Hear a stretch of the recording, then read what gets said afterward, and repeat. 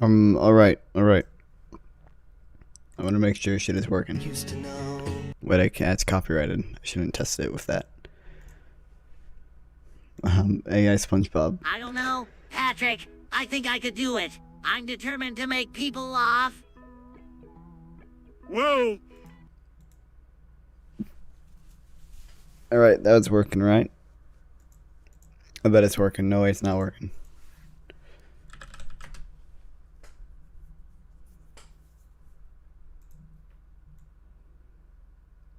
The stream, the chat, on the other hand, seems to not be working.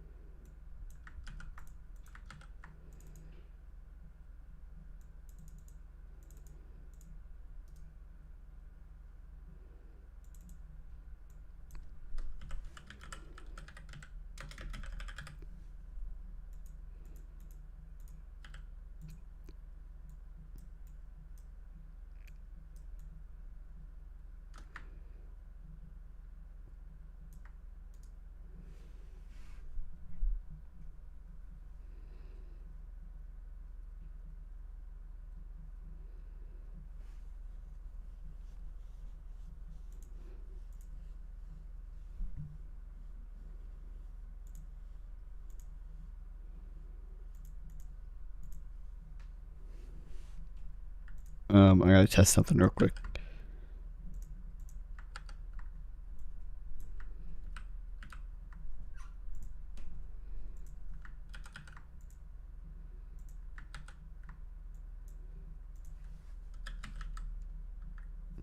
Oh shit, you see that? Chat's working. Oh, thanks, Stream Element Bot.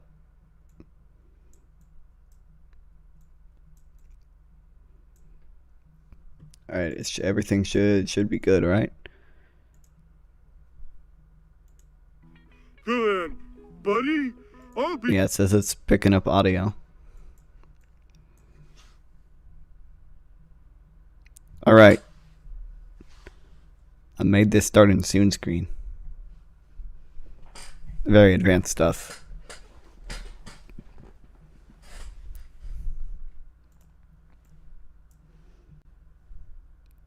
Okay. Remember yesterday when the stream was 12 hours long? That's not gonna happen again. That's not gonna happen again. Don't plan on it happening again. It's not gonna happen again. Alright? It's not gonna happen. It's not gonna happen. We're gonna start with something a lot of people have already heard. Just to fill some time and let people come in, which there's definitely gonna do. Mike Pence announced a few days ago that he was gonna run in 2024. His official announcement is gonna be tomorrow. We'll watch it. Presidential primary race is but there was this funny video of him on a motorcycle, and I think we should watch it. Widening this week. Former New Jersey Governor Chris Christie will join the race tomorrow, but today former Vice President Mike Pence officially filed his candidacy with the FEC. ABC's M. Wynn joins us now live from Washington with the very latest. M.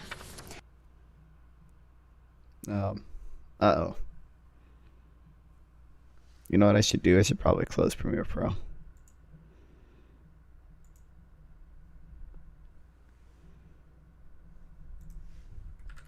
Race tomorrow, but today former Vice President Mike Pence officially filed his candidacy with the FEC. ABC's M. Wynn joins us now live from Washington with the very latest. M. Uh oh.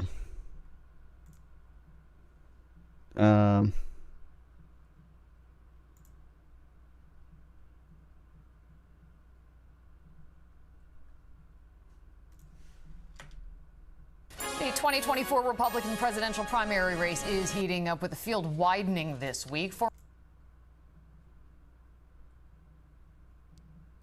I'm still streaming, right? I clearly have like Wi-Fi. The fuck? The 2024 Republican presidential primary race is heating up with the field widening this week. Former New Jersey.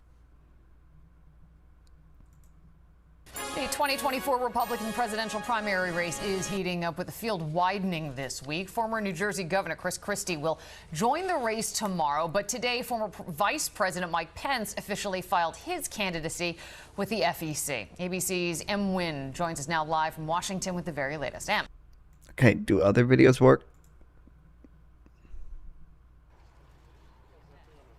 Today, whatever. Former This is the point. Mike Pence He looks absolutely filed hilarious here. papers for his 2024 presidential candidacy with the FEC ahead of his expected campaign launch Wednesday. Pence joining a slate of other Republican hopefuls this weekend at Iowa Senator Joni Ernst's annual Roast and Ride event. Most people know me as vice president. I hope, should we enter the race, that people would get a better sense of who we are as a family. Florida Governor Ron DeSantis pitching his state as a model for the country. We need to dispense with the culture of losing. Florida shows it can be done. Also there, former New Jersey Governor Chris Christie, who's expected to announce he's running for president tomorrow, and South Carolina Senator Tim Scott. Today on The View, Scott not directly answering a question about why he believes there's no systemic racism in America. I believe America could do for anyone what she's done for me.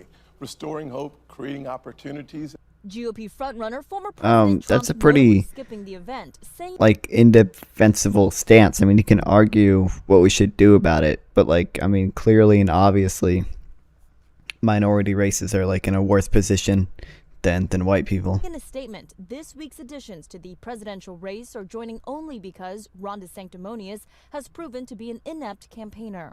Today, outside the Justice Department, Trump's attorneys seen leaving a meeting with officials after sources say they requested one amid growing fears that federal prosecutors might bring an indictment against Trump regarding his alleged refusal to return classified materials to the National Archives after leaving office, even after receiving a subpoena. His attorneys saying they have PSYOP, deep state operation. The investigation. One possible candidate who won't be joining this race, New Hampshire Governor Chris Sununu, who explained his decision by saying a large group of candidates might help Trump get renominated. By the end of this week, there will be 12 Republicans in this race. M. Wynn, ABC News, Washington. Yeah, no, shit. Yeah, it's kind of insane to me. I said this before, like how little control the GOP seems to have over its party. Right now. That tends to happen when your views kind of rely on anti-empiricism and cult of personalities. It's crazy, man. I also can't believe that the Democratic Party is not like Joe Biden's running basically unopposed. Yet the Republican Party can run 12 candidates. They're not going to win, though. I mean, Mike Pence is horrible, obviously, and he has zero chance of winning since he betrayed Trump. Yeah. And when I said I was going to give time to people to come in, you'll never guess how many concurrent viewers I have right now. 0. Astonishing. I gotta upload some shorts.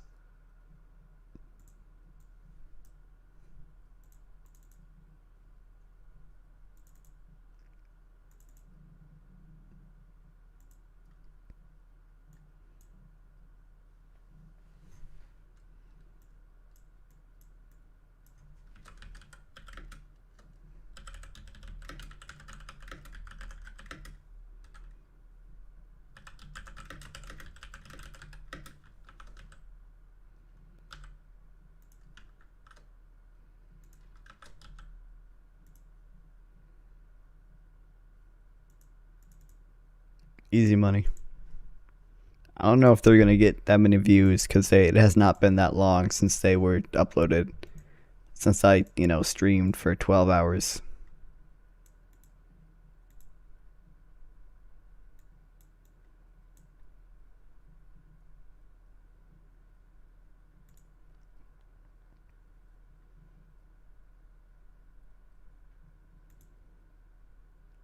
Anyway. That was a fun short topic. We're gonna talk about I think this is interesting. I'm sure you guys have probably heard by now, but a dam in Ukraine collapsed in Russian occupied territory, and now there are literal thousands of people who are at risk of flooding. And obviously it's Russian occupied territory, so there's not going to be a very effective rescue effort by either side, because Ukraine's going to be unable and Russia does not care. I think it's obvious that Russia does not care. They both blamed each other. But I think it's pretty obvious Russia has a greater motivation to do this than Ukraine does. It is a video. Can we just watch that? Oh, it's just drone footage.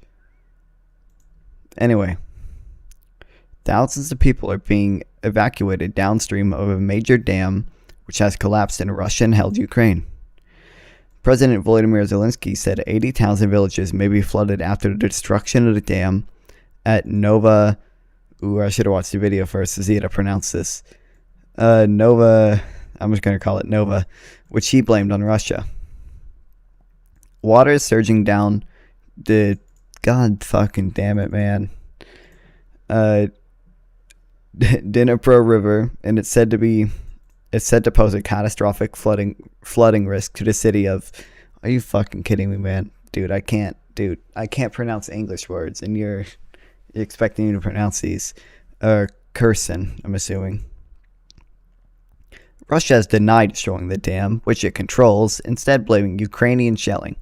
Like what motivation on earth would Ukraine have to just shell a random dam that is going to affect their citizens? Neither Ukraine nor Russia claims have been verified by the BBC. The Kakhovka Dam downstream from the huge reservoir is crucial to the region. It provides water to farmers and residents, as well as the... What the fuck?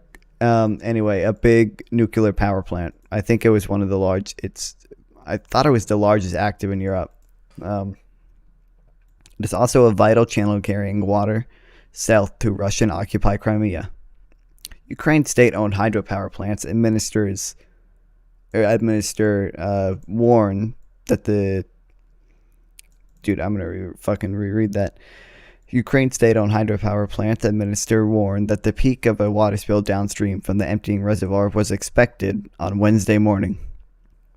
It said that this would be followed by a period of stabilization, with the water expected to rapidly recede in 4 to 5 days. Obviously I don't know the situation, but recede to where? It ain't going back in the lake. There are concerns about the power plant, Europe's largest, like I said, which uses reservoir water for cooling. I would assume if it's just using the water for cooling, they'd be able to shut it down before anything bad happens. The problem is it's being occupied by Russia right now. And I don't think I don't really trust them. Maybe I'm falling for the Western propaganda, but that's not good. The situation there is said to be under control, and there is no immediate nuclear safety risk for the plant, according to the International Atomic Energy Agency. Video footage shows a torrent of floodwater gushing through a breach in the dam. Several towns are already flooded, while people in areas further downstream have been forced to flee by bus and train. Around 40,000 people need to be evacuated, Deputy Prosecutor General said on Ukrainian television. So, like, I mean, this is 40,000 people who the Ukrainian government is going to have to care for in the future. The Ukrainian government is going to be the one that has to, like, rebuild the dam. Even if Russia manages to maintain all the territory they've gained, which I don't think is likely. Do you really think they give a shit about the people in Ukraine? Obviously they don't, because they're also undemocratic. They have no incentive to rebuild the dam. They are not going to care. 17,000 people in Ukraine-controlled territory of the West. Yeah, this is affecting people in Ukraine-controlled territory, and 25,000 in the Russian-controlled East. Also speaking on Ukrainian television, Interior Minister, I just can't pronounce these, said about 1,000 people have been evacuated so far, and 24 settlements have been flooded. He accused Russia of shelling the southern region of Kherson, from where people are being evacuated, and issued a warning about the dangers posed by mines being exposed by the rising water levels. Dude, this video is insane. This is a full-ass fucking building. Like, what the fuck? Ain't no way, man. You know, the strategic military strategy of causing your own fucking citizens' houses to float down a river, which your government is going to have to clean up. One local resident who lives close to the dam, which was seized by Russian forces shortly after Moscow launched its full-scale invasion in February 2022, said he believed Russia wanted to drown his city. Likely accurate. In the Ukrainian-controlled city of Kherson, a woman called, I don't know, man, who was loading her belongings, including a washing machine, onto a trailer that was attached to an old car, said, "We're afraid of flooding. We're taking our things a little higher up." She called for Russian forces to be kicked out of here. They're shooting at us. They're flooding us or doing something else. Another resident of the city said she feared everything is going to die here. I mean, from the looks of these videos, like, all the living creatures and people will be flooded out, he said, gesturing at nearby houses and gardens. God damn. One of the Russian-seized riverbanks of Nova, whatever, the Moscow-installed mayor, said the city was underwater and had 900 people had been evacuated. I would not be surprised if that was a little bit of an underestimate. He said 53 evacuation buses were being sent by the authorities to take people from the city and other settlements nearby to safety. Water levels had risen to 11 meters, 36 feet, and some residents had been taken to the hospital, he added. The small town of Olkashai was heavily flooded, Kremlin-appointed officials said. The zoo on the Russian-held riverbank had been completely flooded, and all 300 animals were dead. All fucking 300 animals, man? I mean, these are, I don't know, it's showing, like, these swans that are alive. I don't know if they're animals. It's not yet clear what caused the breach in the dam in the early hours of Tuesday, but Ukrainian's military intelligence has accused Russia of deliberately blowing it up. This seems plausible, as Moscow may have feared that Ukrainian forces would use the road over the dam to advance into Russian-held territory as part of their counteroffensive. Like, that is a much better reason to blow it up than the claim that, like, Ukraine would blow it up and they, to frame Russia as being evil terrorists. Like, almost the entire entire like Western world. Well, I should say all the governments of the Western world are in support of giving aid to Ukraine and are actively involved in giving aid to Ukraine. There's nothing that Ukraine has to do to justify their claims, because their claims are already justified. Just as Ukrainian forces, for Russia anxious to defend conquered territory in southern Ukraine, the dam represents an obvious problem. Just as Ukrainian forces attacked road and rail bridges further downstream last autumn in a successful effort to isolate Russian forces in and around Kherson, Russia may have decided to destroy the dam to hold up Ukraine's counteroffensive, which it fears could come from multiple directions. Yeah. So there's the dam. We should show like what areas would actually be flooded, but whatever. However, Russian official claimed Ukraine carried out the attack on the dam to detract from what they said were the failures of counteroffensive and to deprive Crimea, Ukraine's southern peninsula, illegally annexed by Russian in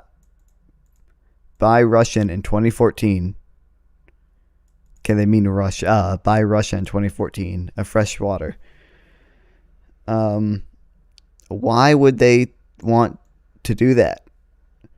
That doesn't give them like any fucking advantage, man. All that does is paint them in a bad light.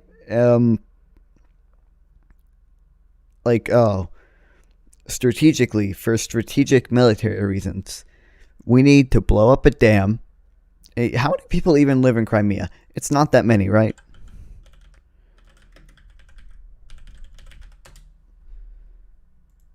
$1.9 million. That's more than I thought. But still, we need to endanger 40,000 of our own citizens strategically, right? So the 1.9 million people in Crimea can't drink water. What the fuck is the incentive there? Anyway, what else was it? Ukraine carried out the attack on the dam to detract from what they said were the failure of its counteroffensives. I mean, their counteroffensives have not been as successful as I would like. But what the fuck does that even mean? To detract from the failures of their counteroffensive? I don't see how that detracts from the failures of their counteroffensives.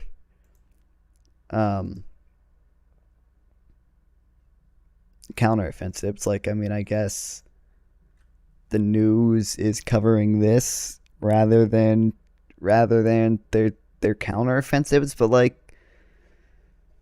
that just doesn't make sense. That should be fucking obvious. Later we're gonna watch people who don't view it that way, and I'm curious how they're gonna defend that. A major Ukrainian push has long been expected. Kiev said it would not give advance warning of its start, but a recent increase in military activity, being seen as a fresh sign that a counteroffensive may have begun. On Tuesday evening, President Zelensky said the dam destruction would not stop Ukraine. We will still liberate all our land, he said in a video address. Earlier in the day, Mr. Zelensky had an urgent meeting with the country's Security and Defense Council to discuss the issue. If Ukraine did it, I would assume he had advanced knowledge of it. So is he strategically meeting with his Security and Defense Council to frame it like he didn't know that this happened? That should be so fucking obvious that he didn't. On Monday, Ukraine's Deputy Defense Minister, Hanna Millar, said Ukrainian forces had advanced around the epicenter of hostilities in Bakhmut. Dude, I don't know. These are too hard, man. We don't need that anymore.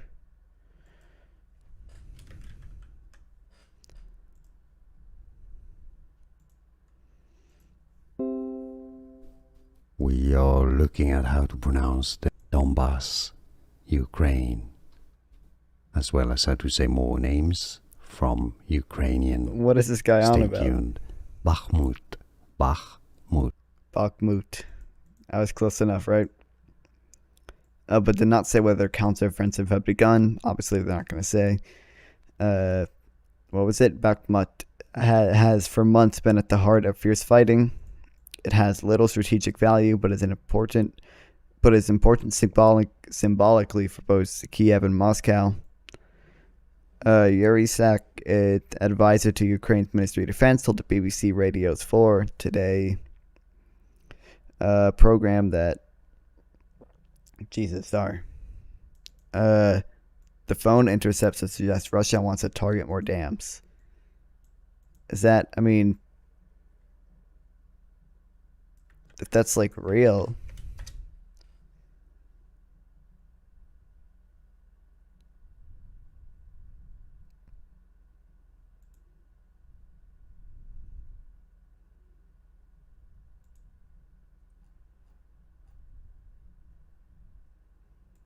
I don't know. Hold on.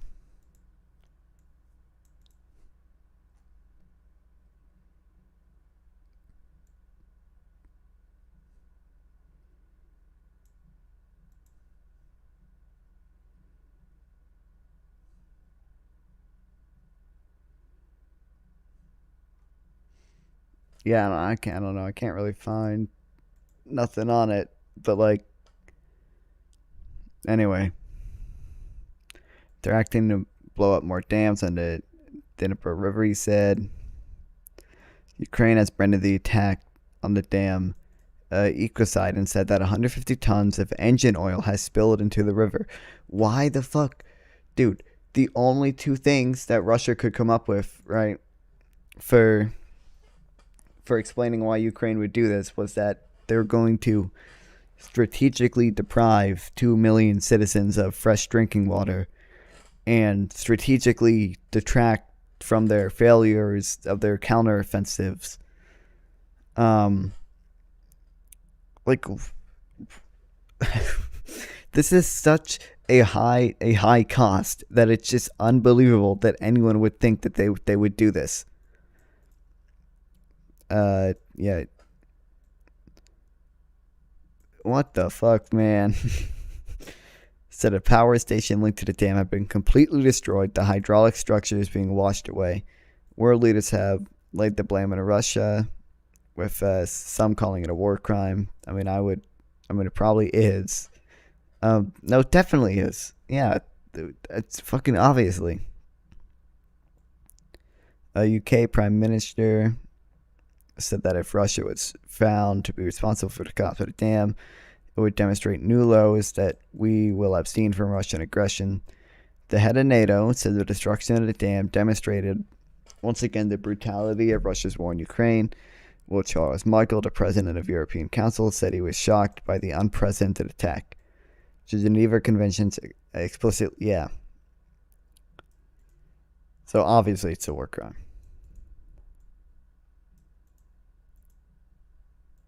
I mean, like, I just don't know why on earth Ukraine would do that. Like, the two justifications for doing it don't make any fucking sense. That's crazy.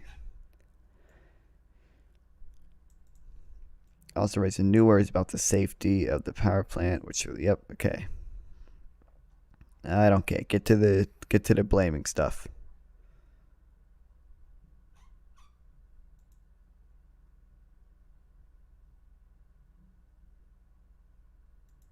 I mean, it's definitely possible that there were structural issues before.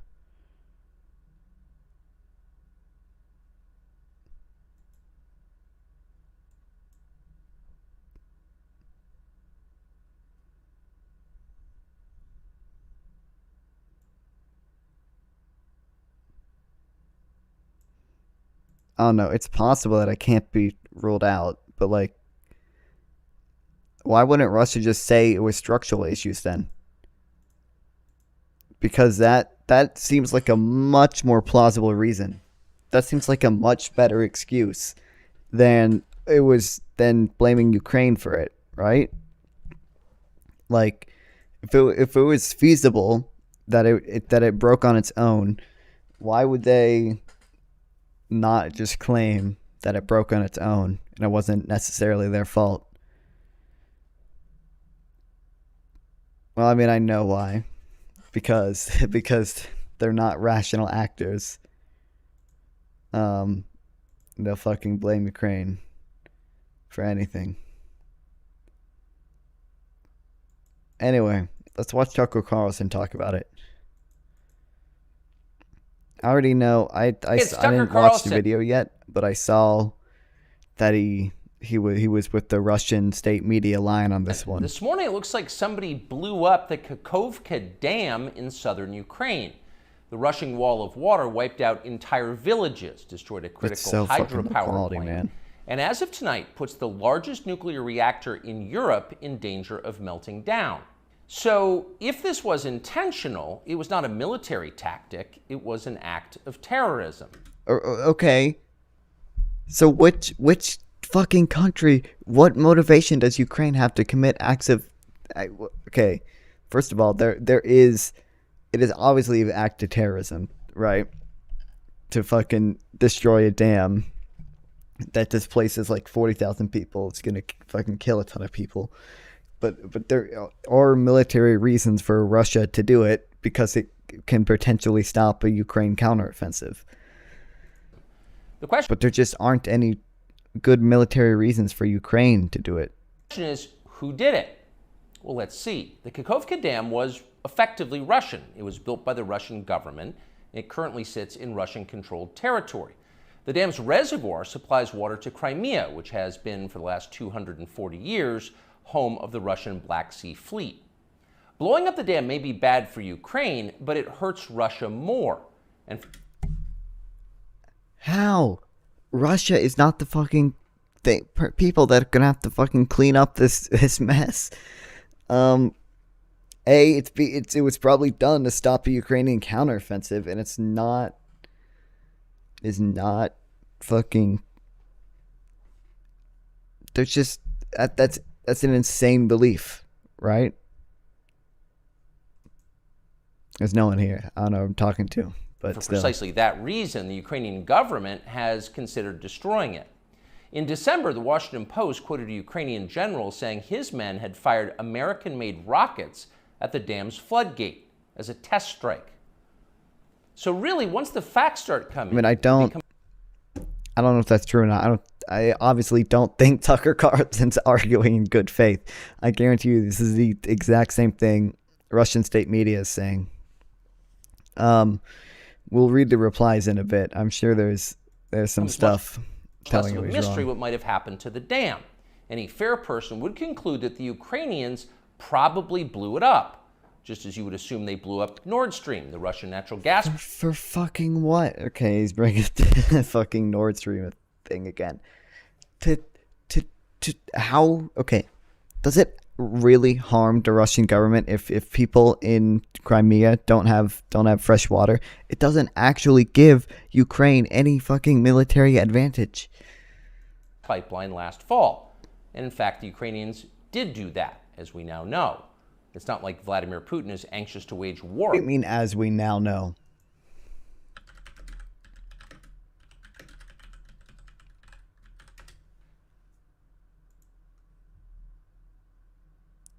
Like, we don't, like, yeah, let's read Wikipedia.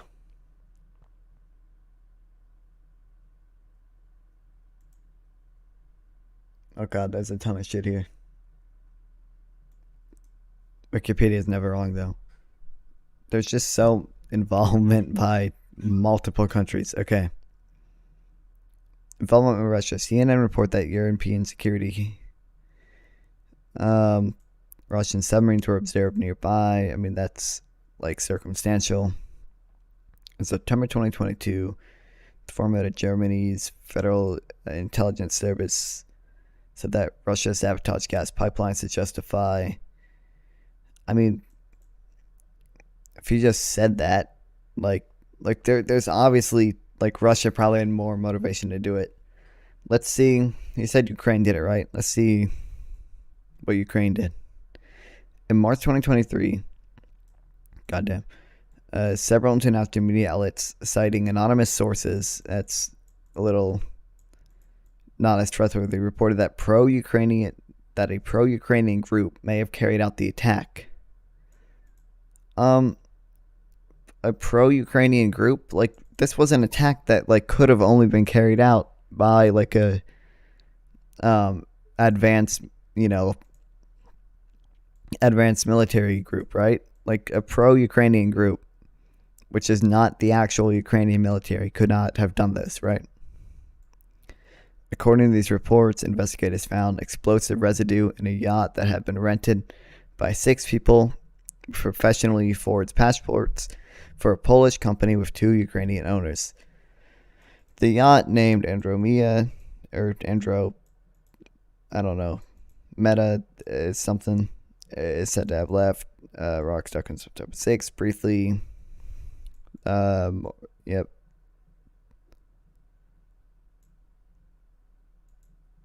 So I don't know. I mean, this seems just as anecdotal, right?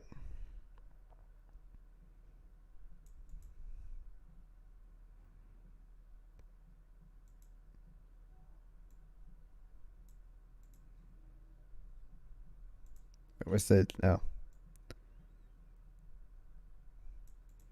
Accused the UK's Royal Navy of sabotaging a pipeline.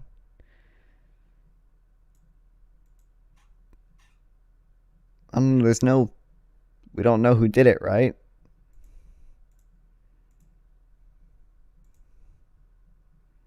Is March 8th. I don't know. News sort by date.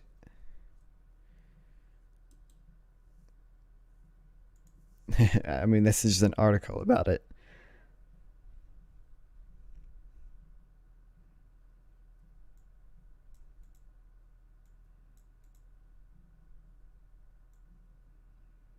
Okay, does it mention Nord Stream? I'm on. Okay. Moscow previously blamed the West for the attack on Nord Stream pipeline, an allegation that the White House has called utterly false and complete fiction. In May, however, U.S. intelligence suggested that a pro-Ukrainian group had carried out the attack, but found no evidence of involvement from Ukrainian President Volodymyr Zelensky or other Ukrainian government officials. So, I don't know. Maybe he was right. I was owned.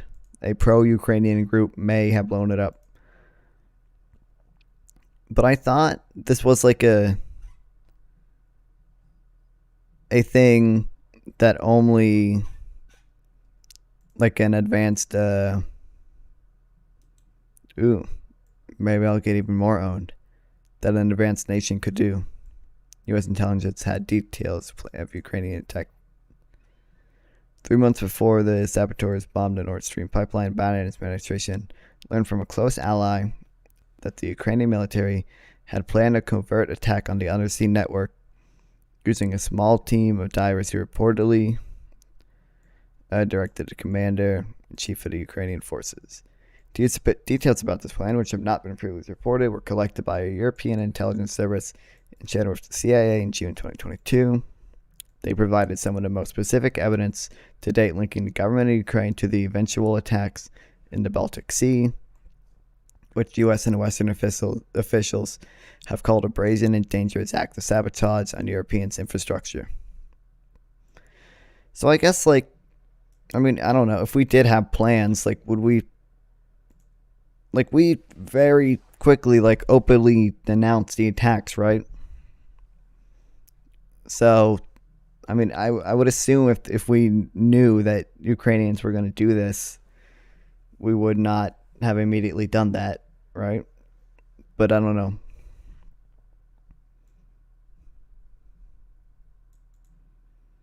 The intelligence reports based on information obtained from an individual in Ukraine. The source's information could not immediately be corroborated, but the CIA shared the report with Germany and other European countries last June, according to multiple officials familiar with the matter who spoke. I mean, I don't know if it's just an individual in Ukraine. The highly specific details, which include the number of operatives and methods of attack, show that for nearly a year, Western allies have had a basis to suspect Kiev in a sabotage. But the assessment has only strengthened in recent months, assessment has only strengthened in recent months as German law enforcement investigators uncovered evidence about bombing that bears striking similarities to what the European service said Ukraine was planning. Officials in multiple countries confirmed that the intelligence summary posted on Discord accurately stated what the European service told the CIA. Wait, like Discord? Like actual Discord? That's hilarious. The post, I mean, I don't know. The CIA declined to comment.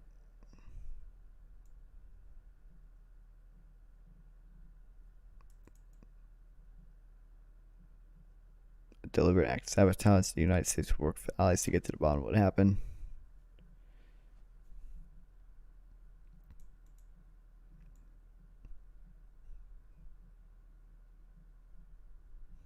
There is no evidence that conclusively supports Moscow's involvement. I mean, I don't think there was any evidence that ever conclusively supported that.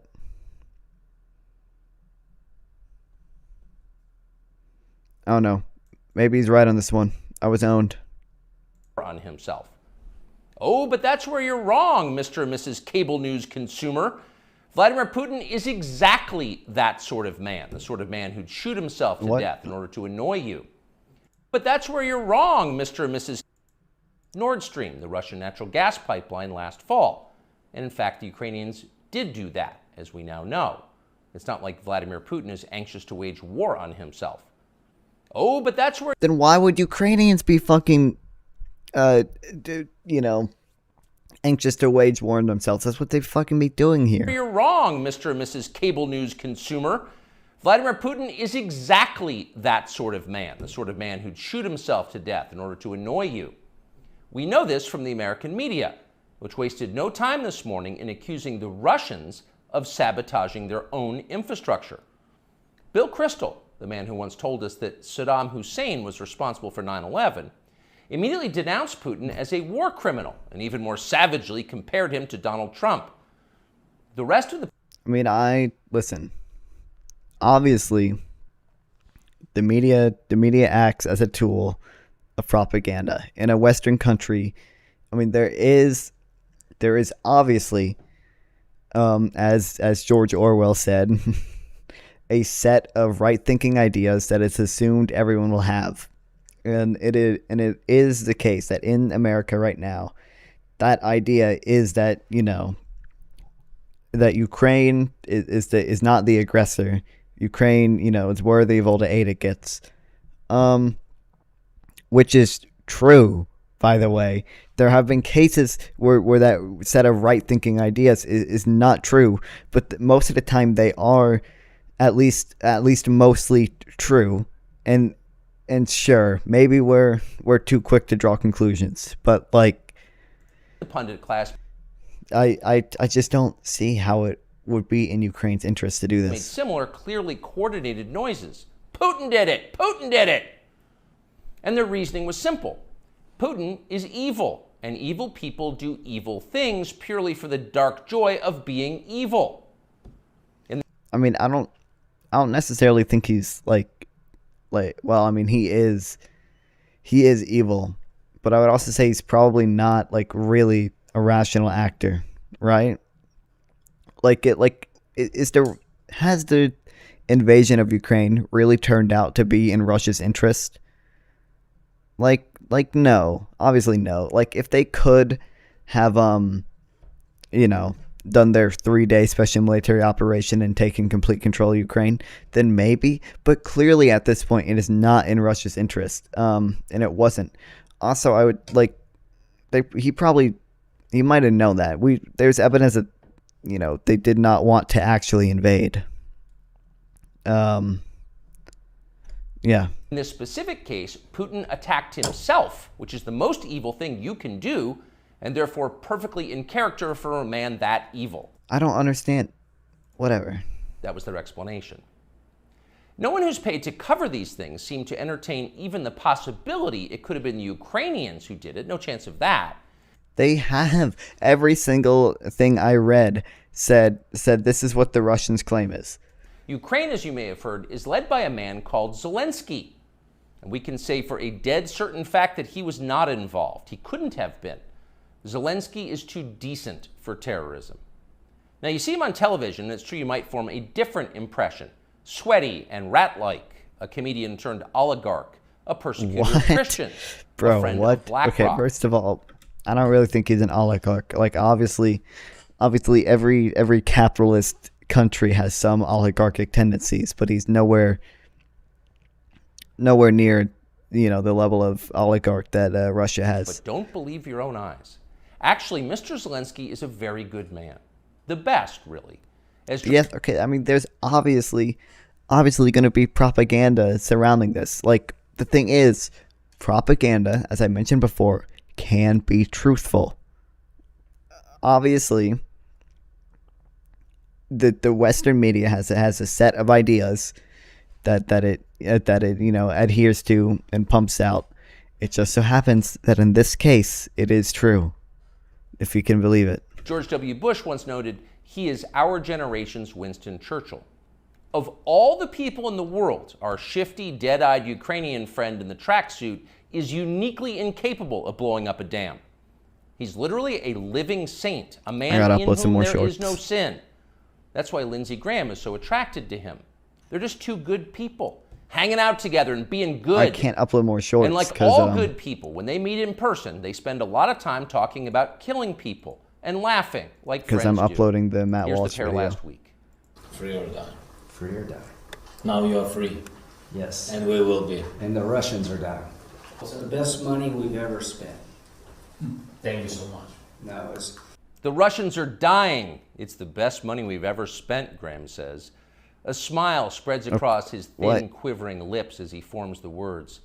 He looks like a starving man contemplating a breakfast buffet. The aroma of death has aroused Lindsey Graham. Thanks so much, replies Zelensky. He feels the same way. See, there's nothing dark here. Just two middle-aged guys celebrating the killing of a population. They don't seem like the kind of people who do... God, okay, obviously, the fucking... No one is happy that actual Russian people and Russian conscripts in the military are dying.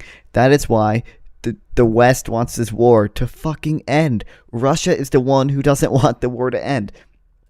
If Russia withdraws from Ukraine, the war is over. That's it. If Ukraine stops fighting, Russia continues its invasion, and Ukraine's existence as an independent state ends. Enjoy flooding villages or starting a famine. And in any case, who cares if they are? It's really not your business. Your job is to support Ukraine. Watch Nikki Haley, a Republican candidate for president, explain this principle on CNN. A win for Ukraine is a win for all of us. And for them to sit there and say that this is a territorial dispute, that's just not the case. To say that we should stay neutral, it is in the best interest of America. It's in the best interest of our national security for Ukraine to win. We have to see this through. We have to finish it. I mean, I would generally agree with that. See? It's very easy to understand. It is vitally important for you to support Ukraine because it's necessary for Ukraine to be supported by you. Your support is mandatory until it's finished, whatever it is, and whatever that means. So shut up and support Ukraine, or else. The great thing about America is we do have the ability to make our own opinions and speak freely. We all have the ability to access Russian state media if we want to, unlike people in Russia who can't and don't, and you can get arrested for protesting the war. You're in trouble. Back when they still taught logic, statements like this were known as tautologies. Something is true because it is. The more you repeat it, the truer it becomes. It's a self-reinforcing reality. There was a time when tautologies were considered illegitimate arguments, not to mention hilariously stupid. Only dumb people talk like that. Now everybody in power talks like that. Diversity is our strength. I think everyone in power has always talked like that. Trans women are women. Zelensky is Churchill. It's all self-evidently true. Doesn't need an explanation, and don't ask questions. Holy shit! Ain't no way Tucker Carlson has read manufacturing consent. Ain't no way. Sound familiar? Of course it does. Yes, I love that book. The pap they're serving us day after day in steaming, lumpy portions. By this point, it's possible that American citizens are the least informed people in the world. I want to say least informed people in the world. Listen, the fact that this has like 20 million fucking views or whatever, clearly evidence of something. Your average to that yak effect. herder in Tajikistan knows who blew up the Nord Stream pipeline. It's obvious. Does he think some skinny dude in a dress is actually a girl? Come on. That idea would never occur to him. You've got to be lied to at full volume over a period of years in order to reach conclusions like that. And of course, I don't know, like we went over this yesterday, like India has had like a legally recognized third gender longer than the US has. Have been. The media lie. They do. But mostly they just No ignore way. the stories that matter. No way. Ain't no fucking way. This guy's read so much Noam Chomsky manufacturing consent. What's happened to the hundreds of billions of US dollars we've sent to Ukraine? No clue. Who organized those BLM riots 3 years ago?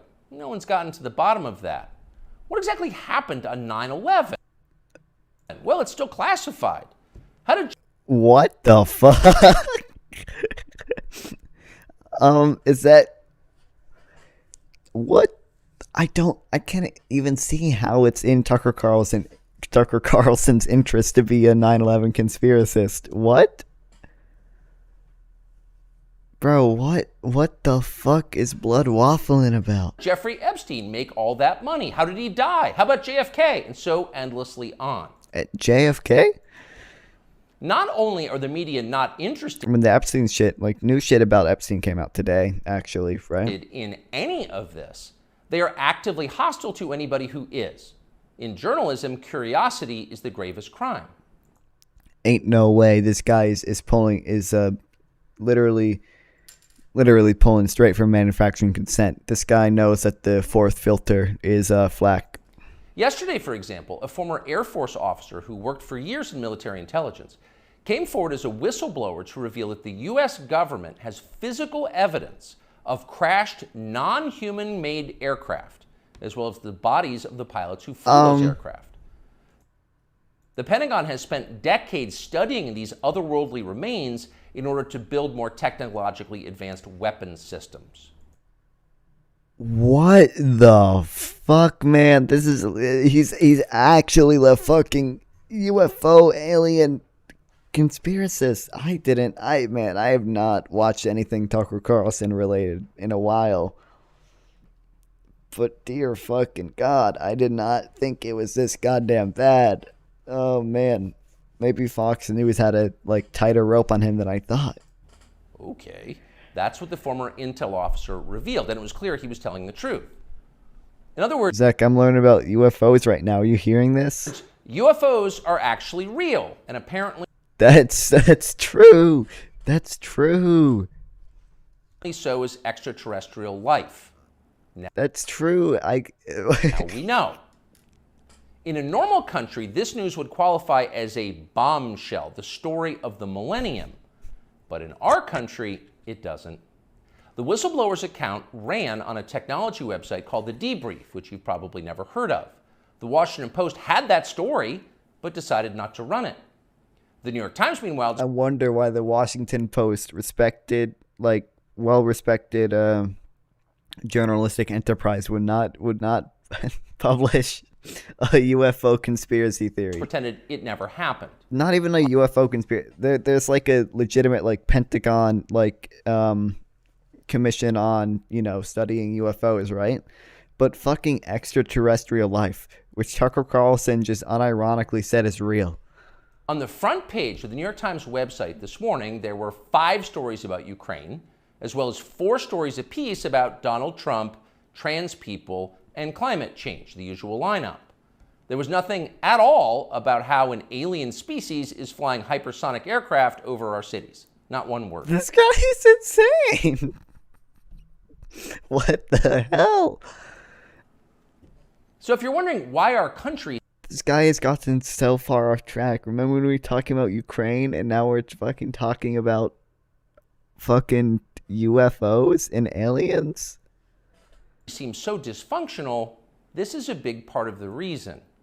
Nobody knows what's happening. A small group of people control access to all relevant information, and the rest... Hey, this guy literally quoting manufacturing consent right now. Rest of us don't know. We're allowed to yap all we want about racism, but go ahead and talk about something that really matters and see what happens. If you keep it up, they'll make you be quiet. Like extraterrestrial life. Trust us. That's how they maintain control. When Western tourists first started traveling in large numbers to the Soviet Union in the early 1970s, they found that many Russians had a completely warped understanding of the United States. They thought that Americans lived in grinding poverty, in a state of perpetual race war, and were desperate to flee to the freedom and prosperity of the Eastern Bloc. They thought this because that's what they had been told. They had no way to know otherwise. Crazy. The few Russians who understood what was really going on in the rest of the world had learned about it from listening to shortwave radio broadcasts, sometimes under the covers so the neighbors wouldn't hear. 50 years later, it is bewildering to consider the ironies here. Oh my fucking god, is he gonna say there are obviously criticisms you can make about the US media? I mean, unironically, like I said, he's basically quoting manufacturing consent here. What the fuck is that emoji? And to even think that we come anywhere close to Russian state media, which by the way we can access. Obviously, there, like I said, there's a set of ideas that it's assumed every right-thinking person will have. But we do have the ability to access, literal Russian state media We're the ones if we want who live to. in ignorance now. The U.S. government has managed to classify more than 1 billion so-called public documents. So at this point, we can't possibly know what our leaders are doing. We're not allowed to know. By definition, that is not a democracy. Yet it's fine with the media. Yes, we classify too much shit. There's a lot of stuff I want declassified. Secrecy That's not is a controversial powerful opinion. tool My of mic stand's control. about to fall. Stop asking how we got so rich. Here's another story about racism. Go eat each other. That's the program. That's how most of us now live here in the United States. Manipulated by lies, silenced by taboo. How their culture wars is a manifestation of the class war. Booze. It is unhealthy and it's dehumanizing, and we're tired of it. As of today, we've come to Twitter, which we hope will be the shortwave radio under the blankets. We're told there are no gatekeepers here. What the fuck? If that turns out to be false, we'll leave. But in the meantime, we are grateful to be here. We'll be back with much more very soon. People say the news is full of lies. God, remember when Elon said that this was supposed to be politically neutral? Twitter was supposed to be politically neutral. What the fuck, man? What the fuck was that?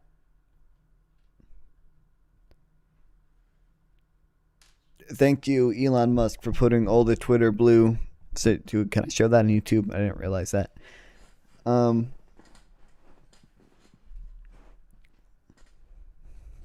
damn. Yeah, thank you, Elon, for putting all the fucking Twitter blue subscribers at the top. Who are all crazy conservative pundits.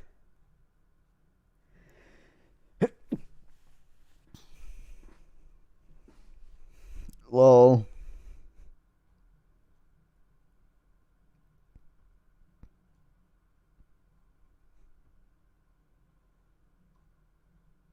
God fucking damn this shit.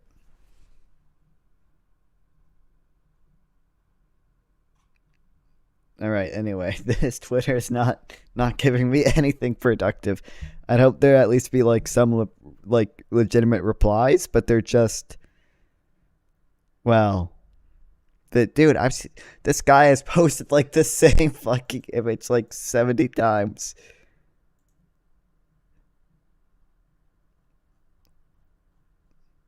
Hold on, what's that? You can't fix this. You can't fix stupid, but the flags make it easy to identify. Oh, so true.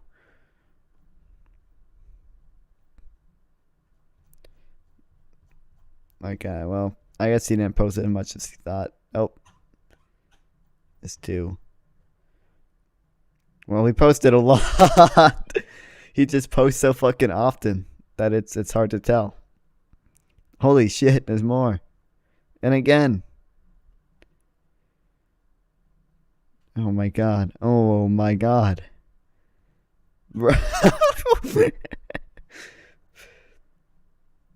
This guy spends way too much fucking time on Twitter.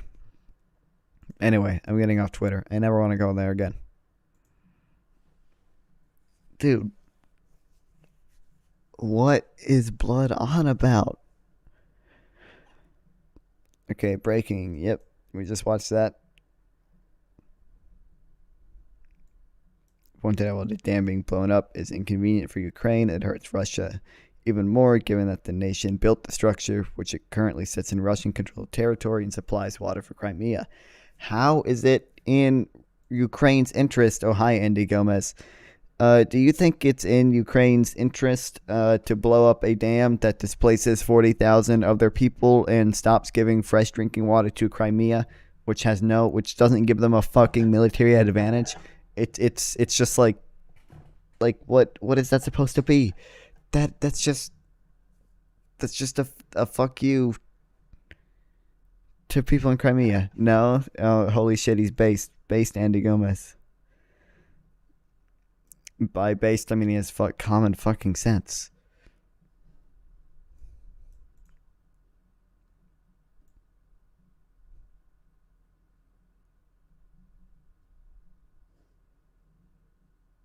In other words, UFOs are actually real, and so is extraterrestrial life. Dude, I can't believe he fucking actually said that. Doesn't that go against his Christian beliefs? Like, aren't you supposed to believe that God made humans and only humans? What do you mean war? Hey, it's Tucker Carlson. Lied to at full volume. God. That was insane.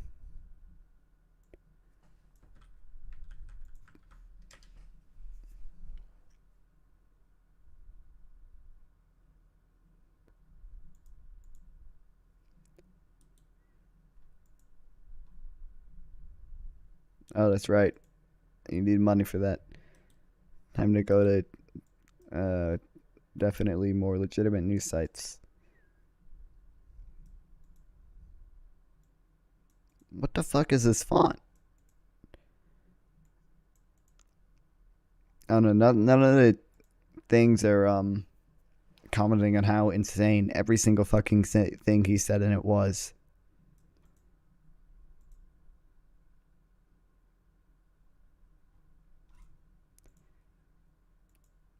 It's the propaganda in the media.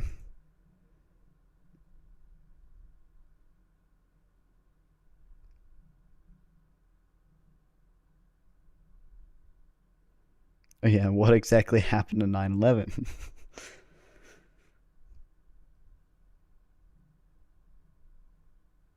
You see, none of these fucking mentioned the crazy shit he said.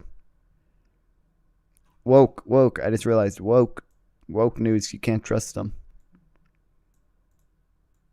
Has a rat like.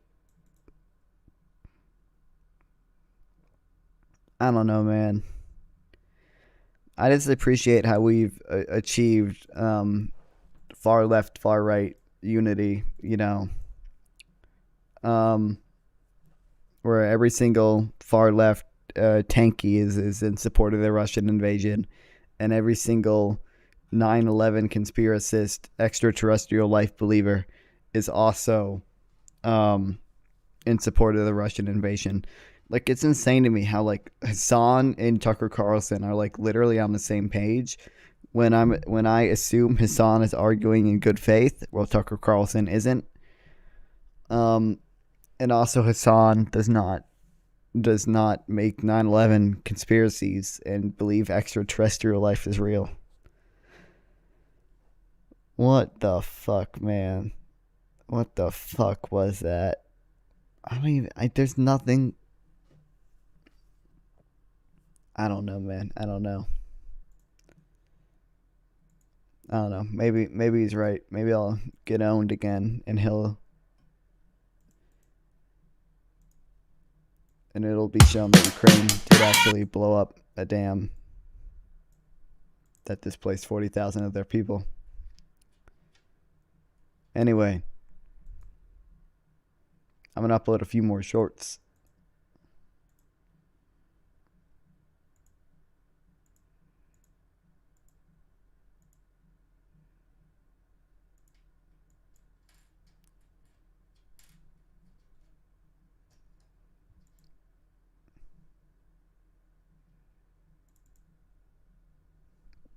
Hold on, I gotta. If you're watching this, that means I'm live right now.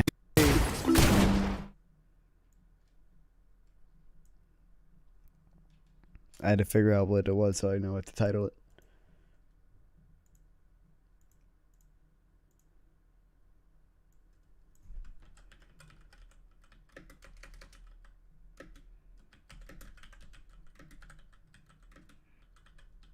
What's up, Solo?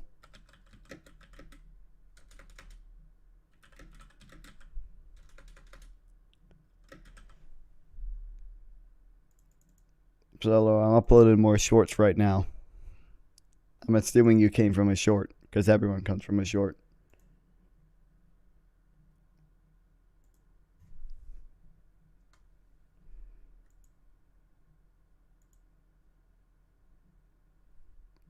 Yep. Okay, unironically. Guys, I normally only say this ironically. Guys, I'm 3 fucking subscribers away from 600. So like, guys, unironically, guys. Yeah. Subscribe, unironically.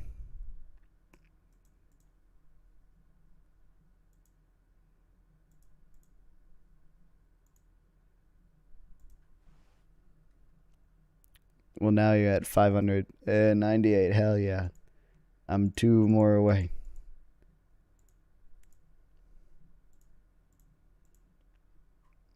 I just need a short to do really well. And it'll hopefully work out.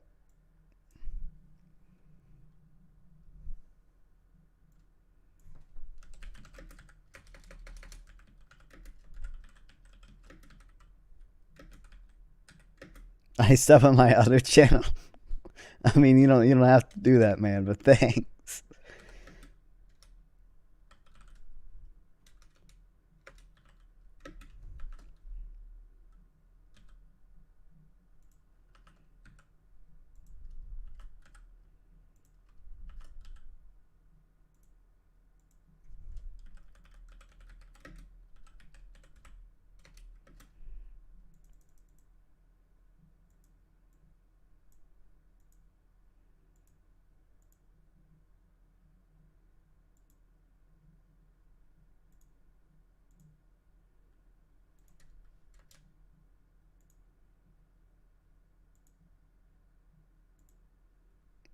YouTube's not giving me free views.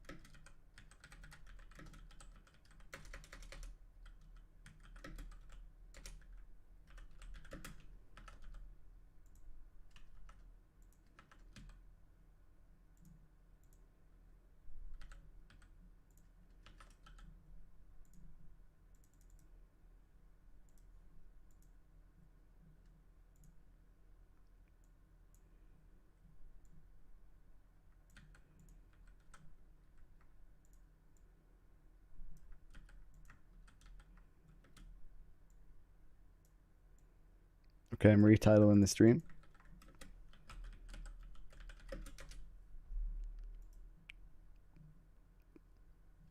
All right. I'm going to check my subscriber count real quick. Yeah, 598.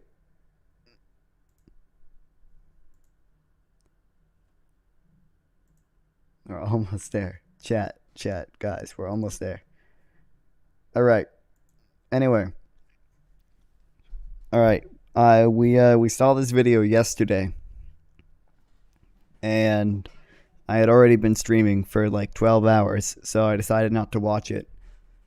But I think this one's going to be really fucking good. Normally in Jubilee videos, especially these middle ground videos, they ask like really stupid and like unproductive questions because the goal isn't for them to actually debate. It's just for them to look at each other and smile and say, yeah, we're both people. We can agree on some things, which is not bad in and of itself, but it makes for bad content. This one though, this one's going to be really good, hopefully. I got you to 600, did you? Well, holy shit, you did. What the fuck? Hold on, it doesn't show it there, but yeah, 600. Thanks. I can't refresh the page because I'm uploading a video right now, and it's only at 43%. It's been uploading for like multiple hours. Well, thank you, Solo.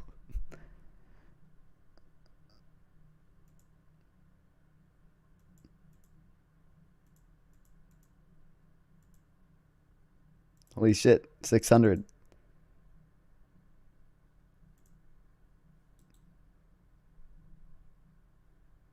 So can I get a subscription, please? Fine. Fuck, fine.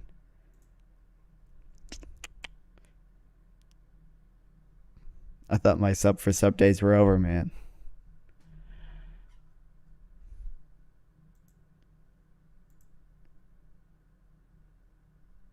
All right.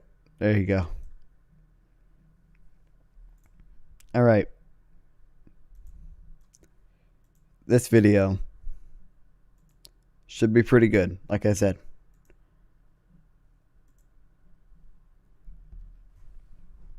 Is the end goal here that abortion be illegal and it be criminalized and removed as a resource forever from this country? Is that the... Illegal and unthinkable. Illegal and unthinkable, Yes. so it is Unthinkable. criminalized and stigmatized.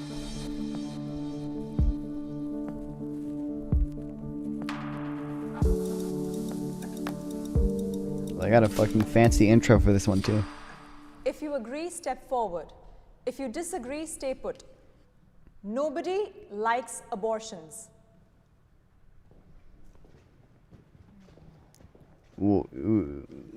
I don't think anyone likes it. I think they use it, and they might use it incorrectly from my perspective.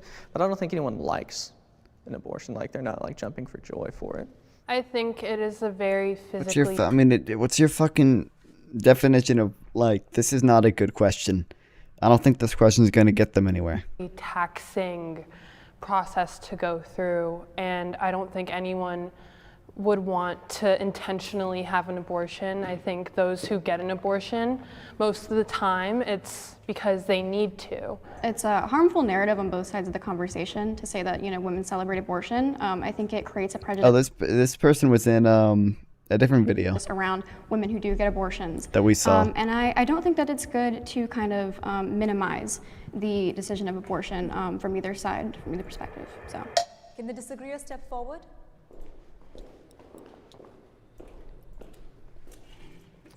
I think if you asked me this question maybe several years ago, I would have said nobody likes abortion. But I think in today's climate, it is much more celebrated. Obviously, people do view it as a better alternative to having a kid in some cases.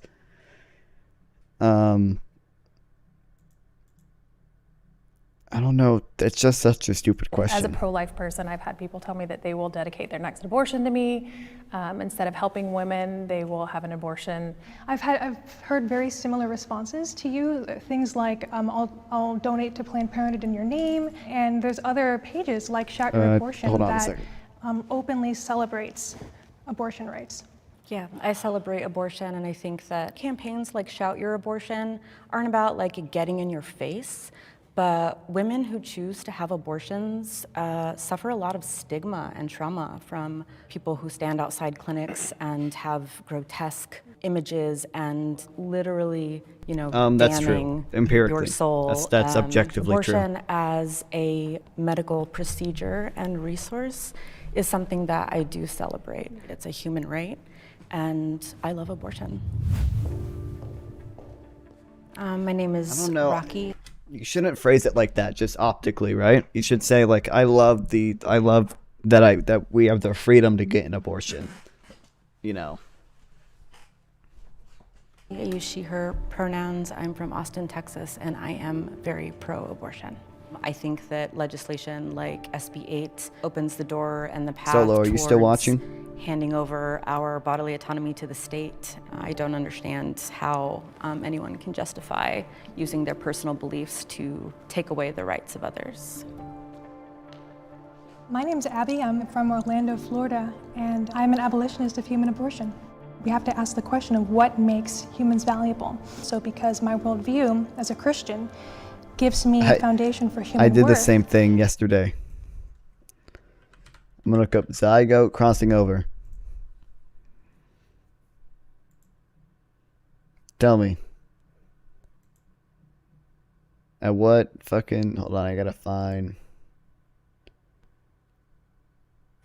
Oh, where's the picture I had?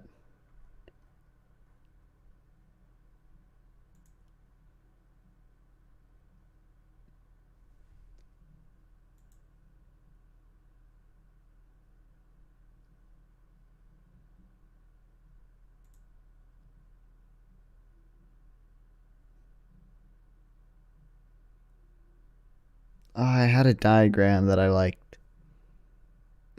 I can't find it. The point is, like, literally, even if you consider a zygote a human life, at what fucking point is it a zygote? The DNAs have to, they gotta cross over, man.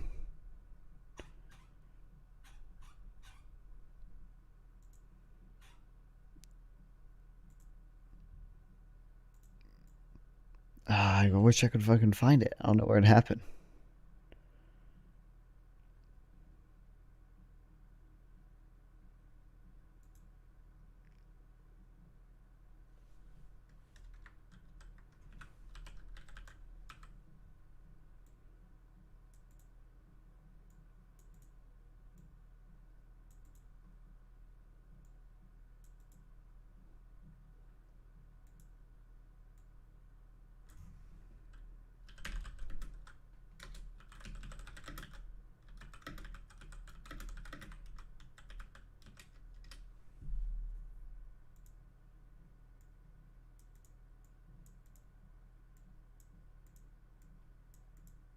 And I mean, this is just, literally,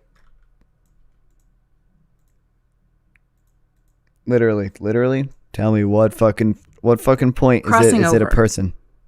Crossing over, as related to genetics, We're learning about biology now. refers to the exchange of DNA between paired homologous chromosomes, one from each parent, that occurs during the development of egg and sperm cells, meiosis. This process results in new combinations of alleles in the gametes, egg or sperm formed. So what fucking point? Okay. Does it happen? Is this a person? When the DNA has not crossed over yet? Is it a person when the DNA replicates itself, but they still haven't crossed over? Is it a person when they cross over? If so, crossing over doesn't happen all at once. How many DNA strands have to cross over before it's a person? Like it's just so impossible to define, right? And because I believe scientifically fetuses are human beings from the moment of conception, I am against abortion. biological fathers should have an equal say in abortions.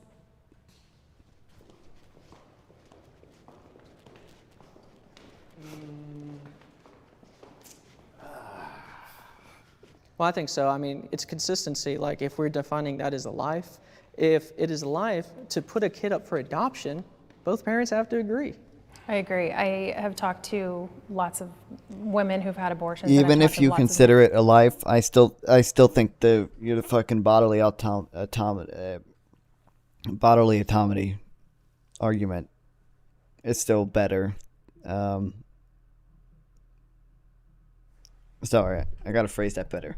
Even if you consider it a life, right? I still think that the woman is the one whose body is obviously being used. Therefore, they should have the say on what to do with their body. Once the child is born and it is no longer using the woman's body, then yes, I'm supportive of both parents having equal say in what to do with them. Men who are hurting, they're completely heartbroken. They would have raised the baby. They wanted to raise the baby. They begged for the life of the baby, and they obviously created the baby together. This fucking guy is hilarious. But only one of them gets to decide if their child gets to live or die. I would like to say, from more of an honestly feminist perspective, men have responsibility as the other parent of that child. Ironically enough, a lot of the times when pro-choice people put the focus completely on the woman, they strip the man of all his parental rights and responsibilities. And I think that's why actually a lot of men who are pro-choice because they don't want to have those fatherly responsibilities that they will have once the child is born. I think that's complete. No. You're assuming a lot of pro-choice men are just like acting in bad faith and are saying I'm going to be selfishly pro-choice because I don't want to have to take care of a child. That I don't think that happens. No fucking way. What else should she say? Completely on the woman, they strip the man of all his parental rights and responsibilities. How do they take? They don't take away his rights as a parent. Because it's not. They're not born yet. They're not a child yet that the father has a right over. The woman's body is being used, right? That should be obvious. And I think that's why actually a lot of men who are pro-choice because they don't want to have those fatherly responsibilities that they will have once the child is born. You left us, man. I want to know why. There's a struggle. Yeah. I'm mad conflicted about this because I strongly feel like a man should not have control over what a woman does with her body. I more so have an issue with when a man doesn't actually want that baby. She wants it and then expects this man to like be the ultimate provider and child care and all this extra stuff, right? But in the case of if the man wanted it, the baby, and the woman didn't want it, he has no say so. I think that's a fucked up dynamic. So that's why I was going back and forth. Well, you should have stayed then. It sounds like you're for men having more rights. I just can't force a woman to be like, no, you have to do this, because I think it's fucked up. It's her body. But it's also a child's life in there. It's not just her body, it's a child's life. And it's also your son or daughter. I think truly, in my eyes, it's like it's my body. I get to do what I want with it, and I don't think anyone, including the other person who's involved, should have a say whether I want to keep it or whether I want to get an abortion. My name is Asher, currently reside in Las Vegas, and I'm for pro-abortion. I used to be against abortion until an unwanted pregnancy happened to me. If you know for a fact that you're not even gonna be the best parent for that child, or you can't provide for that child, or maybe you're just fearful and don't wanna pop a child out of you, or just whatever reason that you have, I feel like you shouldn't have to go through with that. You still have that choice over your life, your body. I have had an abortion. This is not like a productive question. A few months ago, I found out that I was pregnant. When I imagined myself finding out I was pregnant for the first time, I wanted it to be celebrated. And in that moment, I felt such severe anxiety. And having that. What the hell? Every single time this guy comes over, it's like 3 minutes late.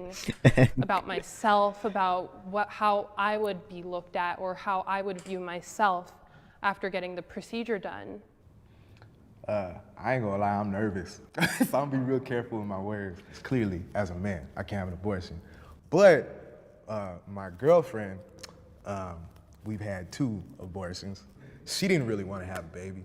I didn't really want to have a baby. And I know for me, I don't want to be seen as that deadbeat father person, but I knew I wasn't really trying to sacrifice my own dreams or what I was trying to accomplish to be a dad at that point. I think that's definitely like one of the big. I think optically that's a bad argument because they can turn that around on you and say you're being selfish and you should obviously sacrifice your dreams for a child. Think about your parents. Think about what if they didn't do that. What you should say is, I want to be the best parent I can possibly be. I feel like it is unfair to a child to have them at a time where I know for a fact that I am not the best parent that I can be right now. Biggest things to consider because I wasn't in any kind of position to be a mother, So it's like, I want to get my shit together before I can have a baby and give it a life that it deserves.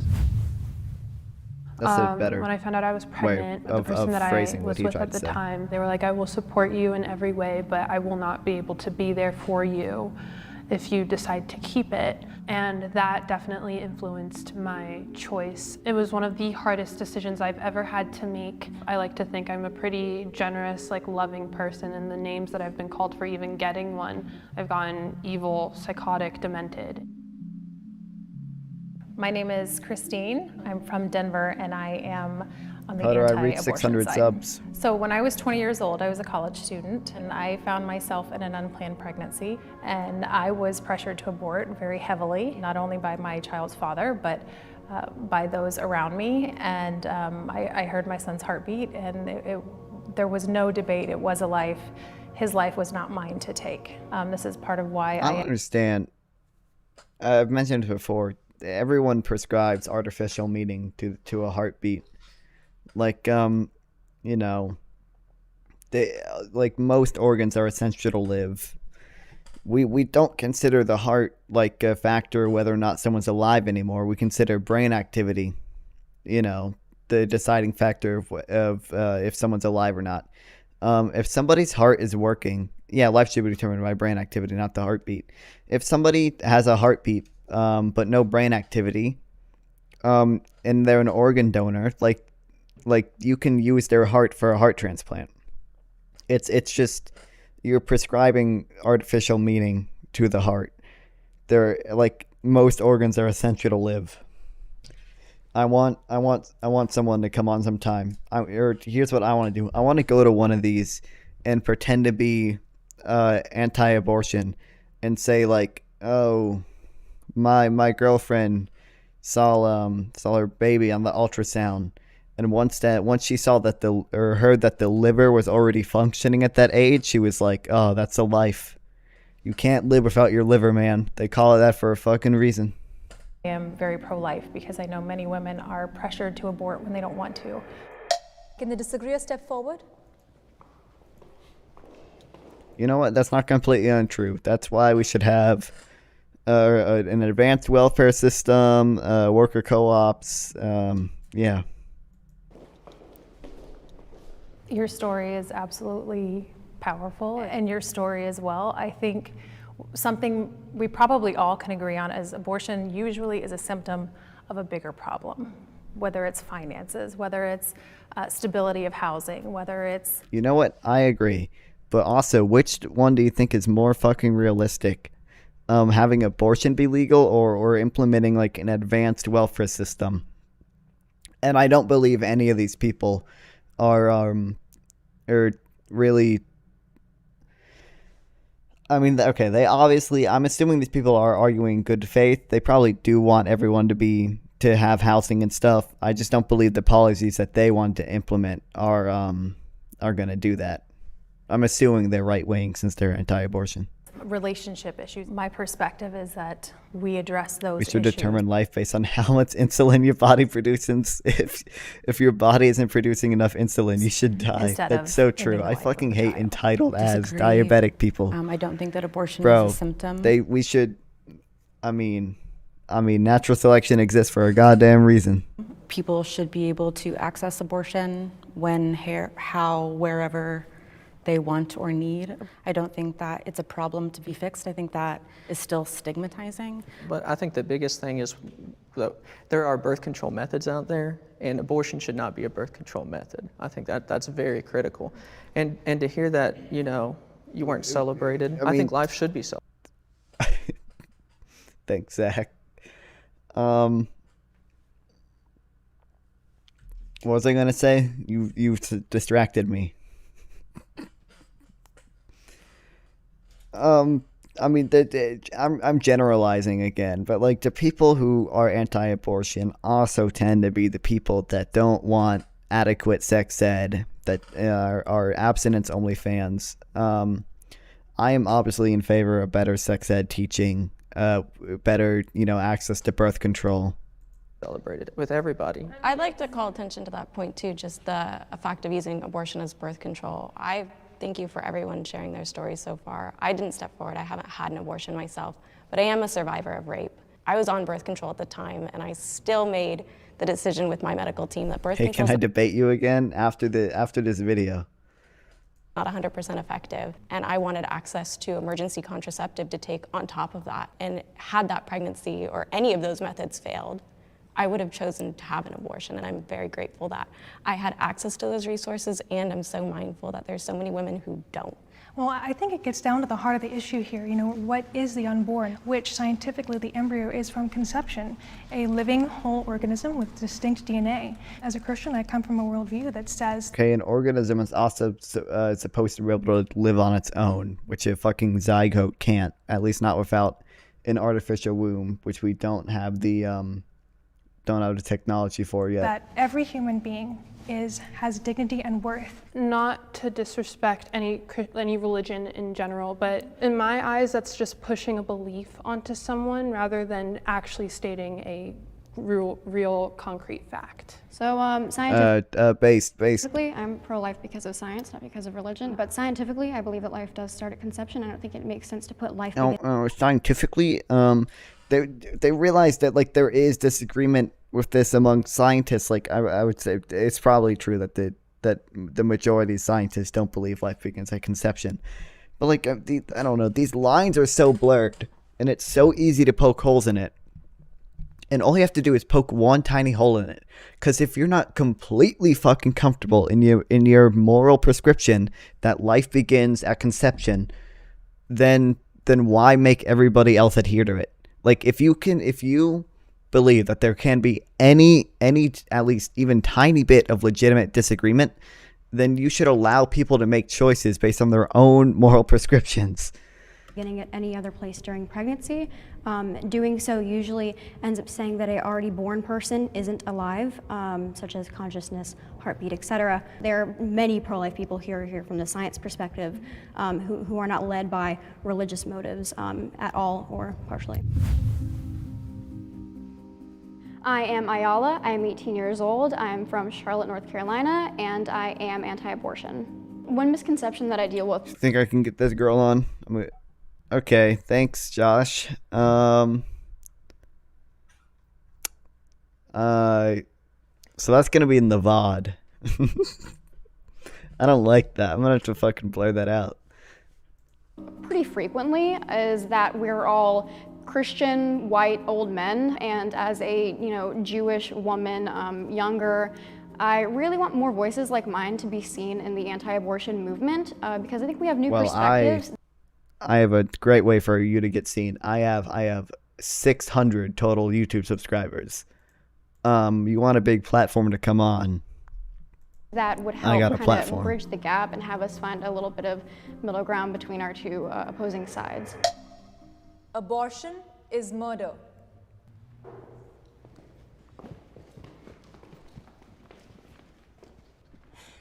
I think it is murder. I think for the abortionist more so than the woman. I think a lot of women don't necessarily know exactly how an abortion procedure is formed. I've had a girl even tell me that at 20 weeks a baby is just a clump of cells, and that's just not true.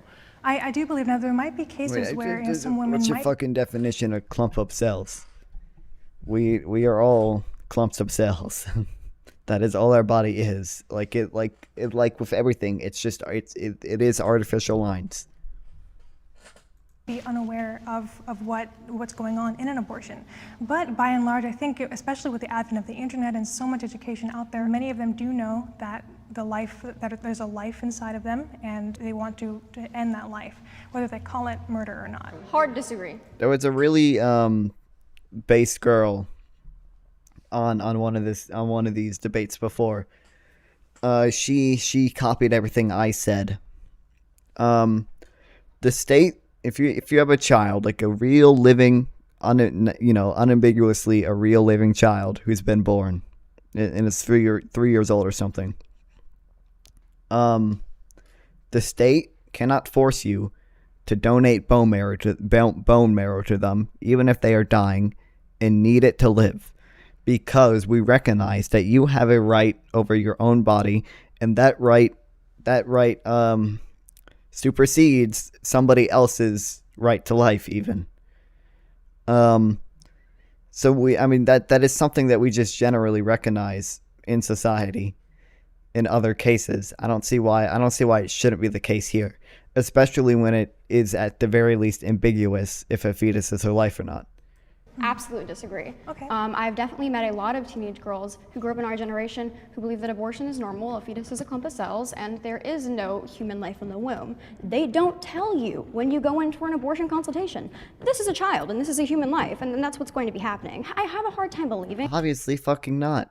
Because I just, if you're going in to get an abortion, and you're constantly being like guilt tripped the entire time, that's just going to lead to worse outcomes. Somebody getting an abortion is probably going to get an abortion pretty much no matter what at that point. It's going to be hard to logic them out of it.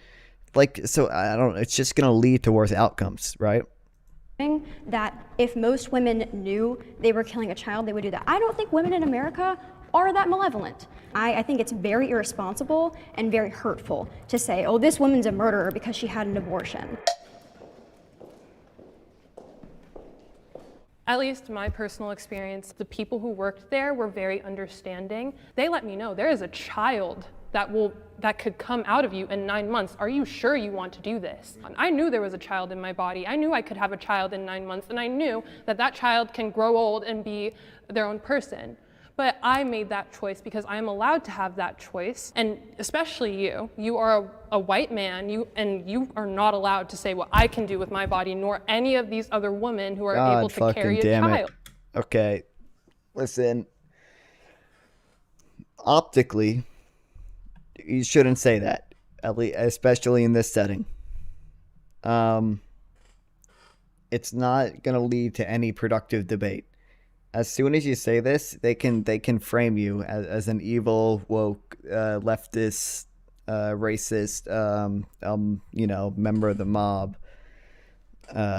It's not. It just doesn't ever lead to anywhere productive, and it's. I don't like. You can definitely make the point that that you have a right to control your own body, and other people cannot infringe on that right, but don't. You should not frame it in this way, because that allows them to frame you really badly. I think that's so dangerous. I think that's so dangerous to say that you can't say because of your sexuality, who you are as a male or female, or how you believe as a religion, you can't define what's right and wrong. I think that's misguided, and we shouldn't take that into policy. I think what she's saying is that whatever your morality is, I think that folks are entitled, that we have freedom of religion, we have freedom from religion.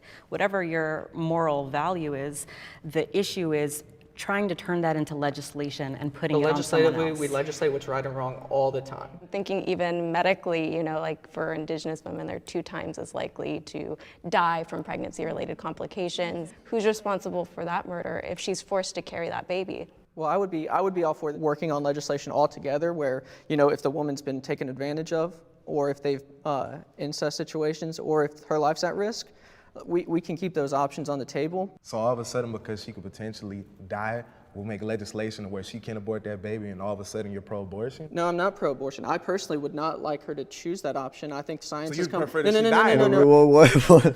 Okay, maybe he'll explain it. He'll explain it. No, I think science has come a long way where that's vastly not the case anymore within our medical community, and we need to continue to increase funding for those mechanisms to provide more research on how to keep the woman alive in those situations. What is the I mean, I don't know. Obviously, he said something real bad to start with, but yeah,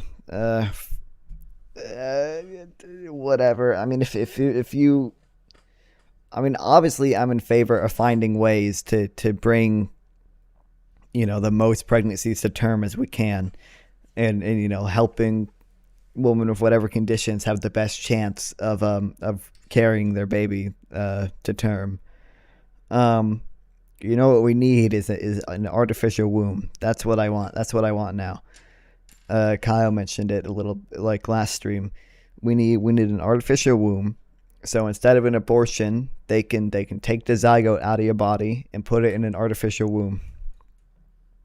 Is the end goal here that abortion be illegal and it be criminalized and removed as a resource forever from this country? Is that the illegal and unthinkable? Illegal and unthinkable. So it is culturally for women. We want women to have resources, first of all, to where they don't need an abortion, and then abortion for the abortionist is criminalized. So an abortionist could go to jail for performing it. Women should not be criminalized because at the end of the day, women are victims of abortion as well. What? Okay, first of all, it is at the end of the day, at least most of the time, there's obviously specific cases in which it isn't, but the woman's choice to get an abortion, the abortionist is most likely a doctor who is just doing what they're told. By the way, doctors have like a wide range of opinions. Like, it's not like every doctor is like crazy pro-abortion or anything. I'm sure there are some doctors who are not super pro-abortion who have to perform abortions because their evil boss makes them. Which is why, I think we should have worker co-ops. My name is Sebastian King, and I am anti-abortion side. My mom had an unplanned pregnancy because she was taken advantage of from the time she was 12 to 15, and she was in and out of state custody, and a judge even encouraged her to have an abortion and told my mom that she won't amount to anything in life if she goes through with this pregnancy. Because she chose life, that's the only reason I'm here today, and that's my mission, is to ensure that all life is protected.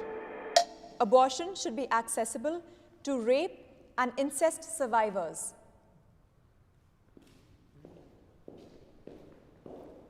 None of them?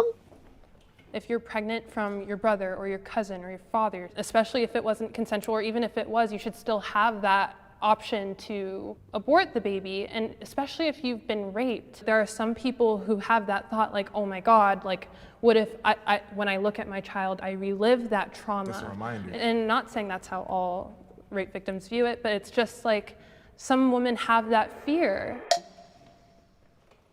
Okay, so I was raped for 4 years of my life, violently, more times than I can count. And I did get pregnant when I was 15. My rapist threatened me with abortion multiple times. Used that as a tool to keep me in his power. If he had the power to terminate evidence, he had power against me. I did end up losing her, but I wanted her very badly. I named her Rahel, which is Rachel in English. And I think it's very important to humanize people who are conceived in rape because they're walking around right now. There's a lot of them. There's a lot of them, and I think it's very insulting to place that on a human being. I think that humans, no matter how they are conceived, are human beings, and they deserve to be respected, and their lives deserve to be respected. And I agree because it is just comes back to like, do you consider it a life or not? I don't know what to say. Like it does just go back to that. I will say, like, I think broadly, even like most pro-abortion people do want an exception for rape and incest.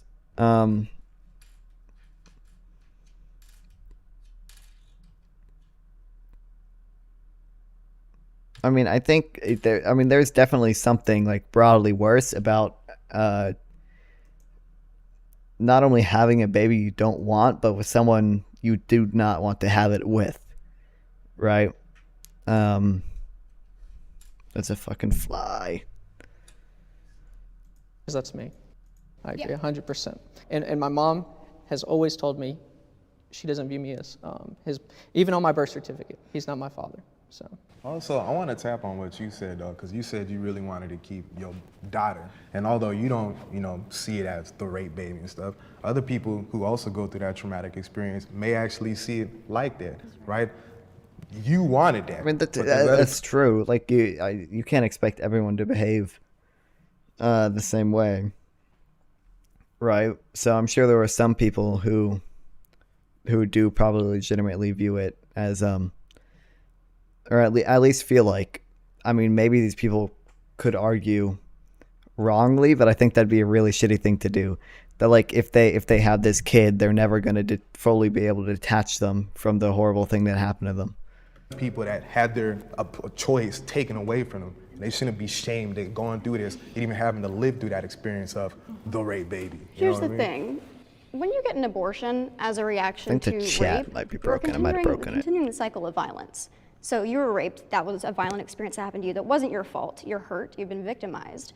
Why is it fair to further victimize someone else because you are hurt? But You're seeing it as a someone though, man. I'm putting myself in a woman's shoes or a human being's shoes, right? You take my choice away, you rape me, and for all you know, I might be a struggling human being, right? Making $8 an hour or something like that. Oh, holy shit, it's not broken. I might be living in my car, I might be sleeping under the dumpster behind McDonald's. But now because of your opinion, right, and my traumatic experience, I get shamed because I don't want to bring this life into the world, bro. Oh, but you should give birth and then put it in foster care if you don't want it, bro. I want to touch on that too, just for a second. Like for trauma, I think absolutely what I am passionate about is giving people the choice. And for you, you thought a lot about your choice and you wanted that pregnancy. And I'm really sorry that you lost that child. And I also thought a lot about, for myself, when I went through that experience, what choice would be best for me. And for me, that was not carrying the child. And I think trauma is such an interesting thing. For me, not having control over a child growing inside of me and changing my fate of my life, that would be more traumatic than the initial experience. We don't know how people are going to react, but I do fight and would want them to have the choice to do what's best for them. I think a strange misconception that people have about people who are pro-abortion is that we don't have respect for life or we don't care about children. That's absolutely not true. I respect life very much. Unfortunately, I've also seen a lot of negative aspects of our systems in the US, like the foster care system. It's out of touch. She said like 2 sentences in this whole last debate, and there's only 6 minutes left. That I and some of believe that's people like should the have the credits. right to choose an abortion. America offers resources to help you raise a child. I mean, that's a stupid question. There are obviously resources. You get a child tax credit. I mean, there's food stamps. There's Medicare, or Medicaid is for low income people, right? I think. There's tax benefits to having children. I think there was also, in the. It's just they're not good resources. COVID money. Dude, this guy is so fucking. Every goddamn time. Funding for women who've had children. Yeah, and there are so many Christian charities and so many different organizations that want to help women, and the resources are there. Also, government resources. There are government resources that help you take care of children. Are there enough? That is a different question. I was basically just agreeing with what you said, because Section 8, food stamps, free health care, school programs and whatnot. Like, there are resources. Are there enough? That's how my mom survived when she had me, because of government assistance. So that's the only way she made it, because of that. I have been a pregnant teenager, and I've also been a teenage mother on welfare and unemployed. The number of resources that are available state to state is something that is atrocious. But what it comes down to is a lot of time and energy. The choice between, do I go to work and get the money to pay rent, or do I go and I sit in the office, or do I go to this nonprofit who's requiring me to fill out this application and come to a meeting in the daytime when I'm supposed to be working? So you see it kind of like a job, like you're clocking in to fill in paperwork and you're receiving your check. It is. Low resources and creating these sort of impossible hurdles and more barriers for people who are already experiencing them to overcome to get the help is not a help at all. Can you And I switch feel like to a completely, FNAF? I don't think I'm going to do that, man. It is extremely hard to be a single mother who is also a woman or person of color and to get resources, especially Black women. They are notoriously, even in that room where they're giving birth, they aren't taken seriously. Well, I just want to say one thing because I think it's important. So I might not look it, but I'm Native American, have my Cherokee card and everything. We have universal health care in the Indian community. And when she went to have me as a child, they told her in that universal health care system that she's not allowed to have pain medicine because that's a luxury. So she got it through government assistance. So that's a big deal that the United States is more for. Can I do a super chat? No, I'm really far away from having a super chat. Your channel needs to be monetized to enable super chats, and in order to get that, you need a little bit more stuff than I have. 600 out of 1,000 subscribers, 27 public watch hours. I don't have only 1.7 public shorts views. Oh, I guess it's probably because I delete them all. I'll get there one day. The Native American community. I'm glad we're discussing. No, I'm not saying that's acceptable. I'm not saying that's acceptable, but I'm saying like it exists. It exists. That story exists. But there are literal Okay, reservations out we there should make that system better. Like, I don't like what's the argument there? Like, this is like such a, they always ask these stupid unproductive questions. You know what I want? I want just a full 6-hour debate where these people read through scientific studies and look at diagrams of zygotes forming and watch videos of zygotes forming and try to pinpoint the exact second that God gives the zygote a soul, or that life begins from a scientific standpoint. Do not have water, do not have electricity, do not have internet. That is in 2021. Are those not resources to raise a child? So let's Why address is the government that instead of killing the baby. To say that the government, the question was, does the government provide resources? No. Does America provide resources? No. That's unacceptable. Abortions will continue to happen regardless of the law. Crazy. All right, well. That ain't never gonna change. I think, of course, they'll continue to happen. A law doesn't mean that something is not going to happen at all anymore, just like rape, just like murder, just like anything else we've outlawed. Just because they're still going to happen doesn't make it right. But if you criminalize doctors and abortion providers, right, that means we no longer have providers. That means abortion is no longer an option. And that by default, the way that this country, and especially my state, legislates will mean, and it has happened, we have precedent, a woman who tries to self-induce or who tries other non-medical methods to have an abortion can. I mean, that is true, right? Everything she's saying is true. But if you're looking at, if you're on the other side and you fully believe that abortion is immoral, are you gonna be okay with it being legal? Like, if you fully believe abortion is like completely, totally immoral, you're not gonna be okay with it being legal, regardless of the fact that it'll still happen, and it creates unsafer abortions. It's just not productive.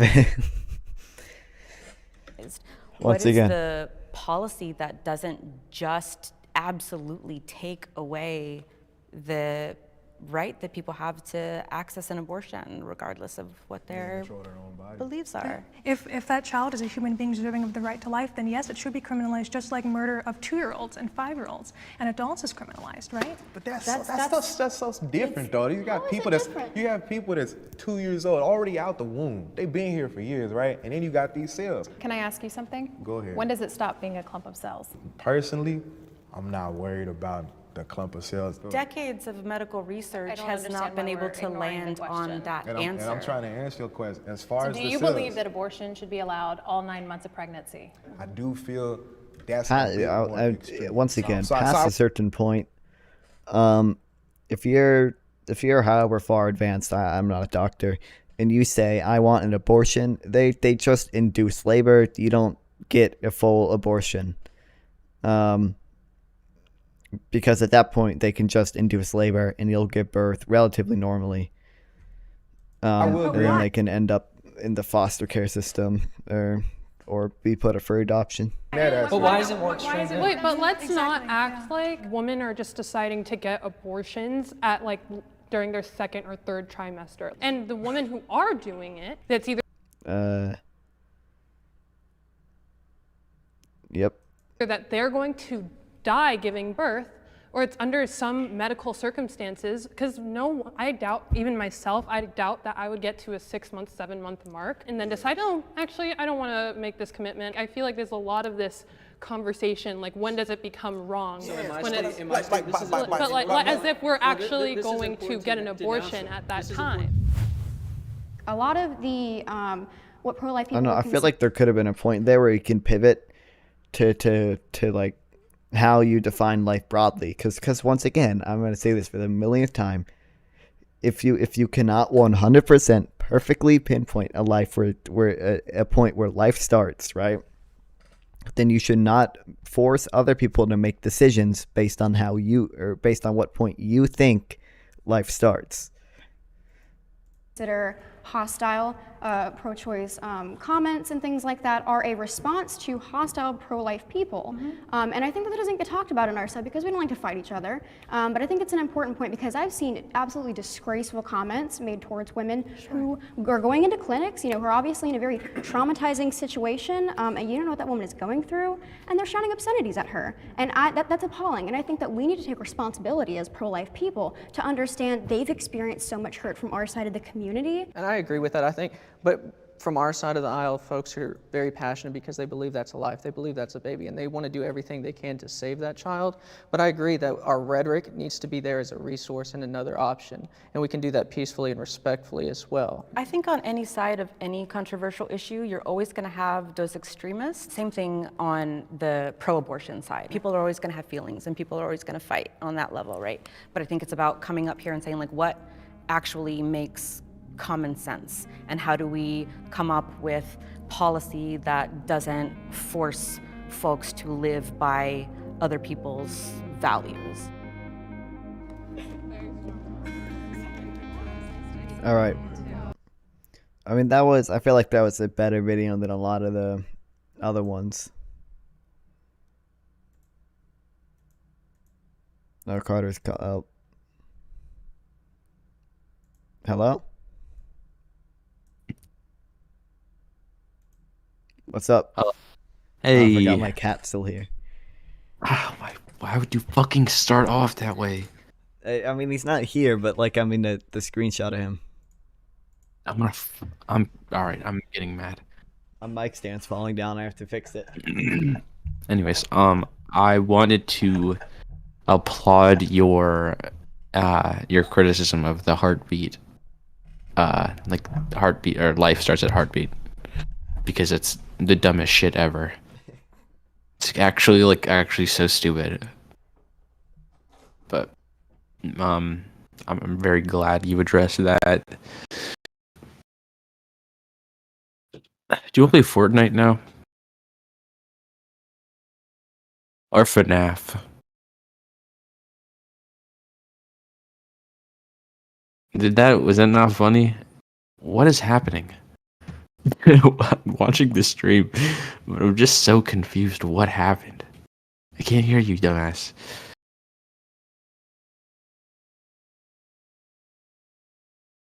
What happened? I'm so confused. Yeah, I wasn't paying attention, and then I saw a stream, and you're just halfway collapsed.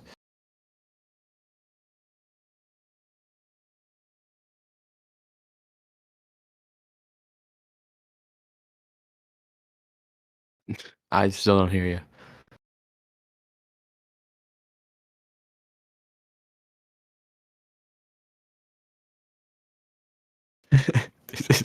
This is just embarrassing. Truly just embarrassing. How are you this incompetent?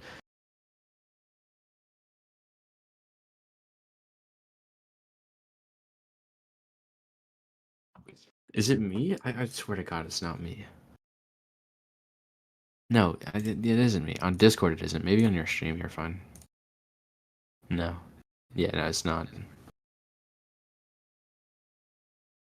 Can't hear you on live or on Discord.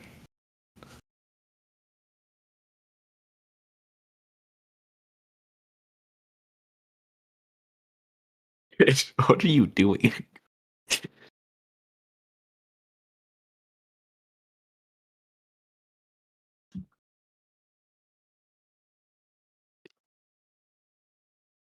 I think this is. Yeah, I think he wants to cede from the debate because he knows I'm gonna bring some hard hitters.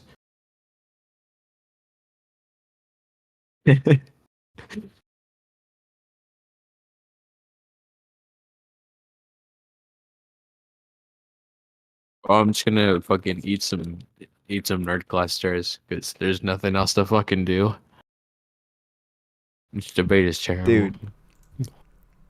You're just like, I was really gonna be like, I'm just gonna be like, abortion is murder. He's gonna say no, and then I'm gonna be like, but that person died. Yeah. He's gonna shit his pants. Dude, Carter, are you still watching the stream? Carter.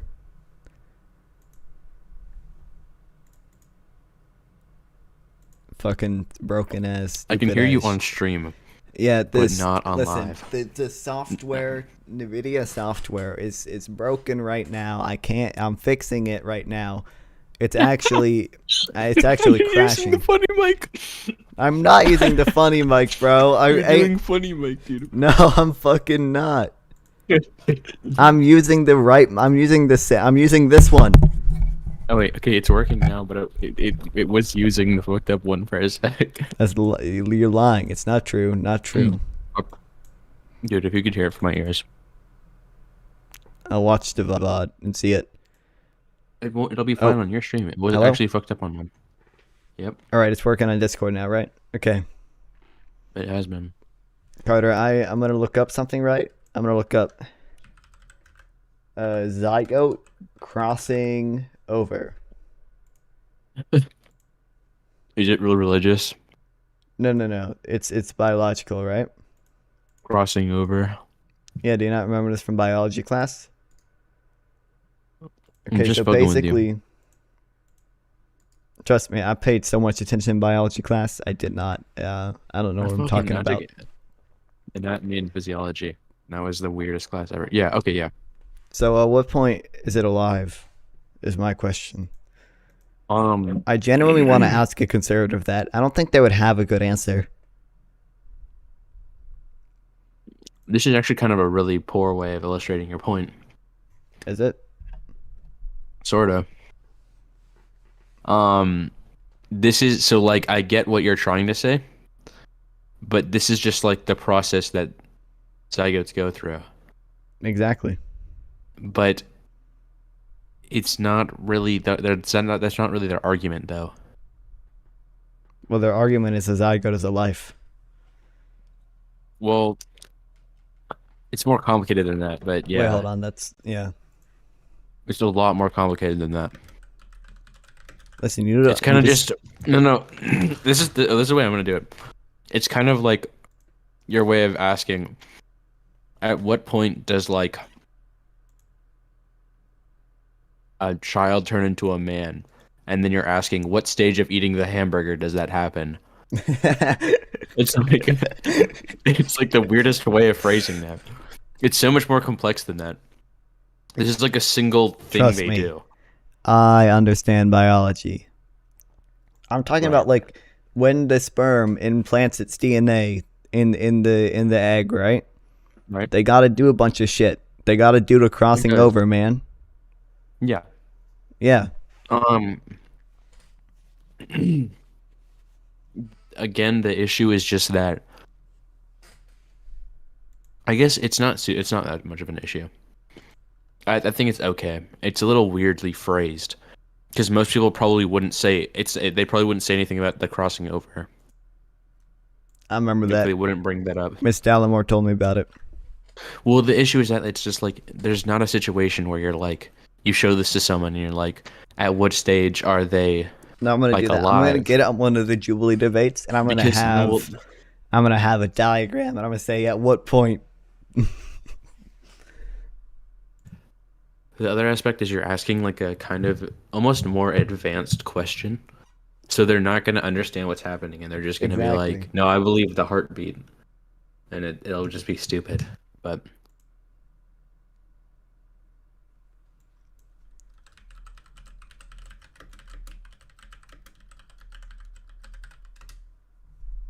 But you know what? Actually, I'm thinking about it more. It kind of makes more sense. I don't know. I don't remember biology that well, to be completely honest. I can't find I guess exactly it is. what I want. I think it actually is kind of solid. But like the sperm's got to implant its DNA, right? And then there's two like half things of DNA, and then they got to cross over. Right. You know they can do this with females. 2 females can do this. Well, like that's how gametes reproduce, right? Well, God damn it! I don't remember the names of them. But the chromosomes, right? The chromosomes, the female haploids chromosomes and the wouldn't match with. diploids. Right. What was your question? Sorry. I don't know. Okay. It's.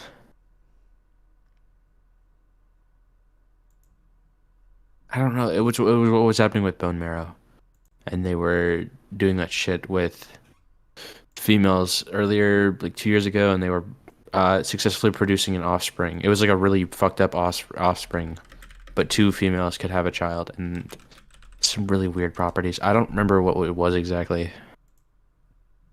I'm sorry for bringing that up. That was like really irrelevant, anyways. Yeah, they could. I thought they did do that with rats. It's just that they were all dead or something. Yeah, they just fucking die after coming out of the womb because they're not. It's not successful. Anyways, I don't know. It's a solid joke. They would probably just say crossing over though. Anyways, whatever. What's your next point? I think that God gives them a soul. That's a really solid line. I think that soul is sacred. And because I hate God, I want to get rid of it. What? Bro, you hate God? Well, exactly. Bro, what the fuck? Bro, why else would I be pro-abortion? Whoa, wait. Yeah, right. Yeah. Let's argue religion, okay? I'm Catholic. You're atheist, right? Yeah. You think an explosion happened and we just came from nowhere? You're fucking stupid. Well, I mean, I mean. No. That's before it. the big. No, that's it. That is how every conversation with like a religious person goes. And not even that's every conversation I've had with someone religious. They're like, "You think you just exploded here? We just came from an explosion in the middle of space?" And I'm like, dude, you are so fucking stupid. In the middle of space, which didn't exist. I know it's so fucking annoying. It's just like it's talking to actual children, and it's the most frustrating thing because they have no fucking sense of like, I don't know. It's just so fucking frustrating. I had a better word for it, but I lost it. No, but then you can come back and just say, haven't you seen Big Bang Theory? Have you seen the episode of Young Sheldon where young Sheldon owns religion? It's like, so they just have no perspective. And they're trying to tell you that your ideas are stupid. and they believe in like whatever. I don't want to be hateful. Chat, clip that. You're canceled. I said I'm not going to be hateful. Canceled. Too late. You already were. All right.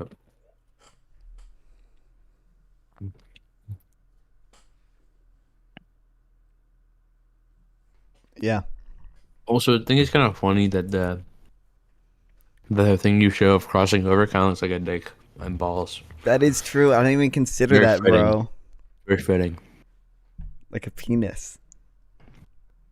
Yep. Oh, wait. Have you seen Tucker Carlson's Twitter thing? Something happened with Tucker Carlson on Twitter, and I remember I'm looking at it, but I don't remember like that today well. he posted like a Twitter video Yeah, I because did he not got know kicked about off that. of Fox News. It's insane. He literally says extraterrestrial life is real in it. That's a real quote. And he also says, I mean, okay. Wait, To be let fair, me we see don't this. know anything for sure, but the original point of the video was that he thinks Ukraine blew up the dam that blew up. and it like displaced like 40,000 Ukrainians. And it does not give Ukraine any military advantage. It does give Russia a military advantage because it blocks a major roadway that Ukraine could have used for a counteroffensive. But it gives Ukraine no military advantage, and it's at a very high cost for Ukrainians. But he thinks Ukraine blew it up because it was in Russian territory. And Ukraine attacked Russia. So Ukraine must have blown it up. But I'm trying to find. I'm trying to find the clip, but like I'm just finding the weirdest shit, and it's like this white dad being like, Tucker Carlson is back with a new show, and Fox News is pissed. It's like, so stupid. How do you care about politics in that manner? It's so strange. Like, I don't know. It's just so weird that you've like cared so much about Tucker Carlson. Yeah. But whatever, Stephen Gardner. But I think it's insane. He literally is like, what exactly happened on 9/11? Who knows? It's still classified. I don't even understand what his point is.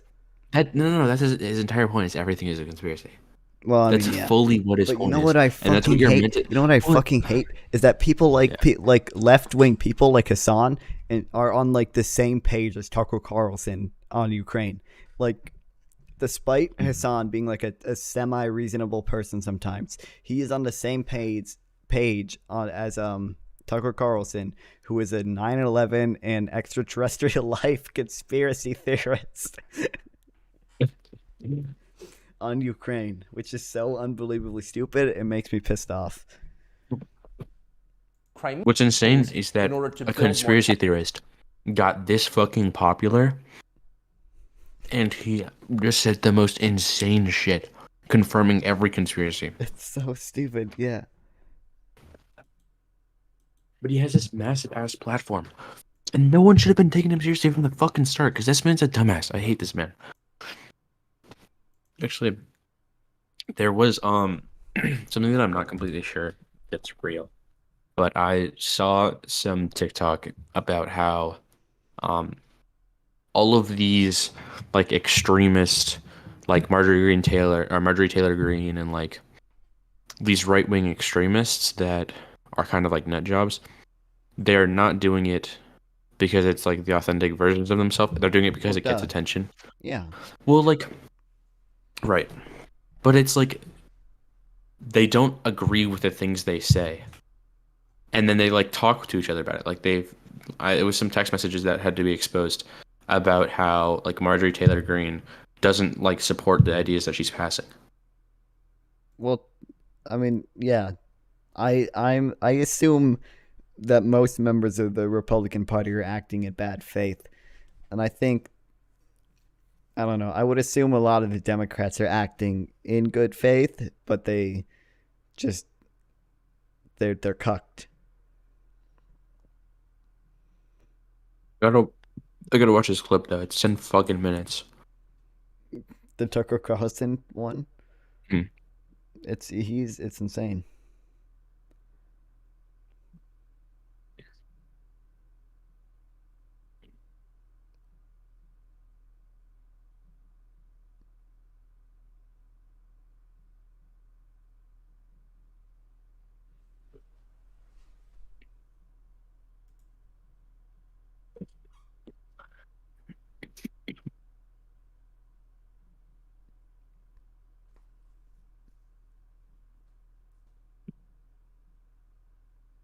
Are you just gonna sit here while I watch this? I'm looking at Twitter. Okay, on stream. I hope you're doing something to do something, not just No, I'm not. There's no one watching. Yeah. Well, there's 2 concurrent viewers, but I think it's probably you and Zach. I think that the mods don't count as viewers. It says on I'm pretty Twitch. sure they do. I don't know. I think it's Well, now I'm down to 1 I don't know. concurrent viewer. Yeah. Well.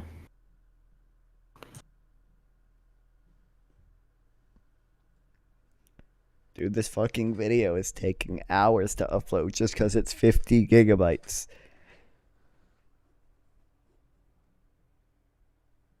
Not my fault.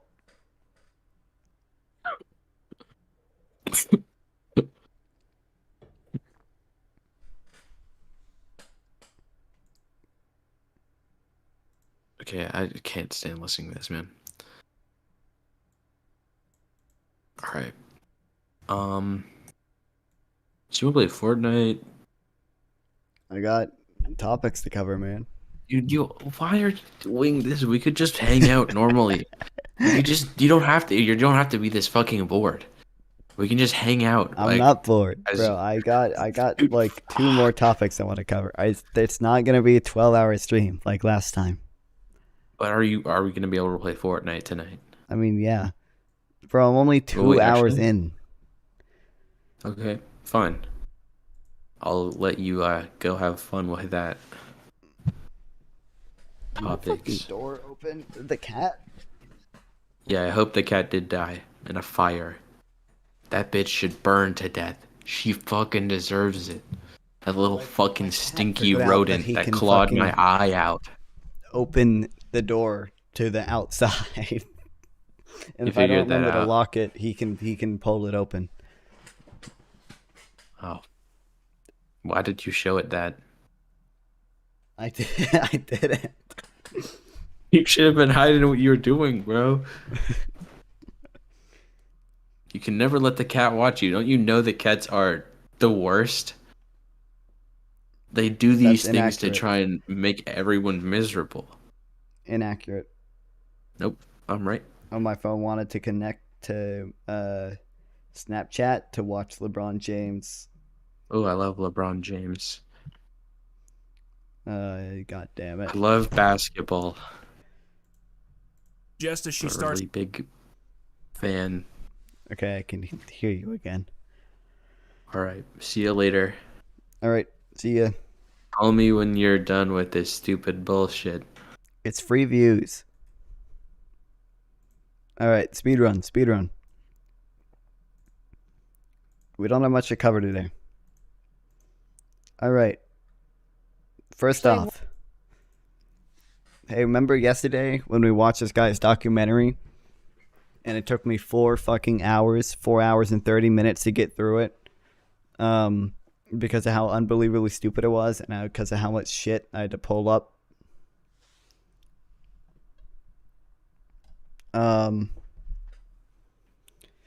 He if you remember correctly, or no, not it.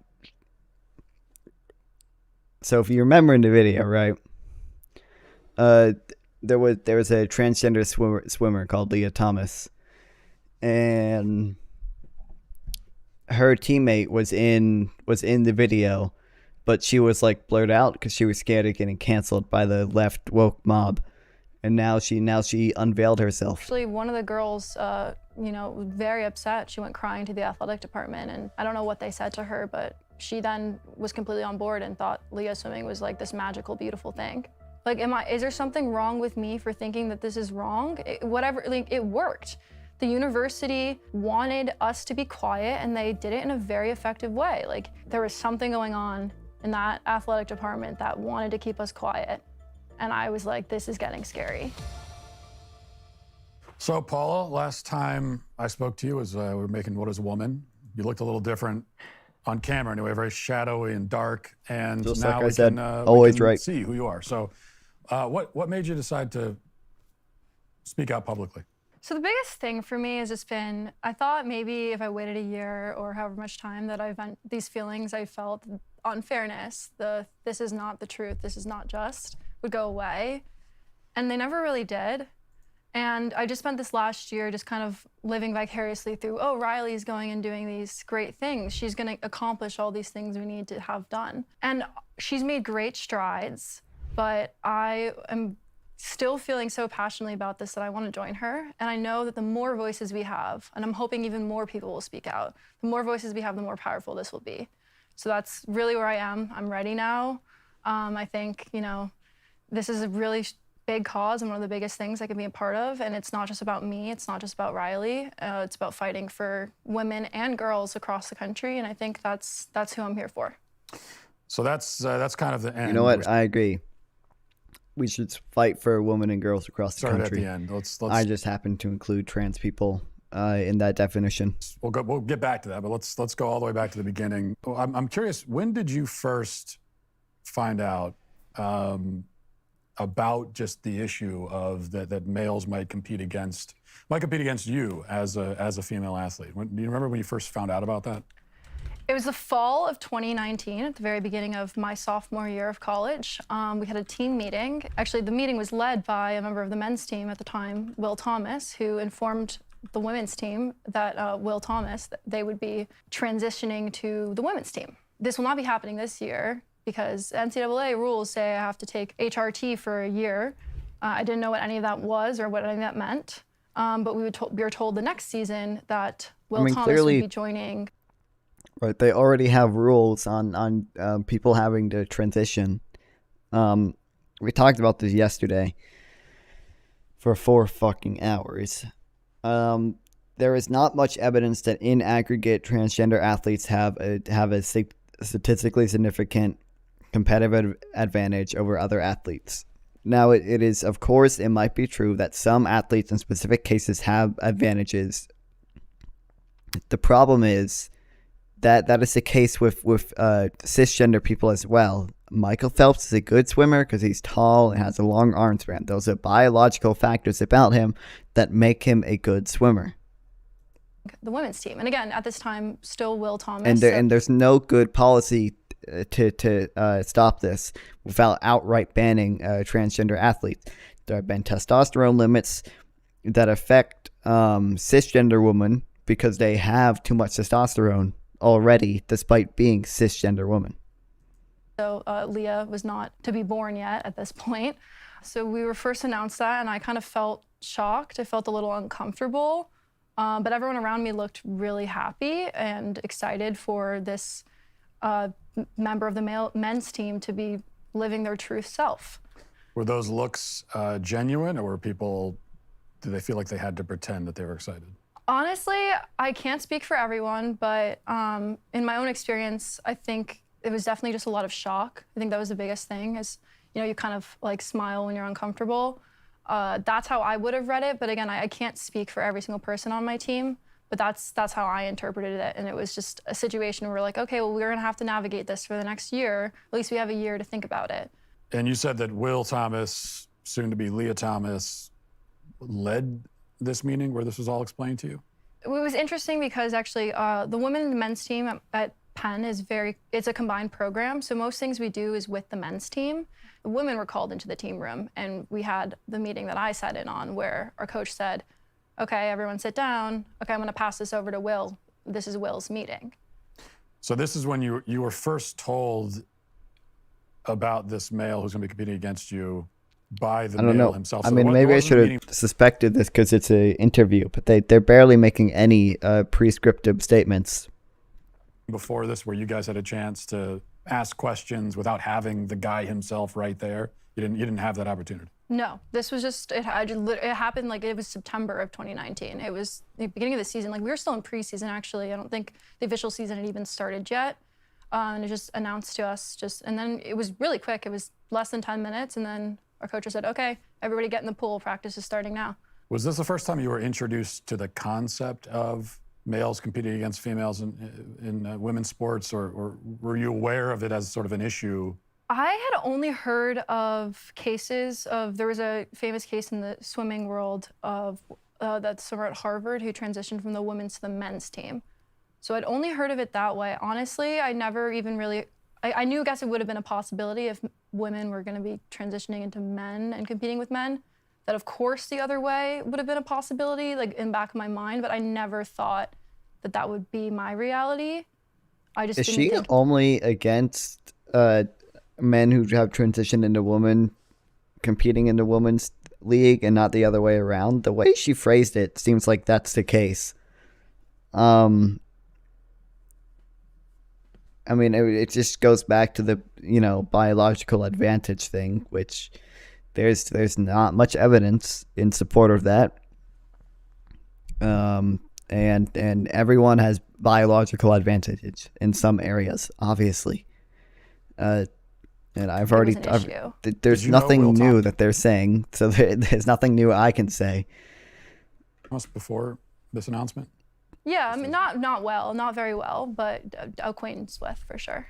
During that period, how would you describe him? I thought Will was very quiet, didn't really speak much to people that weren't close friends. We didn't really interact very much. Definitely not someone I would expect to be part of such a public scandal, if that's the best way to put it. Just, I've always thought of someone who was very You're acting like she chose to be part of this huge public scandal. You guys are the ones who made this massive public scandal about it. Keep to themselves. Was it the same way when he came over to the women's? No. I think, I'm not sure how much of it was just, change of personality or whatever happened, or how much of it was because there was so much media attention and you kind of have to start acting that way, and just more talkative, more vocal. Walk me through in the early weeks and months actually competing against or having a male on your team. What was that like? First, we were kind of told that maybe prior to this happening, again, when this was first announced, we were told maybe Leah might be changing in a different locker room, or might continue to stay in the men's locker room. It was all kind of up in the air. And then I saw the locker room chart and saw that Leah definitely had a locker in the women's room. So that was confirmed that was definitely going to be happening, and there was never really a further discussion about that. So I said, oh, okay, I guess this is the reality. To actually have a male in the women's locker room, how did you feel about that? How did the other teammates feel about it? It was definitely uncomfortable. I did notice a few girls. I'm putting this in fucking 1.5 speed. They're barely saying anything. The problem is they're not even really arguing that a transgender woman shouldn't be in the men's locker room. They're just kind of taking it as fact that's obvious and shouldn't happen. There's a few bathroom stalls in the bathroom, and I did notice some girls changing the bathroom stalls for practice, which is I've never really seen that before. For me personally, the biggest thing was just when you're changing and there's all these people talking in the background, you hear all these women's voices, and then all of a sudden you hear a man's voice. I'd always kind of jump a little bit thinking, oh, maybe an employee of the building got into the locker room or was, taking out the trash or whatever it might be. And then I would jump and realize, oh, actually that's a person on my team speaking. It's actually just someone who sounds very masculine. Did he seem to be aware that it might make people uncomfortable that he's in there? No, I wouldn't say so. It was never really a conversation. I will say that I personally just tried to avoid Leah changing. Tried to avoid it. I tried to change as fast as possible just to deal with it the least amount that I could. And then when it came to the actual swimming part of it. Yeah, so Leah actually doesn't swim the same events as me, so I never had to directly compete against Leah, which again, that's where Riley is more adequate to speak on this, because she actually lost out on, her places, that trophy, all that.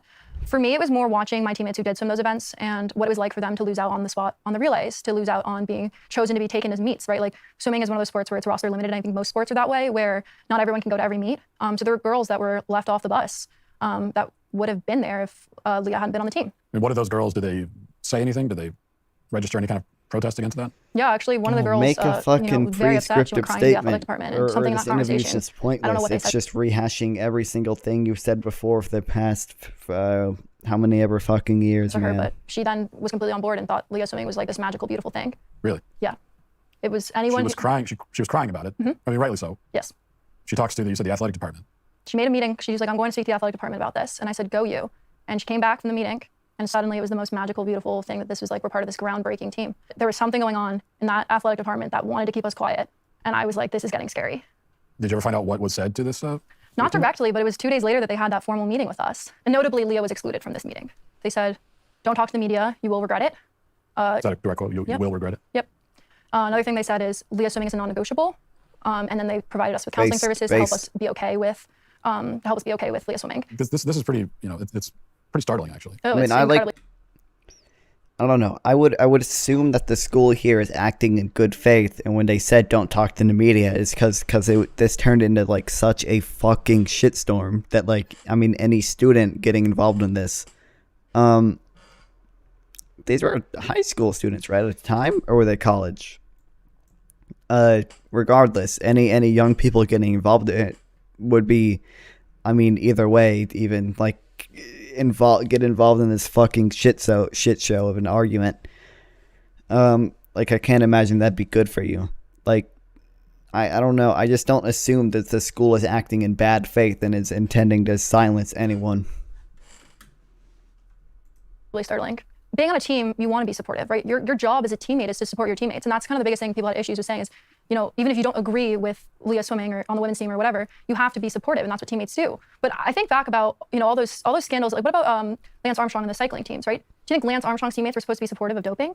Right? So there comes a fine line. Yes, you support your teammates, but if you see something unjust and something wrong, you can't be quiet about it. And I think that's what was missing. It's, of course I support my teammates, I support them in all things. But if I see something unjust, I need to speak about it. What if anything, were you guys saying to each other about all this? Were you commiserating about how outrageous and unfair it is, or was it a feeling that you can't even talk about it to each other for fear of punishment? So prior to that meeting, I would have one-on-one conversations with pretty much everyone on the team. I don't know, they really I don't think this is right. Yeah. punished anyone for saying stuff? Like, I don't know. Unless what they said was like really abhorrent, I can't see them actually punishing people for speaking out like this. Speaking out.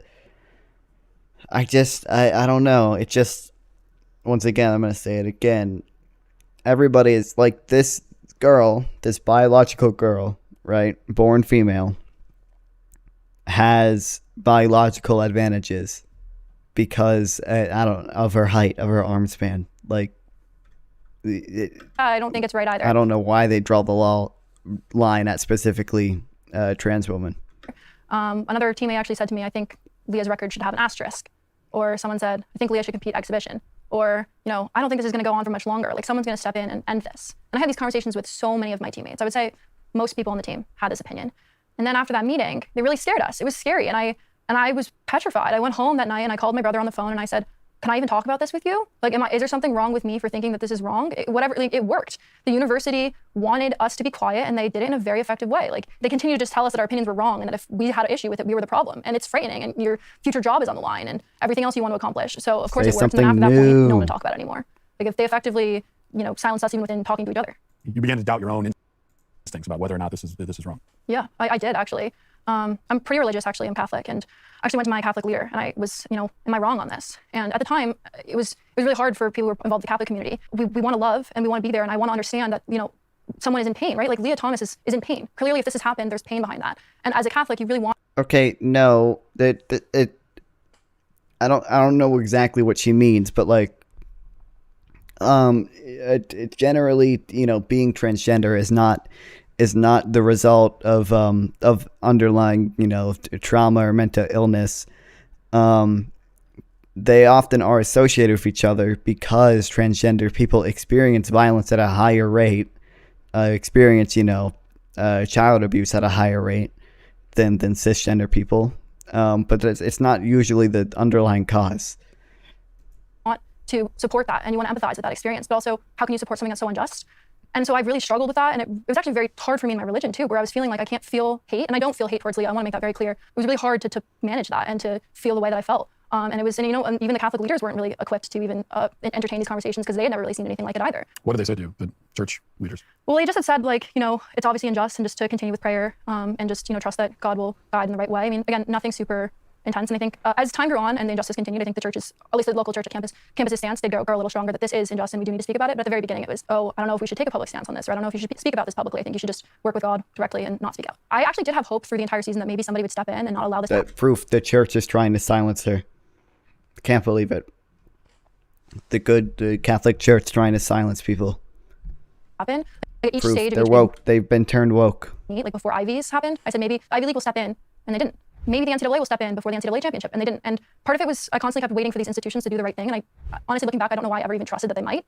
But I did have hope, and that's kind of what kept me through. That I was hope that somebody would see what was correct, but it just never happened. And that's part of the reason why I'm here speaking out is that these institutions failed us, and I think somebody needs to do something about it. What was the environment on the campus, even outside of the team? Because Leah Thomas at this point had become a well-known figure and controversial to say the least. It was definitely a conversation on campus. I think most people on campus that found out I was on the swim team would want to talk to me about it. I would say most people on campus probably agreed that it was wrong, but again, voicing that is scary, especially in universities are very woke, for lack of a better word, and they want to push this liberal agenda and they want to push all of those types of ideals on us. So that was definitely really hard to even find people to have conversations with, but I would let them come to me. If people came to me, I would openly discuss.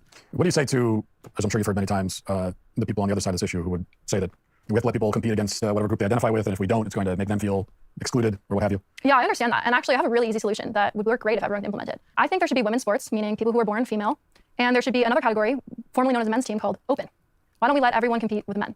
And I'm sure maybe some men would be unhappy with that, but the thing is people have been talking about making this new non-binary or trans category, and that is just another group where men are going to always win. For example, if you look at qualifications for the Boston Marathon, which is the greatest marathon, everyone wants to qualify for that, they're now a non-binary standard, which guess what? Is the same time standards as the women. So you're giving men another category to then win. And let's just say that there's prize money associated with these three categories. Men are always going to win that middle category too. So I don't think that necessarily is a correct solution. And again, I could be wrong. That's just my personal opinion. I'm sure there's much more qualified people to make this decision than myself. But I think that would work in the sense that if they're saying that they can't compete in a category that aligns with their identity or whatever that means. I don't know. It really seems like her beliefs are non-falsifiable here. I wonder what she would say if she was shown data that shows that transgender athletes do not really show a significant advantage in sports in aggregate.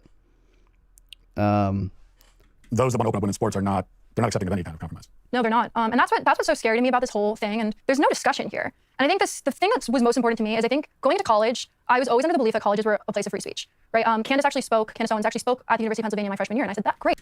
Are you watching the same thing as yesterday? No, but it's by the same person arguing the exact same things that he's argued for the past 5 fucking years, man. And also, this girl was in the documentary that we watched yesterday, and she's now unveiling herself because previously she was anonymous, but now she's bravely speaking out and making no prescriptive statements at all. Great, this is what this is about. We can have conservative voices on campus. We can have liberal voices on campus. And I was so excited to have all these opportunities to listen to opinions from both sides. That is what I went to college for, and that's what I thought college education was. And then as these things started going on, I realized that they don't have that. Their agenda is to have everyone believe what they want them to believe. And it really became so clear to me my senior year when all this started happening that is actually the case, that universities want their agenda pushed into everyone's mind, and they don't care if you have a different opinion because they don't want you to have that. Tell me about this. You wrote an editorial for the student newspaper, right? Yeah, so I was actually approached by a friend I knew who worked on the Daily Pennsylvanian, which is our school-run newspaper, and she said, we're publishing a bunch of articles that are pro-Leah. We want one person to have a dissenting viewpoint. And I was like, oh, awesome, right? I mean, maybe she's gonna get into how her opinion was suppressed. I'm assuming that's what's coming next. But what an anti-free speech institution that specifically came to her asking her to write a dissenting viewpoint. This is exactly what I want. I have no issue with these people who say trans women are women or whatever, right? That's their opinion. I can agree or disagree with that, but that's their own opinion. And so I said, okay, that's great. And so then they kind of said I could do it anonymously, which I was like, okay, awesome. So we did that. And then they kind of gave me a list of rules. They said, okay, here are the following rules you have to follow. So I write this article and I try to be as respectful as possible. And I keep going through all these edits, and they're deleting. What were the rules? The rule said I couldn't refer to transgenderism as a choice. I said, okay, I wasn't really going to touch on that. I have to refer to everyone. It's objectively not, so I would hope not. One with their preferred pronouns. So how can you possibly? That's just a basic level of respect. It does come down to where you draw the line, right? We would not let a Nazi publish their shit in a student newspaper. It just comes down to where you draw the line. Not using someone's, preferred pronouns is pretty shitty to constantly delegitimize them and delegitimize their identity like that. I don't know the effects that has on a person, but it's not good. Your whole argument is that someone like Leah Thomas is a man and should be competing against women.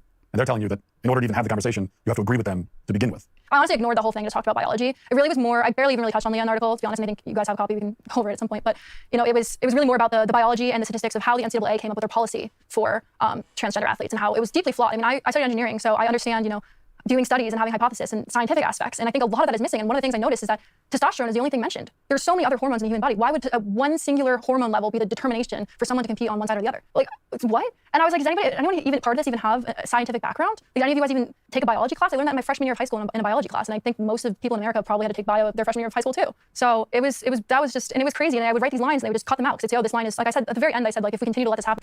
I mean, I don't think, the problem is they are the ones arguing that there shouldn't be, testosterone limits. And I would assume they would hold the same standard for other hormones.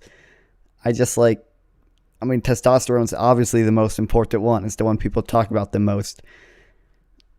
I don't know what her point is there. Like, biology class. I learned that in my freshman year of high school in a biology class. And I think most of people in America probably had to take bio their freshman year of high school too. So it was crazy. And I would write these lines and they would just cut them out. Because this line is, like I said, at the very end, I said, like, if we continue to let this happen, we're going to discourage female athletes from competing permanently. And they said, that's too harsh. But that eventually was published in some form. Yeah, and they retracted it 45 minutes later. But luckily, I did actually get a saved copy of it published. Did they ever follow up? I mean, I don't know. Maybe they were too harsh. I think there's I think you could argue maybe they were too harsh there. But that doesn't mean, I think she's right. Follow up with you about what happened? Nope. I went out of my way to get in contact with the guy the editor I was working with on the school newspaper to ask him what happened. And he dodged my calls for about a week. And finally, I got a hold of him. And he just said, sorry, I think half the staff was threatening to quit over this being up. We don't withhold transphobic beliefs in the Daily Pennsylvanian, some blah, blah, blah. I was kind of angry. I was like an angry phone call. I was like screaming at this guy on the phone. Because I did work hard on it. And it is, I'm not like a natural born writer. Like writing a piece, I'm sure you've written a lot. I'm sure you know. It's like, they asked me to do it. Someone on the staff wanted a dissenting viewpoint. And then it was just like, oh, goodbye. And I was like, well, are we going to make more edits so we can make it like acceptable? Again, at this point, so many edits had been made, it was barely even my piece anymore. But I was still hopeful. Oh, maybe we can have something out there that's saying maybe this isn't fair. And they were like, no, we're done. And I never really talked to any of them ever again. I mean, I've been, as you know, talking about this issue for a long time, but when I hear stories like this, it still is somehow I find myself being surprised by how crazy it is. I'm surprised every day. I think my biggest thing is I'm a really strong believer in free speech. I don't think it's that crazy. A school newspaper not allowing certain things to be published is so unbelievably mundane. Nothing in this case was stopping her from expressing her beliefs online, right? Like posting a shit on a fucking Facebook page. That's not to say the school is necessarily completely right, but I don't know, man. I'm more willing to say that she is arguing in good faith than a lot of other people, like Matt Walsh. So I mean, there's room for good faith disagreement in society, even if their disagreement is bigoted to some extent. Obviously, you do have to draw the line somewhere. I would understand why a student newspaper might not want to be associated with transphobic opinions. It does just come down to where you draw the line. My personal history is I'm half Taiwanese, and my grandfather was actually the person who fought for free speech in Taiwan. He worked with people on both sides, both parties, and he was the biggest believer in free speech. He had friends that he would argue with until they were red in the face because they disagreed so much, but they were there to have that discussion. And this entire country and many other countries have been built on having discussions where people disagree, right? The Constitution was written over discussions and compromises, and everything this country is built off of is arguments and discussions and free speech. And I feel like we don't have that anymore, and that's what's so scary to me about this. And obviously it's unfair for men to compete as women, but it's also even... It's such a stupid argument. What the fuck do you mean we don't have that anymore? We do. I'm just so confused as to what her point is here. From what it seems like, no one stopped you from expressing your beliefs online or anywhere else other than the student newspaper. And I would say the student newspaper has a right to not publish everything. That is also free speech, right?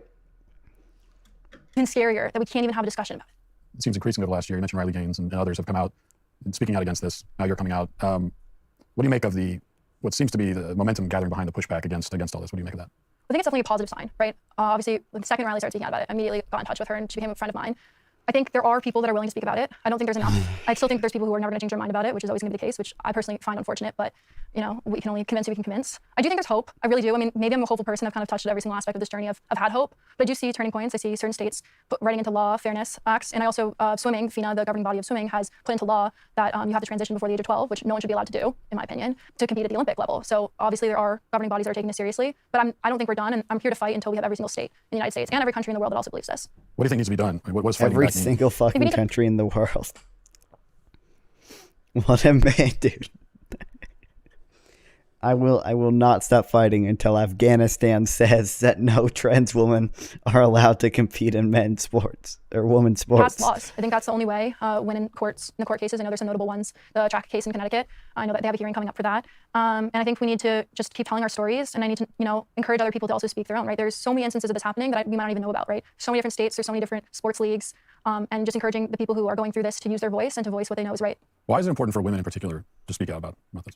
I think the biggest thing on this is obviously men having a voice in this is helpful, right? Because, you're part of society. But I think if women can't speak out about this themselves, then what's the point of fighting? And that's kind of part of the reason why I'm personally speaking out, is I've noticed that most of the people speaking out about this are in the older generations. And that's why I think it's so important for people like me and Riley to be talking about this, because if we are the young people that are going through this ourselves and we can't even speak out about it, then what's the point, right? If we can't speak out and we can't tell our truth, then why is anyone else fighting for us? And we have to want it ourselves for other people to fight for us. And so I think the same goes for women. Women have to fight for this themselves because it's our spaces, it's our sports. And I think that's really powerful when the women come together and do it. And obviously men should also speak about it. I don't disagree with that, but it's really, we need to band together and we need to speak for what's right.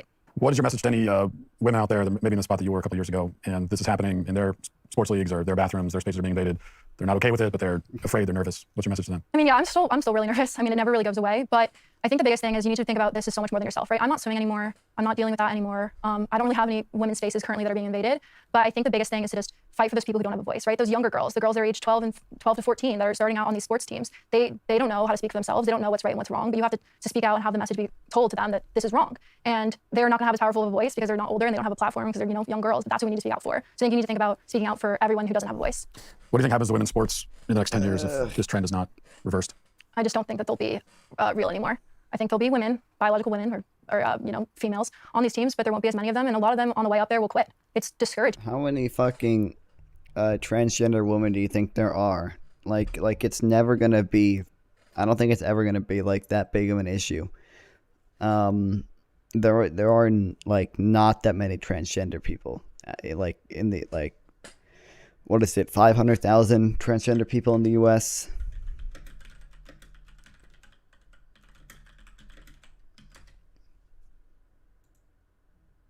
It says about 5% of young adults. Well, this is transgender or non-binary, I think.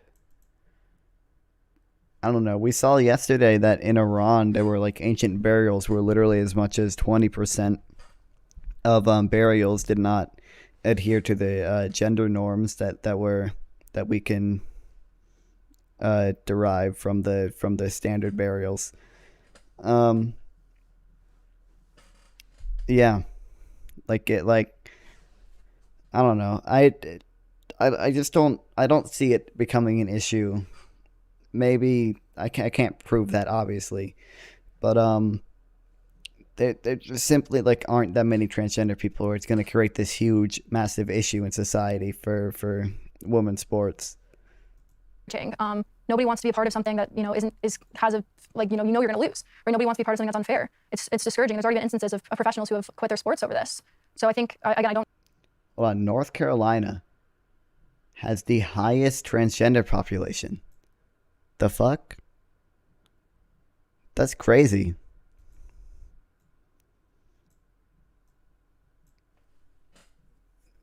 We're almost a full percent, guys. Dude, there's this fucking fly in my room. It keeps flying around and landing on the microphone.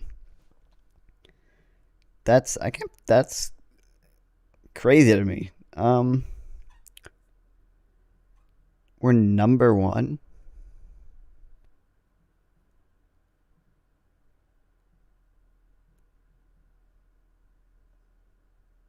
Wow. Anyway.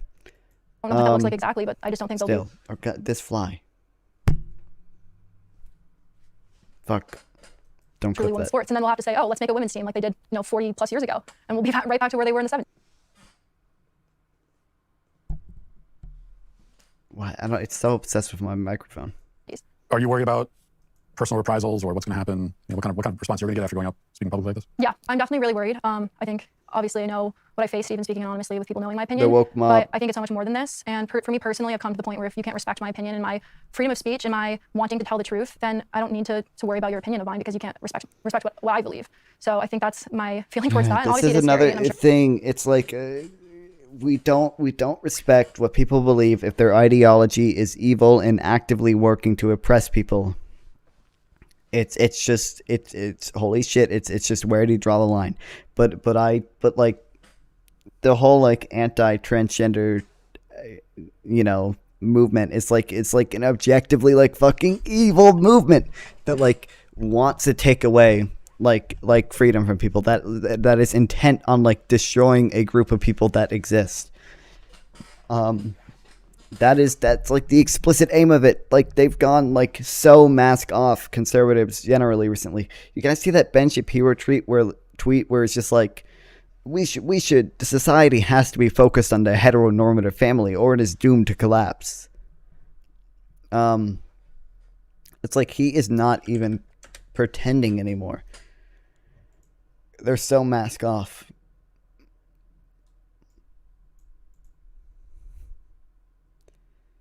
Hold on. Open image, a new tab. Yep. Any society that isn't normatively based on the heterosexual family formation, which, like, what the fuck does that even mean? What the fuck does that mean? How do you base society on a heterosexual family? Like what are you gonna enforce like a state quota, like 80% of marriages must be straight heterosexual marriages? We can only allow 20% gay marriages to ensure that the heterosexual family is the normative formation. Pretending that society ought to be apathetic to such matters, even worse, condemnatory of the presence of traditional norms, is civilizationally suicidal. Like, they're so fucking mask off now. Like, they it's just so like objectively evil. sure, others are still afraid. But unfortunately, this is so much bigger than just my own personal feelings. Well, I really appreciate you speaking out. It takes a lot of courage, and this is what we need. We need you. We need Riley Gaines. We need so many more like you've said. Fucking fly, man. Yeah. Thanks for being here and talking to us. Thank you so much for having me. Wow. No, I don't want to watch this. Gaming and identity? What? The latest video game in Nintendo's critically acclaimed Legend of Zelda series has smashed sales records since its release several weeks ago. It even boasts a Guinness World Record. This fly. I swear to fucking God.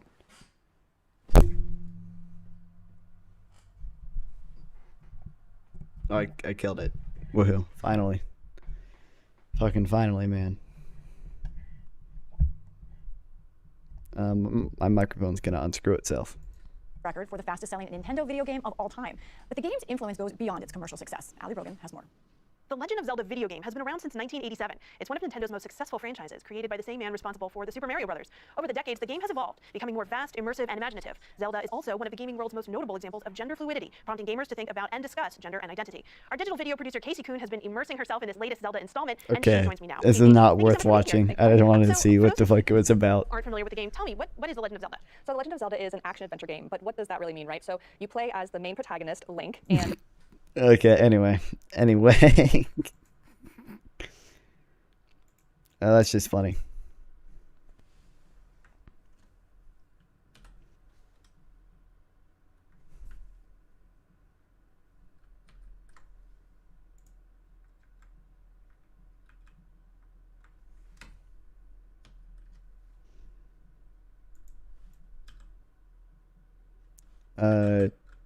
Hold on, I'm checking stuff.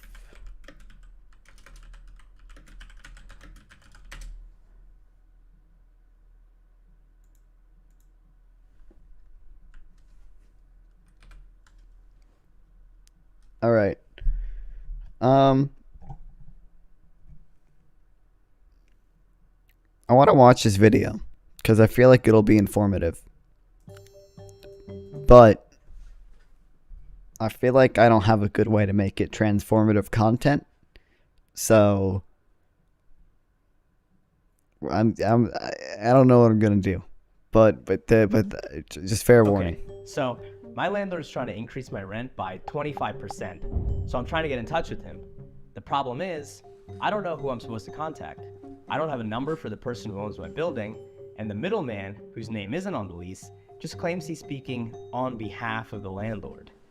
I don't have any choice but to write back to this guy and try to negotiate. Okay, well, that didn't work. 2 months later, me and my wife are being forced to move out of our home. How did this happen? Well, when our anonymous landlord raised our rent by 25%, they had complete power over the situation. And the whole experience made me want to find out one thing. Why don't tenants have any leverage in negotiating their rent? That's the mystery we're going to unpack today. This is the classroom for More Perfect Union, and today we're talking about your landlord. Think about leverage like a tug of war between working people and bosses. I think we know what leverage is. I'm going to put it in 1.5 times speed. They have much less power than management, but they still have a few ways to add pressure to their bosses. They can collectively bargain with their fellow employees, go on strike, or individually leverage other job offers from competitors. But as a tenant, there's not a lot of obvious leverage to negotiate or push back against what your landlord wants to do. Tenants are getting squeezed. But the reasons why rents are so high aren't what landlords claim they are. We dug into it, and we were shocked by some of the things your landlord could be getting away with. In the process, we talked to some tenants who are going through situations far worse than my own, and learned about 2 bills in New York State that would make the tenant-landlord relationship a little more equal and serve as good models for the rest of the country. When I told my coworkers about my experience, they immediately started pinging me tons of research about rent laws and legal loopholes, so I asked them to help me out on this journey. And the first thing I learned about was the magical world of anonymity. My wife and I were getting nervous because our 2-year lease was coming up, and we finally got an email. It was from a random guy named Martin Iden. He wasn't my landlord. I've actually never met my landlord. We pay our rent to an LLC that just has our building's address on it, and there was a Zelle associated with a Gmail. And then because it was a Gmail, I was able to find one name, which was Eric Weiser. So I have the incorporation registrations for the LLC that you were paying your rent to right here. There's no Eric Weiser anywhere on here. The LLC that you were paying your rent to is owned by some law firm in Manhattan. You look them up, they're the registered agent of thousands of LLCs. Okay, so now I had 3 Dude, names. the whole fucking corporate landlord epidemic is insane to me. I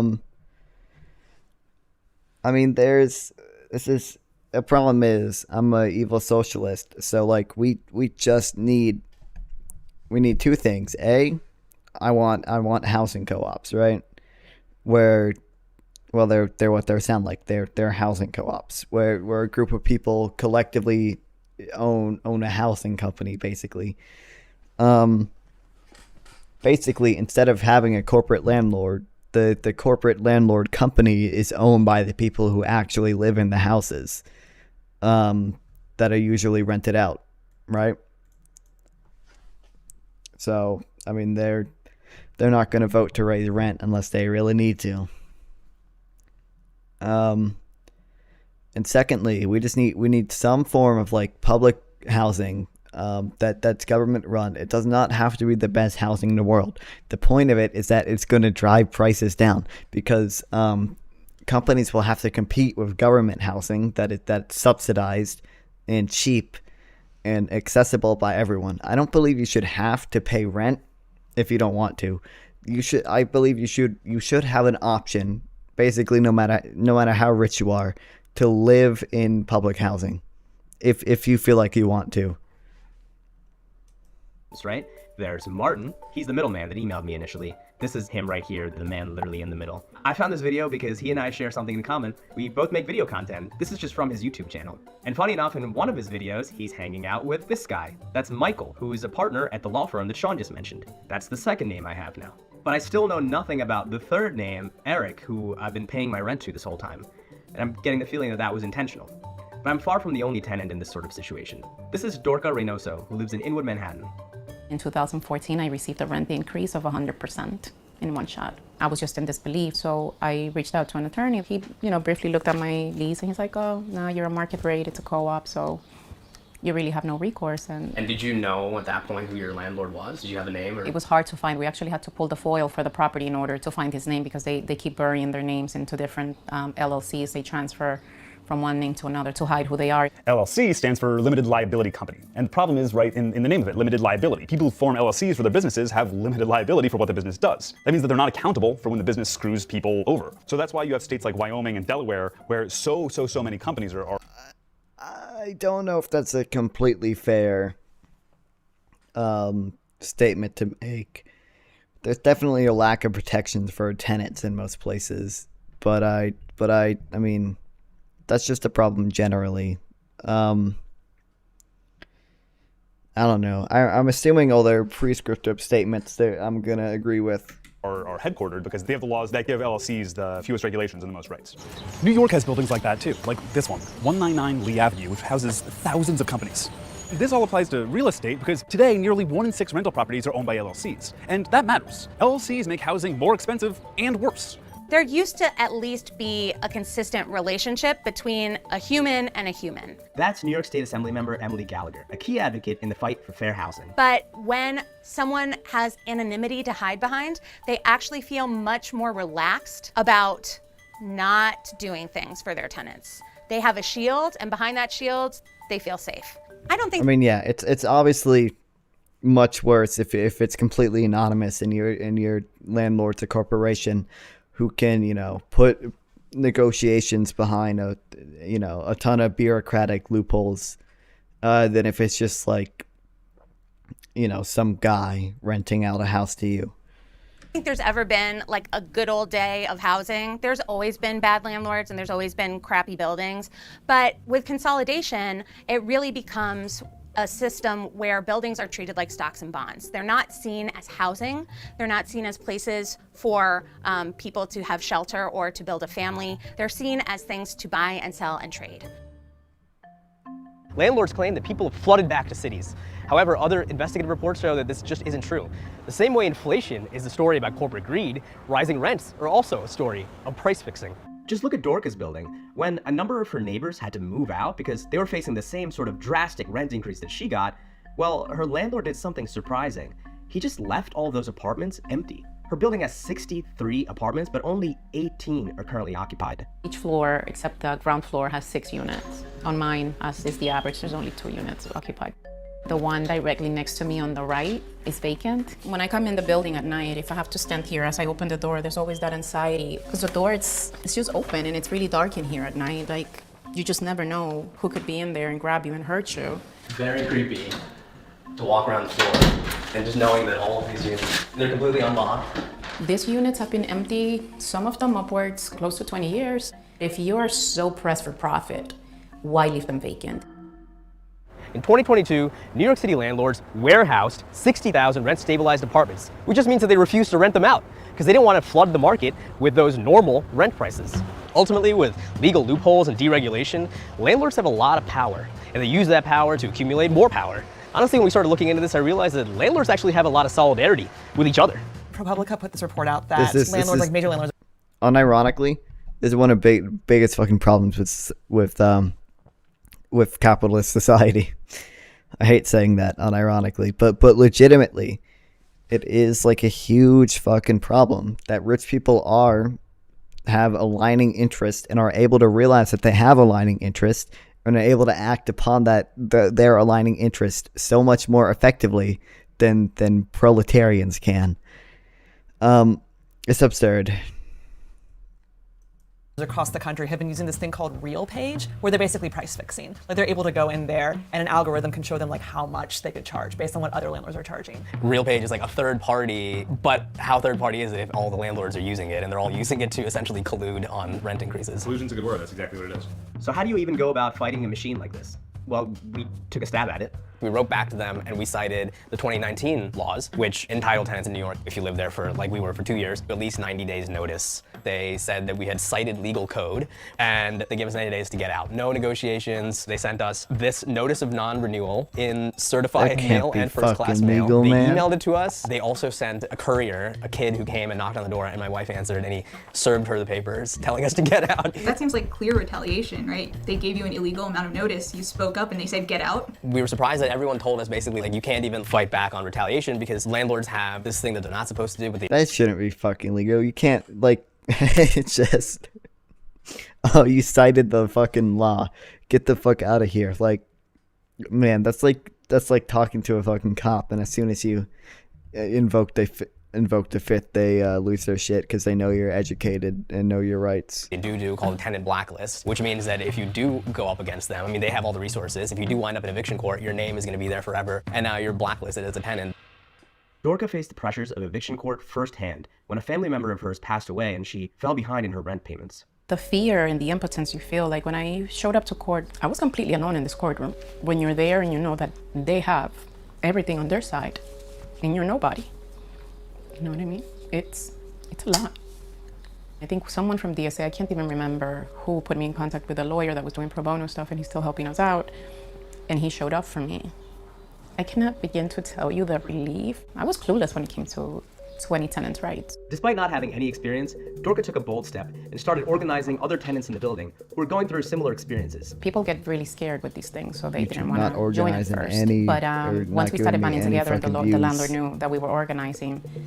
He backed off. Dorka told me that after the pro bono attorney got involved, her landlord backed off of her non-payment case. And after she and her neighbors banded together, he hasn't increased the rent on them in a few years. But it wasn't enough to save her building's community. As I mentioned earlier, there's 2 bills in New York State that could actually help tenants. One of them is specifically about LLCs. Emily Gallagher is its lead sponsor. The LLC Transparency Act is a bill that would require limited liability corporations to file a document that says all of the people who are beneficial owners for that LLC. To have a human that you can target with anything from a request to a lawsuit is really critical. So much of our law is based upon Yeah, I mean, I don't see how you could argue. Like, who would fucking argue, like, yes, I prefer you not to have a good option for legal recourse. Like, I prefer you not to negotiate. Like, that ain't fucking voluntary exchange. That ain't my fucking capitalism of voluntary exchange. My landlord's situation is Voluntary. actually pretty different. I'm in the second floor of a house, and he lives right below me, so when I have a problem, he actually fixes it. When my pipes leak, like, he actually has incentive to fix it because it'll leak into his house. The second bill would provide even more tenant protections. It's called good cause eviction, and it basically does 2 things for tenants. One, it gives you the right to remain. So that means every year or every 2 years, your lease, you can renew it. Because right now, a landlord can say you have to get out of here in 90 days when your lease is up. The other thing it would do, it would put a cap on how much they can raise the rent every year. So that would be like a universal rent stabilization bill. The city used to be full of rent stabilized apartments, but they've slowly been deregulated over the years. There's a few states that have laws about this, like California has one. We did a video a couple months ago about St. Paul, Minnesota, where tenants got a 3% rent increase cap. Like even in New Jersey. I mean, I'm not, the problem is I'm not in favor of blanket rent increase caps across the entirety of a like state.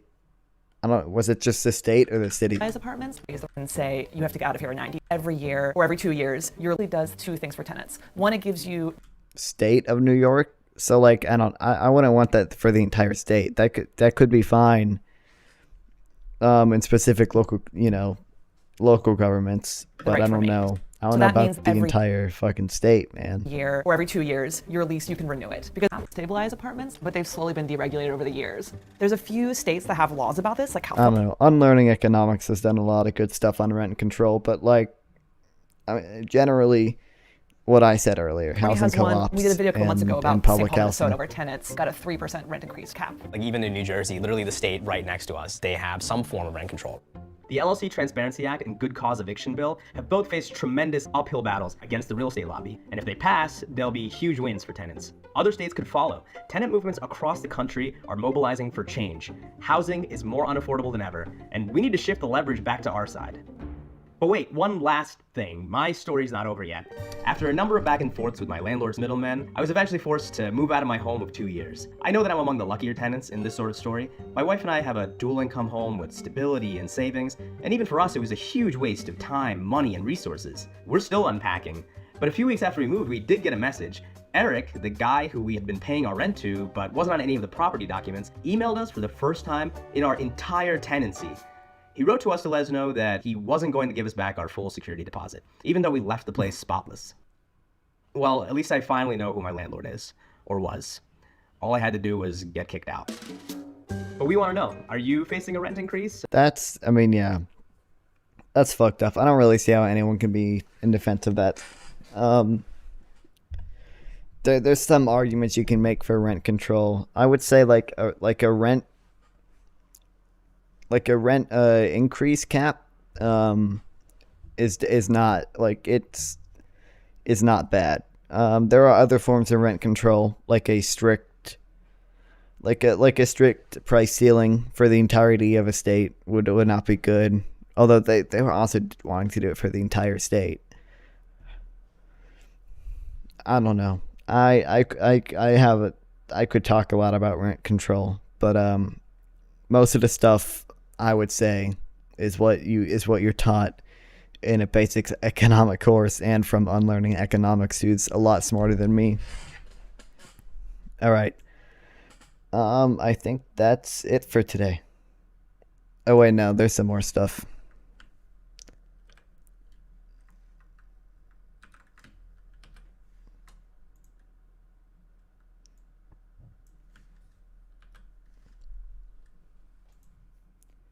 All right, this is an hour 16 minutes long, and it's not worth watching. This is the last segment of today for politics. I think we're gonna play Fortnite after this. We'll watch it at 1.5 times speed. Hey, good humans, welcome to Middle Ground. Keep an eye out for an interactive prompt. Okay, no, we're gonna watch it at 1.25 speed. Middle of this episode, and thank you for watching. Our generation is misinformed.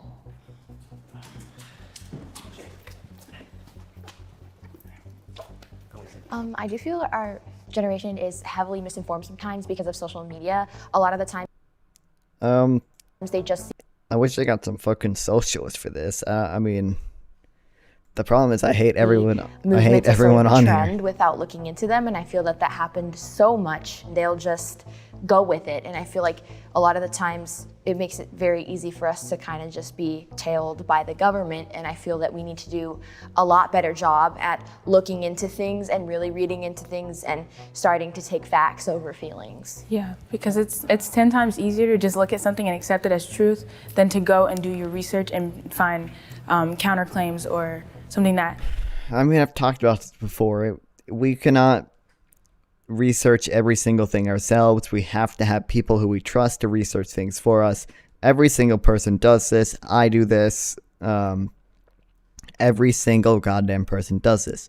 You do your own research on some stuff, but there are some things that you just have to take people's words for, and we should just be focusing on finding out who is acting in good faith versus who is acting in bad faith.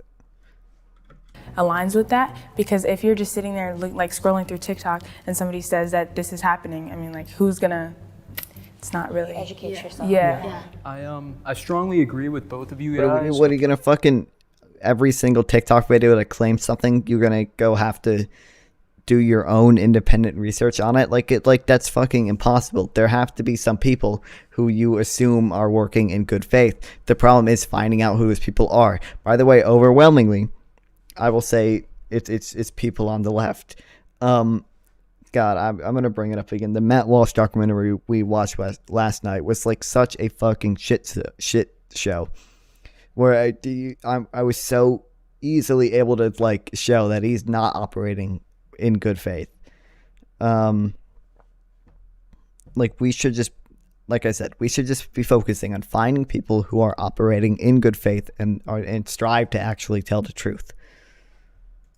I think the reason why I was hesitant about walking over is even though I agree that our generation is misinformed, that doesn't mean that older generations aren't also misinformed, especially, in the form of, for like Gen X and the baby boomers or whatever. Cable news in particular, you have millions of Americans now who are tuning in every night to see Tucker Carlson spread misinformation. I don't want to pick on him in particular, but he's an example. Social media is just another example of what's been going on for generations and generations of people. This is true. I will say social media is more accessible to everyone. The algorithms are I mean, they've literally done studies into this, right? Anger is the thing that makes you stay on platforms for the longest. So it is in YouTube, Facebook's interest to keep you angry, to keep you on the platform for longer. It's what drives engagement and watch time. So I will say social media is a more extreme example, but I mean he's right. He's a based manufacturing consent reader. With all due respect, being too lazy to do their own research and just believing what other people tell them. Yeah, so I completely agree with you. We can't do our own research for every single thing. Like I've said. Also, what counts as your own research? You know, like if I watch like a cohesive news coverage or something, is that my own research? Like, I am just trusting what the people on the news say. If I read multiple news sources, is that my own research? I'm still just trusting what multiple people say at that point. If I read fucking scientific studies, I'm putting my faith in some institution all the time.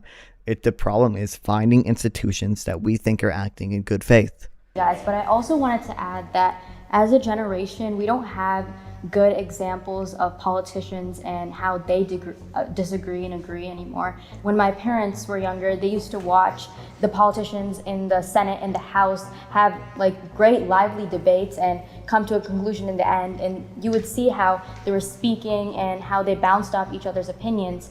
And now that we don't have that example anymore, we're forced to get our information from social media, and a lot of the news channels these days are heavily biased. And because of that, I feel like these people act like they haven't always been biased. They've always been arms of propaganda for the capitalist class. Generation, we're heavily misinformed. My dad and I spoke to each other a lot about politics, and since I was a liberal at that time and he was a conservative, we would have a lot of debates. I would find myself growing and becoming more moderate just because the things he said and things I don't know what moderate means, honestly. I have no fucking clue what moderate means in today's context. Listened to, when was this and uploaded? The things I researched 7 months ago. I have no fucking points clue that what he she made means to by me, moderate. I would find myself transitioning into more of a moderate. All right, can the disagree step forward? I disagreed because in 2022, truth is becoming less and less objective and more subjective. And there will always be objective truth, but humanity will stray further and further from that, especially when a lie can be attached to an emotion, you see. Sir, is a hot dog a sandwich? We are thinking less and less critically and more emotionally as a whole. And so when you see something like, for instance, George Floyd, May of 2020, that just strikes your heart. First thing you want to do, go to Instagram and post a black square. Now, what is that doing? I don't quite know. But what it made you feel was like you did something to help that poor fellow who got a terrible thing that happened to him. When I was hearing this question, I was thinking like, is the majority of like my generation, aka the people I know, misinformed? And I would definitely say yeah. I feel like the lack of information is like almost as bad as like receiving the wrong information. I want to touch up on something you said. I think it is true that social media did change the way we receive information, whether that is misinformation or the truth. But that doesn't make us misinformed because of that. Obviously, like, yes, you have social media, it's so much easier to get information, but I don't think because we have social media that automatically makes you misinformed.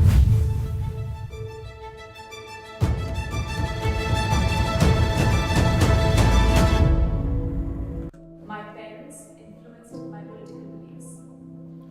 That's true for everyone, even like. Grew up in a conservative Christian influenced.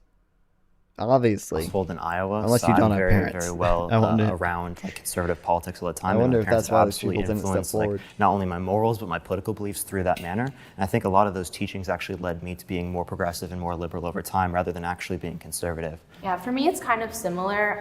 My dad is Christian, but in Vietnam they have this thing where actually like they practice both Buddhism and Christianity. From both religions, both Buddhism and Christianity, it's always Why taught does about it seem like her microphone is so much worse than everybody else's? like we as a community need to take care of each other, we need to respect each other, and we need to create like the best society we can. My parents not like directly telling me like, oh, you should believe this or you should believe that, but just the way that they have taught morals to me and also their own personal experiences have influenced my own beliefs. In Buddhism, it's basically what can you do that is the best for others. Of course, not everyone agrees with my beliefs, but regardless of that, I still want them to have happiness in life? I'd say my parents gave me probably one of the most interesting childhoods out there. I was observant, so I watched my community, and when I saw how things had progressed in my community and then sort of just stopped, especially during the housing recession and crash in 2007 and 8, I had a deep question as to why aren't things getting better. They didn't teach me anything. They let me. I think this kid put a fucking shirt on over his sweatshirt. Like you can see he has a hood just to prove a point, and that does not look good optically. I had a deep question as to why aren't things getting better. They didn't teach me anything. They let me learn my own way. Because if they had taught me something, I wouldn't have had the thirst to know more. So why did you step forward? I stepped forward because I believe without them, I could have had some other sort of beliefs, but I felt that what they taught me pushed me down my path. So I became a conservative in 2018, and I became that based off my research. I was actually a liberal before that, just because everyone else around me was a liberal. I would vote for Trump in the upcoming election over Biden or over anyone else that runs against him. He embraces free market economics just like I do. We need less government spending. We need to cut taxes. We need to cut government spending, and Donald Trump would definitely do that. Are your parents conservative? They are actually, but politics never came up in my family before Trump became president. So they didn't. I honestly don't know what to say. I mean, the problem is, I don't think, in many ways, I don't think Trump actually like embraced free market economics. Like he did what he did to get applause, mostly. I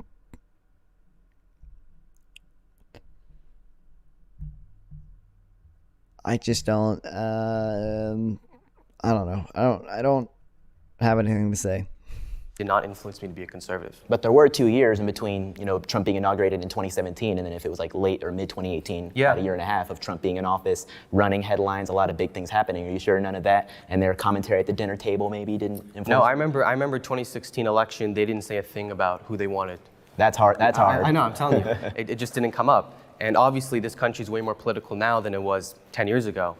But I'm telling you, I just became a conservative based off my own research. Our whole entire family is very much on the left, like Democratic, liberal, but my mom, she was not, and she would claim that she was a Republican, but I don't think she knows a damn thing about what that means. But like, she... Shots fired. Right? But there was a lot of tension, whenever we would talk about certain political things that I would bring up. And then my brother, he's very right-leaning. One day I came home and they were going through a journal of mine that was just of my liberal views and Black Lives Matter, stuff like that. And then I realized in that moment, I was like, we aren't on the same page, and I don't think we ever are going to be. Moderates are the solution. Pretty straightforward. This country functions best when people from all different walks of life, all different political ideologies. Both sides, people from both sides. You guys remember that clip of Jeremy Corbyn, where he's talking about the use of chemical gas in Syria?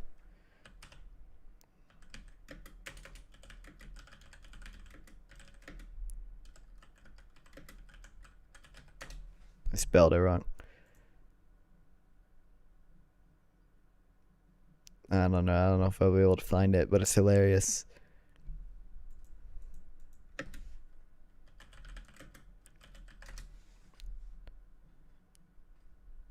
I think if either side used those chemical weapons, it'd be a tragedy. And also, why she hasn't heeded the words of Antonio Guterres, the General Secretary of the United Nations, who wanted that no more people are killed in this ghastly civil war in Syria. The consequences of any country taking unilateral and action that has no... Oh no, I don't think I'll be able to Jeremy find Corbyn, you're calling for backing, and you still voted against it. Yes, I was not... So it's not the UN, it's... Whatever. For a greater cause. I believe that the two-party system is a trap. I believe that political parties as a concept are antithetical to democracy. Yeah, I completely agree with you. And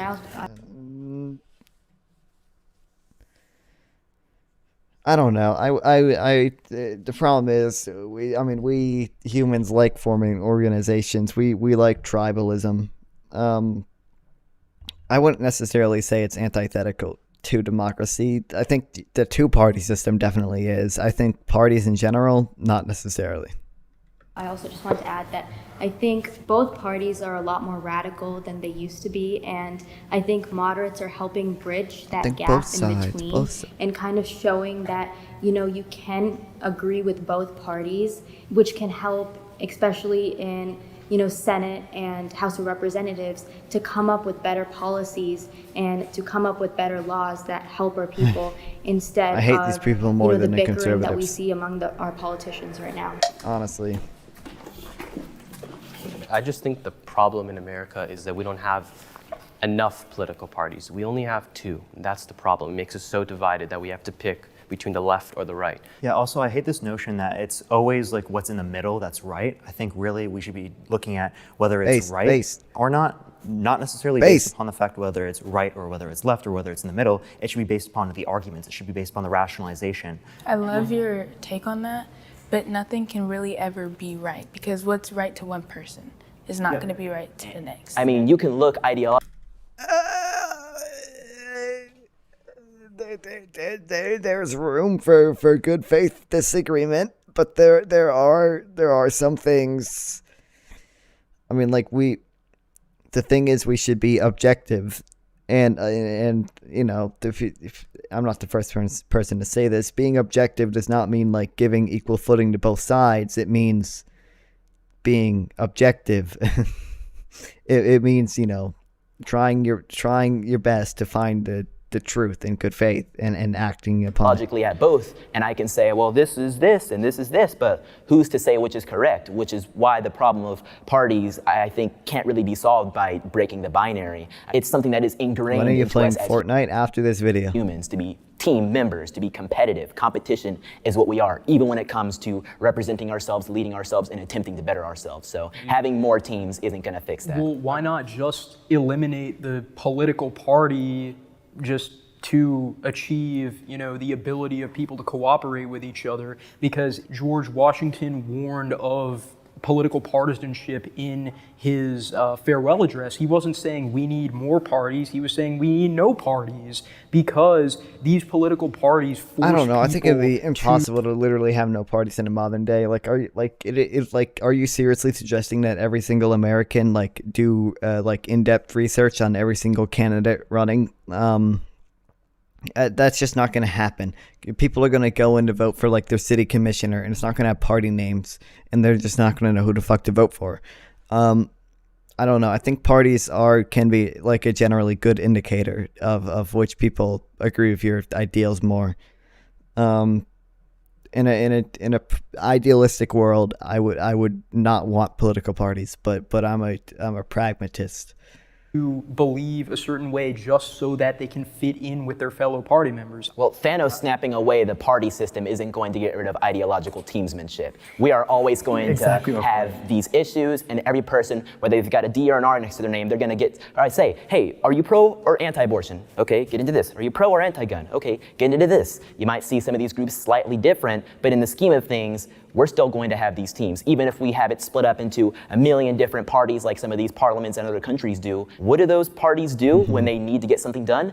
They form blocks, they form coalitions, which is basically just reducing it back to the binary. We are still going to have these binary teams because that is just the way humans work. So you think politics should embrace the binary system?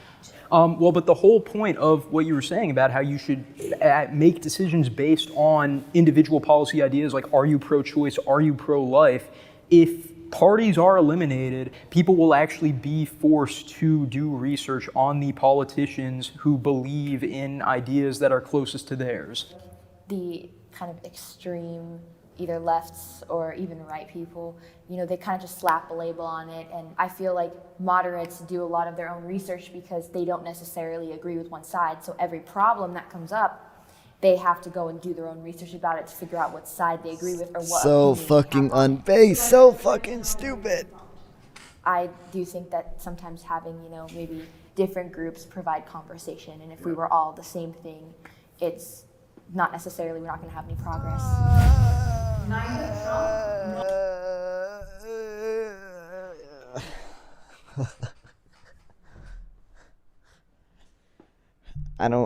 Second thought is not good in many ways, but he has a good video on moderates. We're not gonna watch it. They're good to go watch it.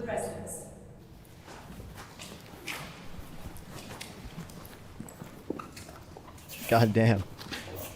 My family benefited from a lot of President Trump's policies, but basically what I felt was Name that one. a president needs to be presidential. And for President Biden, I just think that personally he's too old to be president. I do think there needs to be a cutoff limit when someone can be president. Yeah, young people are heavily unrepresented within our country. The average age of an American is around 37 years old, whereas people in Congress are generally above the age of 50 on average. So when people kind of point at Biden to be very old, Trump's also extremely old too. So if we want to put some type of age limit on that side, I think that they're both way too old to be president, and obviously we need a lot more representation for younger people. Neither of them seem to have been particularly popular even within their own parties, Trump to a lesser extent. Well, Trump was extremely popular amongst his party, whereas Biden has actually lost a lot of that popularity throughout time as people have seen him throughout his presidency. I think there were a lot of things on both the Republican and Democratic side in which these particular figures led to like a larger amount of polarization amongst the public.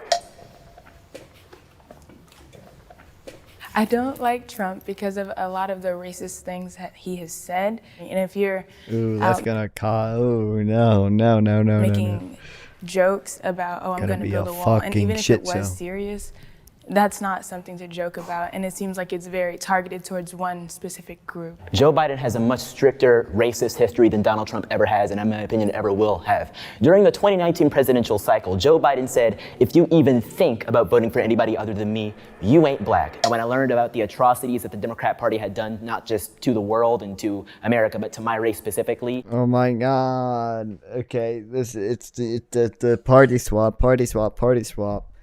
Knowing better has a good video on this. I'm so done. I'm so done with in my opinion, be a this. Democrat, and it would take a lot to even vote for one. And on top of that, back in the 80s, he was responsible for, as he said, wrote the dang bill, the Clinton crime bill, which was responsible for throwing a lot of people. That's true. Joe Biden has done a lot of bad things. Most of the stuff he's saying here is true. Like us in prison. This guy is weird. I mean, within your statement, you didn't necessarily acknowledge any of the racist history in relation to Trump as well. So if we're only going to put eyes on like either Trump or Biden, I see that not necessarily to be like the most consistent framework for looking at this. Of course, and I understand why you say that, but she didn't actually provide any examples of a history. She provided a media mismanagement of what he said in 2015/16, talking about immigration. But every time Trump tries to talk about this, they call him a racist and a xenophobe. I come from a family that is of immigrants. My grandparents don't speak English, and they are from Mexico. And a lot of the time people were bashing Trump for that being a racist thing. He's trying to keep them out, but he's only trying to keep the criminal individuals such as, drug lords or people sending drugs to. That's not okay. First of all, immigrants don't commit more crime than the native population. In general, they tend to commit less. Second of all, that's not true. I'm pretty sure he has explicitly said he wanted to keep immigrants out because they, hurt wages. They're taking our jobs, which is also not true. Immigrants generally only lead to lower wages for high school dropouts, at least to a certain extent. I mean, yes, there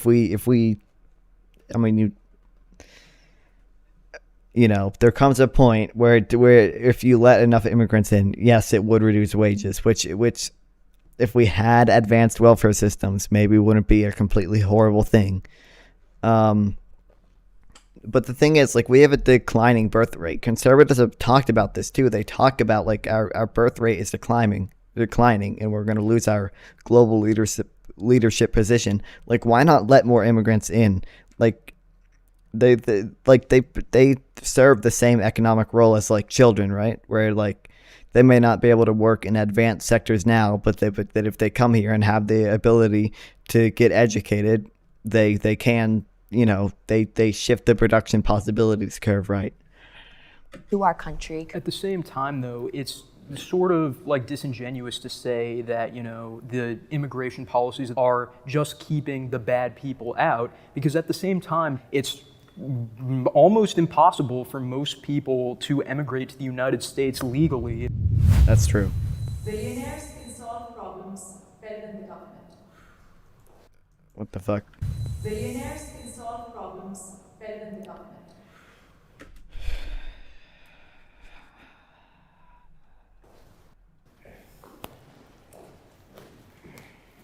I'm gonna shoot myself. No, this fucking guy. I knew I hated this guy. I knew I would hate this guy. The moderate. Capitalism will always be more superior than the public sector in almost like 90% of things in this country. Billionaires In almost like 90% of things. I mean, it doesn't say can always. I mean, like it's, I don't know. It says in general. The problem is with being a billionaire does kind of imply that you probably have more market power than you should have. Like that being a billionaire to me implies that your firm, is a monopoly or oligopoly, like in which case the arguments of competition don't really apply, and there are a ton of industries where railways, electricity, water, sewage, insurance are all things that can generally be run more efficiently by the government. Obviously they have a lot of money. But what I see is that billionaires are using their money for philanthropy. They don't want to pay taxes. I see that because they just feel like if the government takes their money, they're not going to do good with the money. A great example would be Amazon. I mean, it has revolutionized the way we shop. I think the key word in the prompt is... Okay. Billionaires don't want to pay taxes because they're evil lizard people who like money.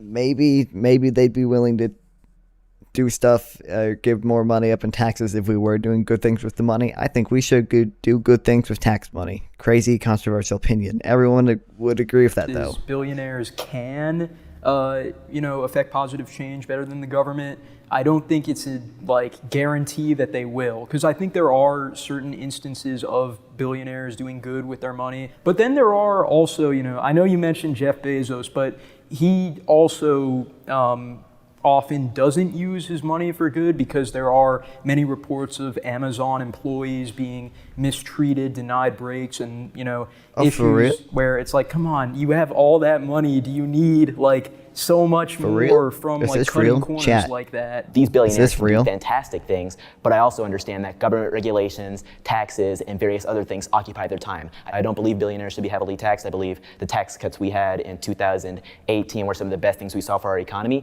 I completely would agree with you that we shouldn't be taxing billionaires at such a high rate. If you tax billionaires, they would respond by increasing the prices of goods and services. I think the reason... Okay, if I am Jeff Bezos, right? And there's a really low, let's say, personal income tax, then I know if I take my money out of Amazon, I get to be really greedy with it.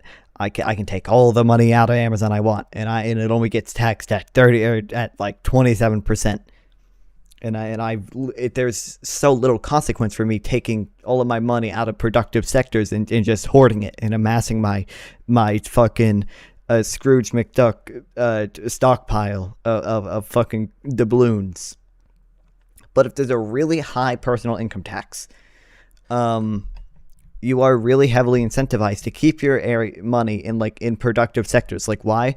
If there's a really high progressive income tax of fucking 50% or something, 50% is not even that crazy.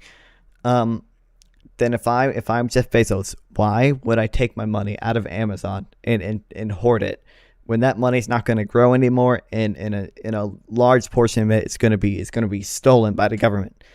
I would rather keep that money in Amazon where it can at least has the potential to grow, right? So a high personal income tax can incentivize people to keep their money in productive areas. A high tax on corporate profits also incentivizes corporations to spend more and be more productive rather than just hoarding a bunch of profit. The reason why everything is so expensive is inflation. But in the past, when inflation was low, there were times where things were very expensive, and that is because of the fact that we have high corporate tax rates in some states. Well, so I just don't. How are they drawing that connection? Like I don't know. They realize that money is also getting taxed, right? Like the extra money that they get from increasing prices is also taxed at the same rate whatever. I respectfully disagree with the idea that taxing billionaires, or specifically leaving billionaires untaxed, is beneficial to the American economy, because the most prosperous era for the American economy was the 1950s, the post-war economic miracle. That was when billionaires were being taxed at a rate of 90%. That was, by the way, because the government spent an insane amount of money on infrastructure. The government spent an insane amount of money building factories, which after World War II were repurposed from building tanks to building everyday consumer goods. That post-war economic miracle was largely due to government spending. And this isn't socialism or anything. This was under you know American what? I capitalism. Agree. This is not socialism. We need to go further. I want worker co-ops, man. Under a Republican president, Dwight Eisenhower. And this was right after a fantastic, I hate to say fantastic war, but it was a fantastic war for us in which we got because of government spending so much American pride, and that Republican president Dwight D. Eisenhower then utilized that money that he taxed from those billionaires to create a great system, which is the. Yes, he said it. He gets it. He gets the thing. The interstate system, which is a fantastic thing that connects our country. But unfortunately, the government isn't really investing money in things like that anymore. It's investing. Holy shit, we should invest. Yes, obviously we should do good things with tax money. Thank you. Money and weird programs and things that the average American isn't going to benefit from. I mean, I most of our money goes to defense spending. He knows that, right? Yes, I agree. We should cut the military budget. I'm so glad he agrees with me on that. So billionaires do have a lot of money and a lot of influence in order to do good within our economy, but nowhere near the ability of the government. If we're talking about billions of dollars, the government has access to trillions of dollars on a... The government has access to infinite free money. I don't care about the deficit. I don't care. I don't give a shit. We borrow money in our own currency. Why we even gotta be solvent, man? Let's just stop being solvent. Why do I even pay taxes? Unironically, I don't think we're that far away from that. I could literally see us getting there in the future. The financial system has only gotten more crazy with time. And it's only going to continue to get more crazy. Once again, if we can do fucking quantitative easing, why we even gotta be solvent, man? Why do we? Federal scale, yearly speaking. Yeah, in some circumstances like Mark Cuban, they absolutely can do those things. It doesn't anywhere near compare to the level of access of healthcare that they do have in these other countries. And it doesn't compare to the damage that will happen to the average American when the government decides to pull trillions of dollars out of nowhere, because we have to remind ourselves the government makes nothing. The government takes from every single citizen standing in this room that pays taxes each and every day, including state governments and federal governments. They start throwing trillions at random things like, I don't know, healthcare for everybody, which can work for a country that's the size of maybe South Carolina, but will not work for the size of our country. Why not? Okay, if it can work for a country the size of South Carolina, right? Then why can't every state just have their own healthcare system, right? Couldn't we do that then? Couldn't we do that? Couldn't every state have their own national healthcare system? The problem is that would be really inefficient. It would be more efficient to have one big government, federal government, either insurance company or Medicare for all, something along those lines. Fundamentally, Unlearning Economics is a really good video on this. It just came out, called Free Stuff is Good, actually. The government is generally more efficient at services like insurance because it is able to manage risk more effectively because every single person is involved. Yeah, I would say that's because our government actually mismanages the money comparative to other nations. We spend a lot in terms of our per capita on healthcare, more than... Yeah. We already spend, I forgot about this. We spend twice as much per capita as comparable companies or countries on healthcare spending. Yet we get generally worse outcomes. Like our infant mortality rate is higher. The amount of women who die in childbirth is higher. There's so many areas in which you do worse than other countries despite spending more other in countries, healthcare. yet they actually have better health outcomes and they cover more people. So I do think there are lots of things that the United States could do better comparative to other countries. And we can learn a lot more from those other countries. And yet we don't do that because of this idea of American exceptionalism. When you were talking about like how it's much easier to like manage like a country that's smaller, that's completely true. Like whatever the national government does doesn't really affect me. And that's why like for me, I'm a very strong participant in my own local government, because you can like actively go there and talk about like what you want things to budget, and it allows you to actually see tangible effects. The Supreme Court is out of touch. They never were not out of touch. The Supreme Court is full of older people, which is why I just feel like if we were to bring some newer, fresher they're justices in life. there, they would understand what we're seeing more. Because as an older person, yeah, you can do your research, but you won't experience things the way that we're experiencing them at this moment. Yeah, I agree. And also, the original intention of the Supreme Court was to be a nonpartisan, strictly legal governing body. Anything is contingent now on how many people on the Supreme Court have R's next to their names and how many people have D's next to their names. I don't think the Supreme Court makes decisions based off what society wants. They make decisions based off what the law says. The Supreme Court is a non-political branch.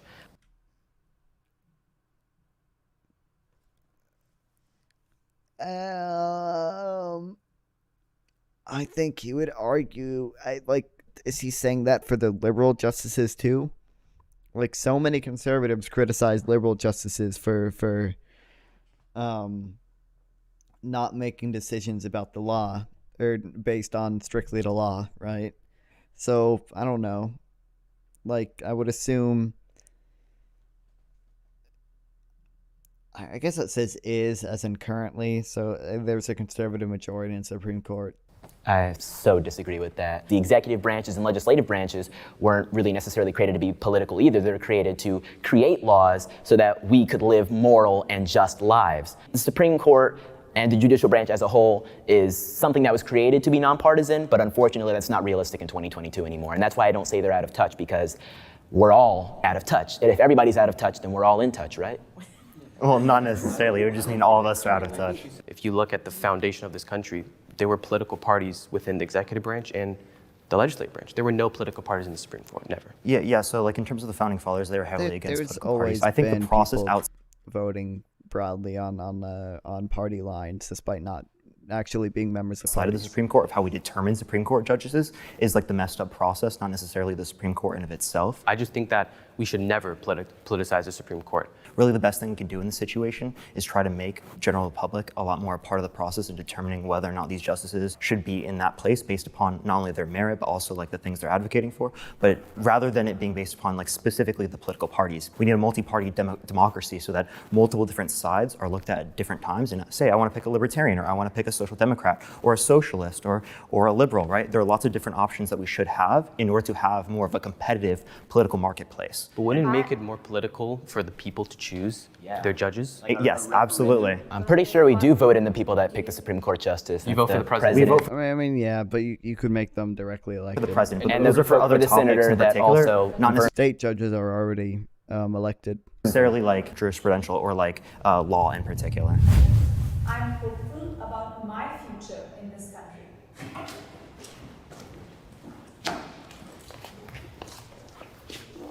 Here in the United States, we have the ability and the opportunity to be the best nation in the world and live up to all the ideals that we grew up with and thought that we had. Look at all of us. We're willing to have a conversation, whereas years ago, we might not have sat down. We might have hated each other for having different types of beliefs. So I really think that shows the type of growth potential that the United States has in particular. Whatever. Sure. I personally think I have a great future in this country, especially being a woman, because I can sit here and wear what I want, say what I want, and have just as many rights and equal facilities as you do, as in other countries. That's not awarded to all women or even all people. And I feel that our country gives us some of the most privilege in the world. So for me right now, I live a great life. I have a house, I have a cat, I have 2 dogs, and it's great.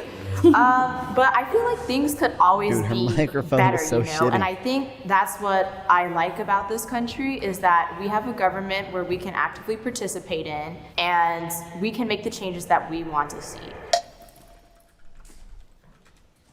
I think that I am very scared for my future. I grew up 2 hours away from a Ku Klux Klan headquarters, if that tells you anything about where I grew up. There's probably less than the amount of fingers I have on my hands of people of color in my school. There was a lot of racial heat that I got growing up, and it forced me to grow up a lot faster than I thought that I'd have to. If you look up Harrison, Arkansas, it's known as one of the most racist cities in America, and you can see, if you're on TikTok and you see, we visited the most racist city in America, that's gonna be Harrison, Arkansas. My mother is white, but whenever my mom would drive through Harrison when we were going somewhere, she would put a blanket over my crib while we were in that city just because she felt unsafe for me. And whenever I hosted the Black Lives Matter protest, a lot of members from that Ku Klux Klan organization in Harrison were making groups saying that they were gonna come up and harass us and harm us.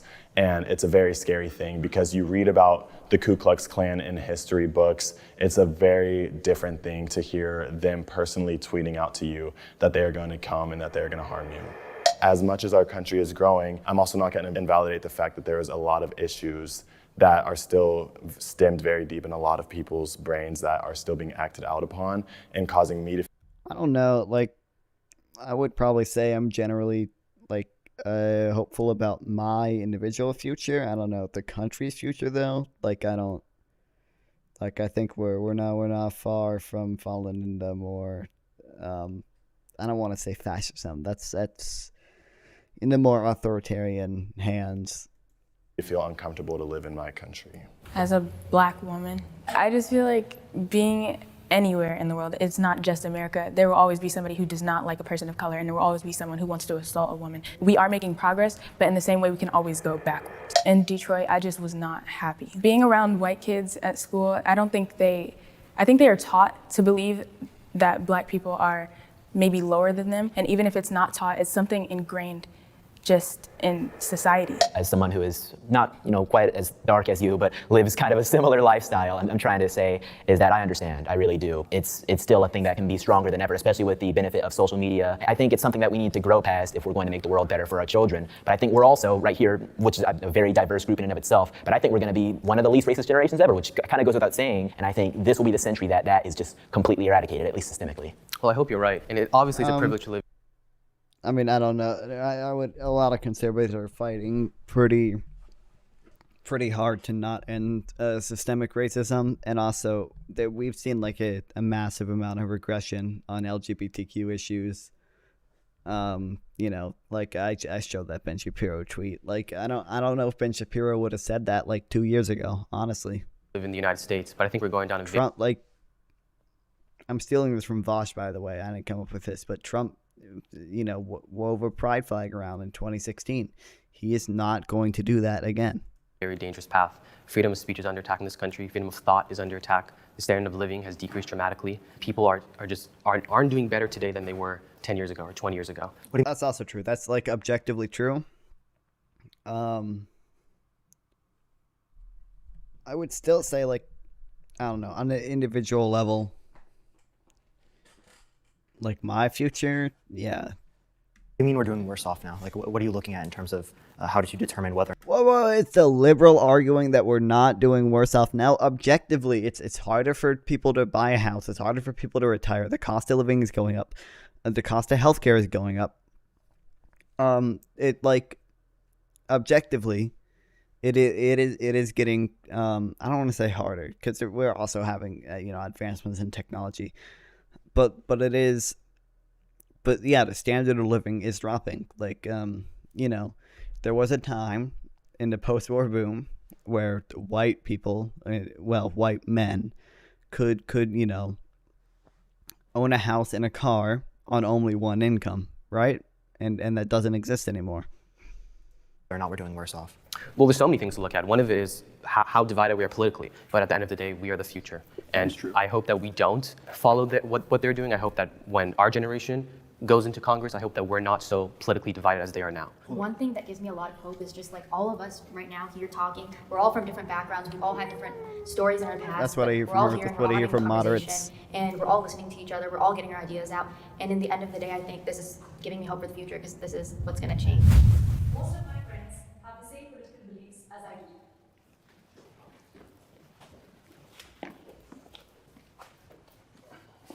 I came from a very conservative and Republican city and state in Arkansas, and I grew up around a lot of people who did not have the same beliefs as me at all.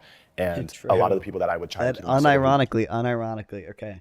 Obviously, these conservatives are not like completely evil, but it's so obnoxious when there's conservatives like openly being like completely homophobic, transphobic, like stating like fucking brain dead takes on the economy. And then the moderates just like, well, actually, what you want to do, we shall compromise. Did have different beliefs, were blasting me on private stories and stuff like that, and making me feel like I was dumb. It's really hard for me to make friends that are from the liberal side, as immediately they hear or even see my political views or even my religion, they immediately try to shut me down. They send me death threats. They put stuff in my bag saying they're going to kill me. That is not fucking true, bro. I mean, it is true. Like we like to surround ourselves with like-minded people. That's just what humans do. Fucking liberals do not send you death threats and harass you just because you're a conservative. I don't think harassment is justified no matter what your beliefs are, but like I would assume she said something more than just I am a conservative to receive that type of treatment. They've poured paint in my bag and shaken it up. When COVID happened and things were starting to shut down and the incident with George Floyd happened, everybody started looking through everyone's profiles, their family's profiles, especially when these protests were going on. And there was a picture of my dad and my family, all of us together, and he was wearing a Trump shirt. I was getting a lot of death threats, a lot of encouraging me to commit suicide, threatening to do. Yes, they do. I don't listen. I mean, maybe what she's saying is truthful. The problem is, I don't know. I obviously don't know her situation or anything, but I just don't see that happening that much. Also, by the way, conservatives send fucking bomb threats to Bud Light for putting a fucking pride flag on their can and running an ad with a trans person in it. I don't want to this isn't.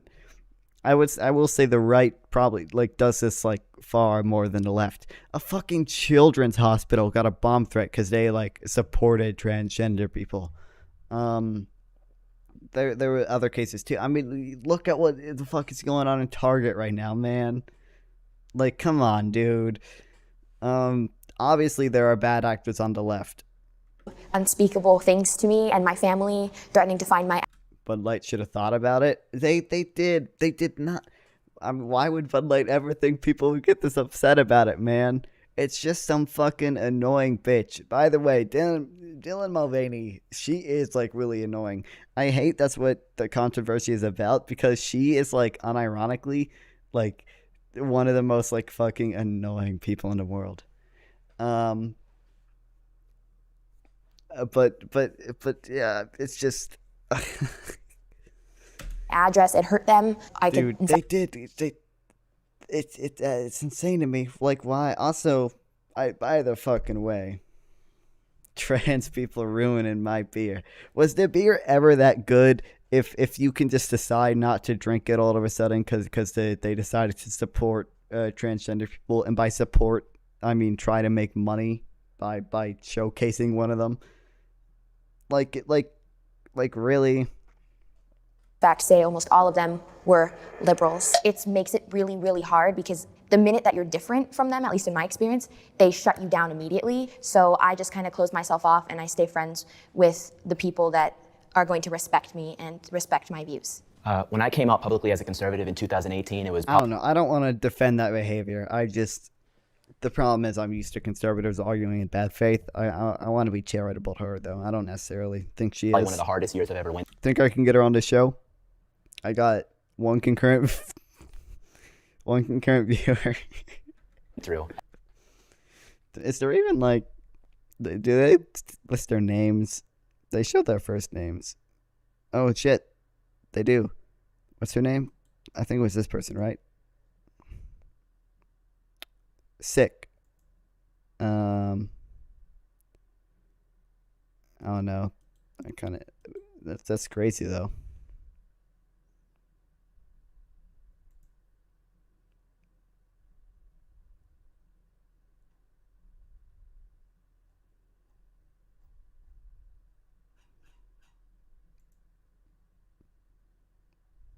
-5. Oh god damn. Oh, we're fucked.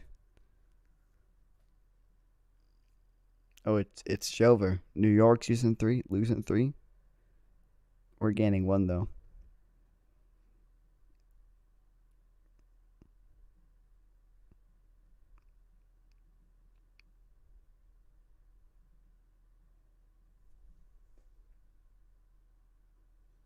God damn. Right, when you come and teach my child something that is against our cultural belief, and you call me a transphobe, you call me homophobe, all these are things that y'all are doing. Okay. At my school, having my opinions while looking Chandler, like... hold on. Real CC. 61,000 followers. All these people are too popular for me. This alone makes it vote for Trump or anyone else that would end this worth it. You don't have to decry or condemn the LGBT community, but you don't have to promote their woke flag next to our own either. That's not a fucking argument. What? Oops. Do you think this guy is anti-giving money to Ukraine? God, I hope he is. God, give it to me.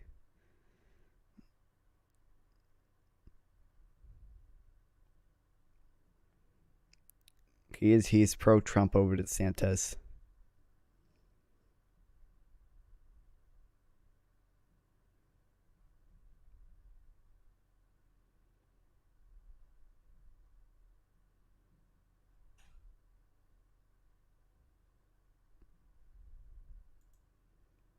On a censorship, what? That's not him.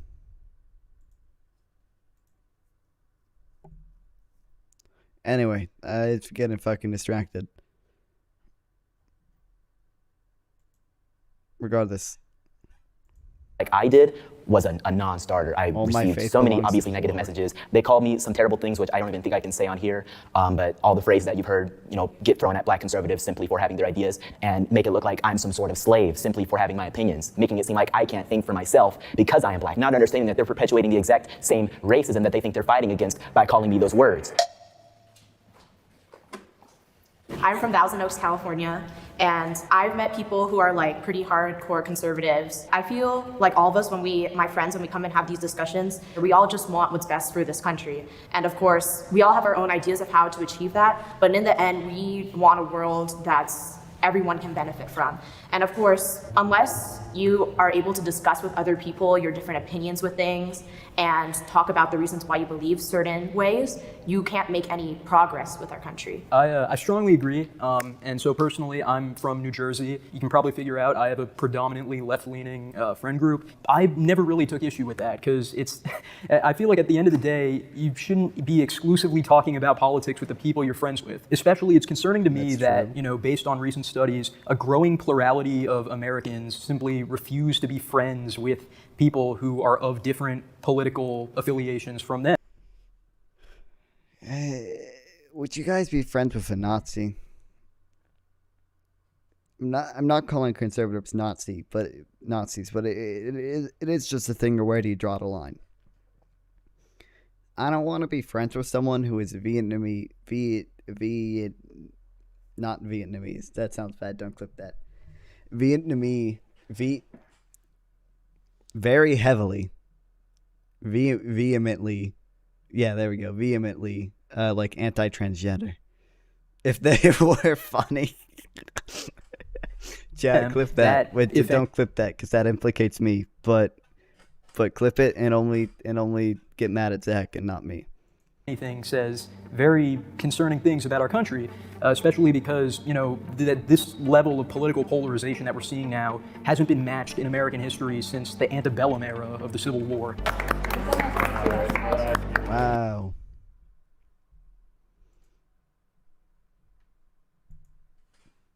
Hold on, I want to check something.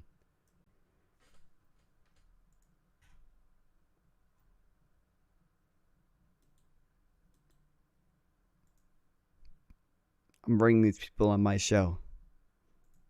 And with 2 concurrent viewers. Hell, 3 concurrent viewers. They gotta come on now. They gotta come on now. What the fuck? 19 car carrying feminism enjoyer.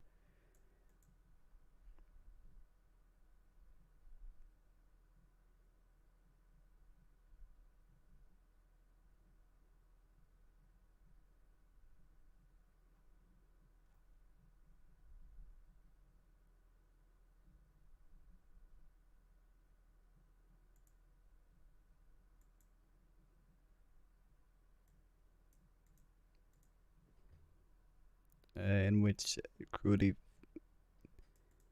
to name and gender my daughter, dehumanizing her, making everybody uncomfortable. Well, that's not good.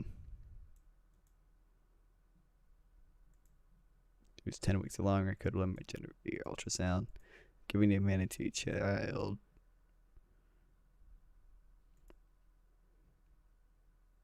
I mean, I don't know.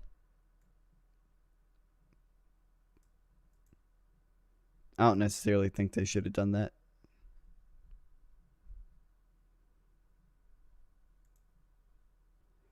Alright. Y'all want to play Fortnite? Go to DM me.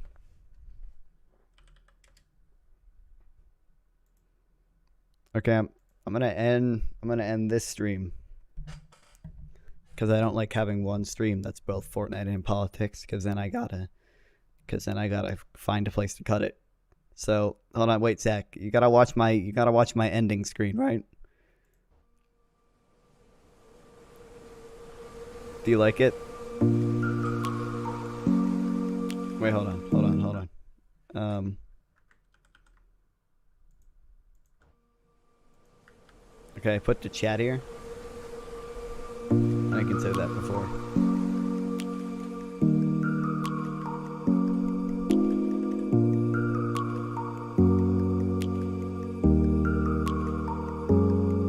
Zach, are you here? You're not saying anything. I don't think you're seeing this.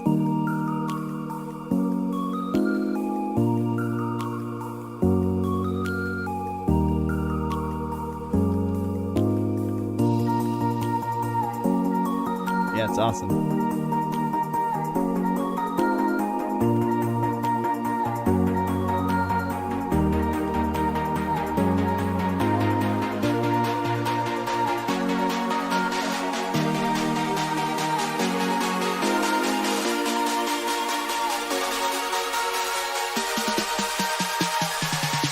Make it line up with the music.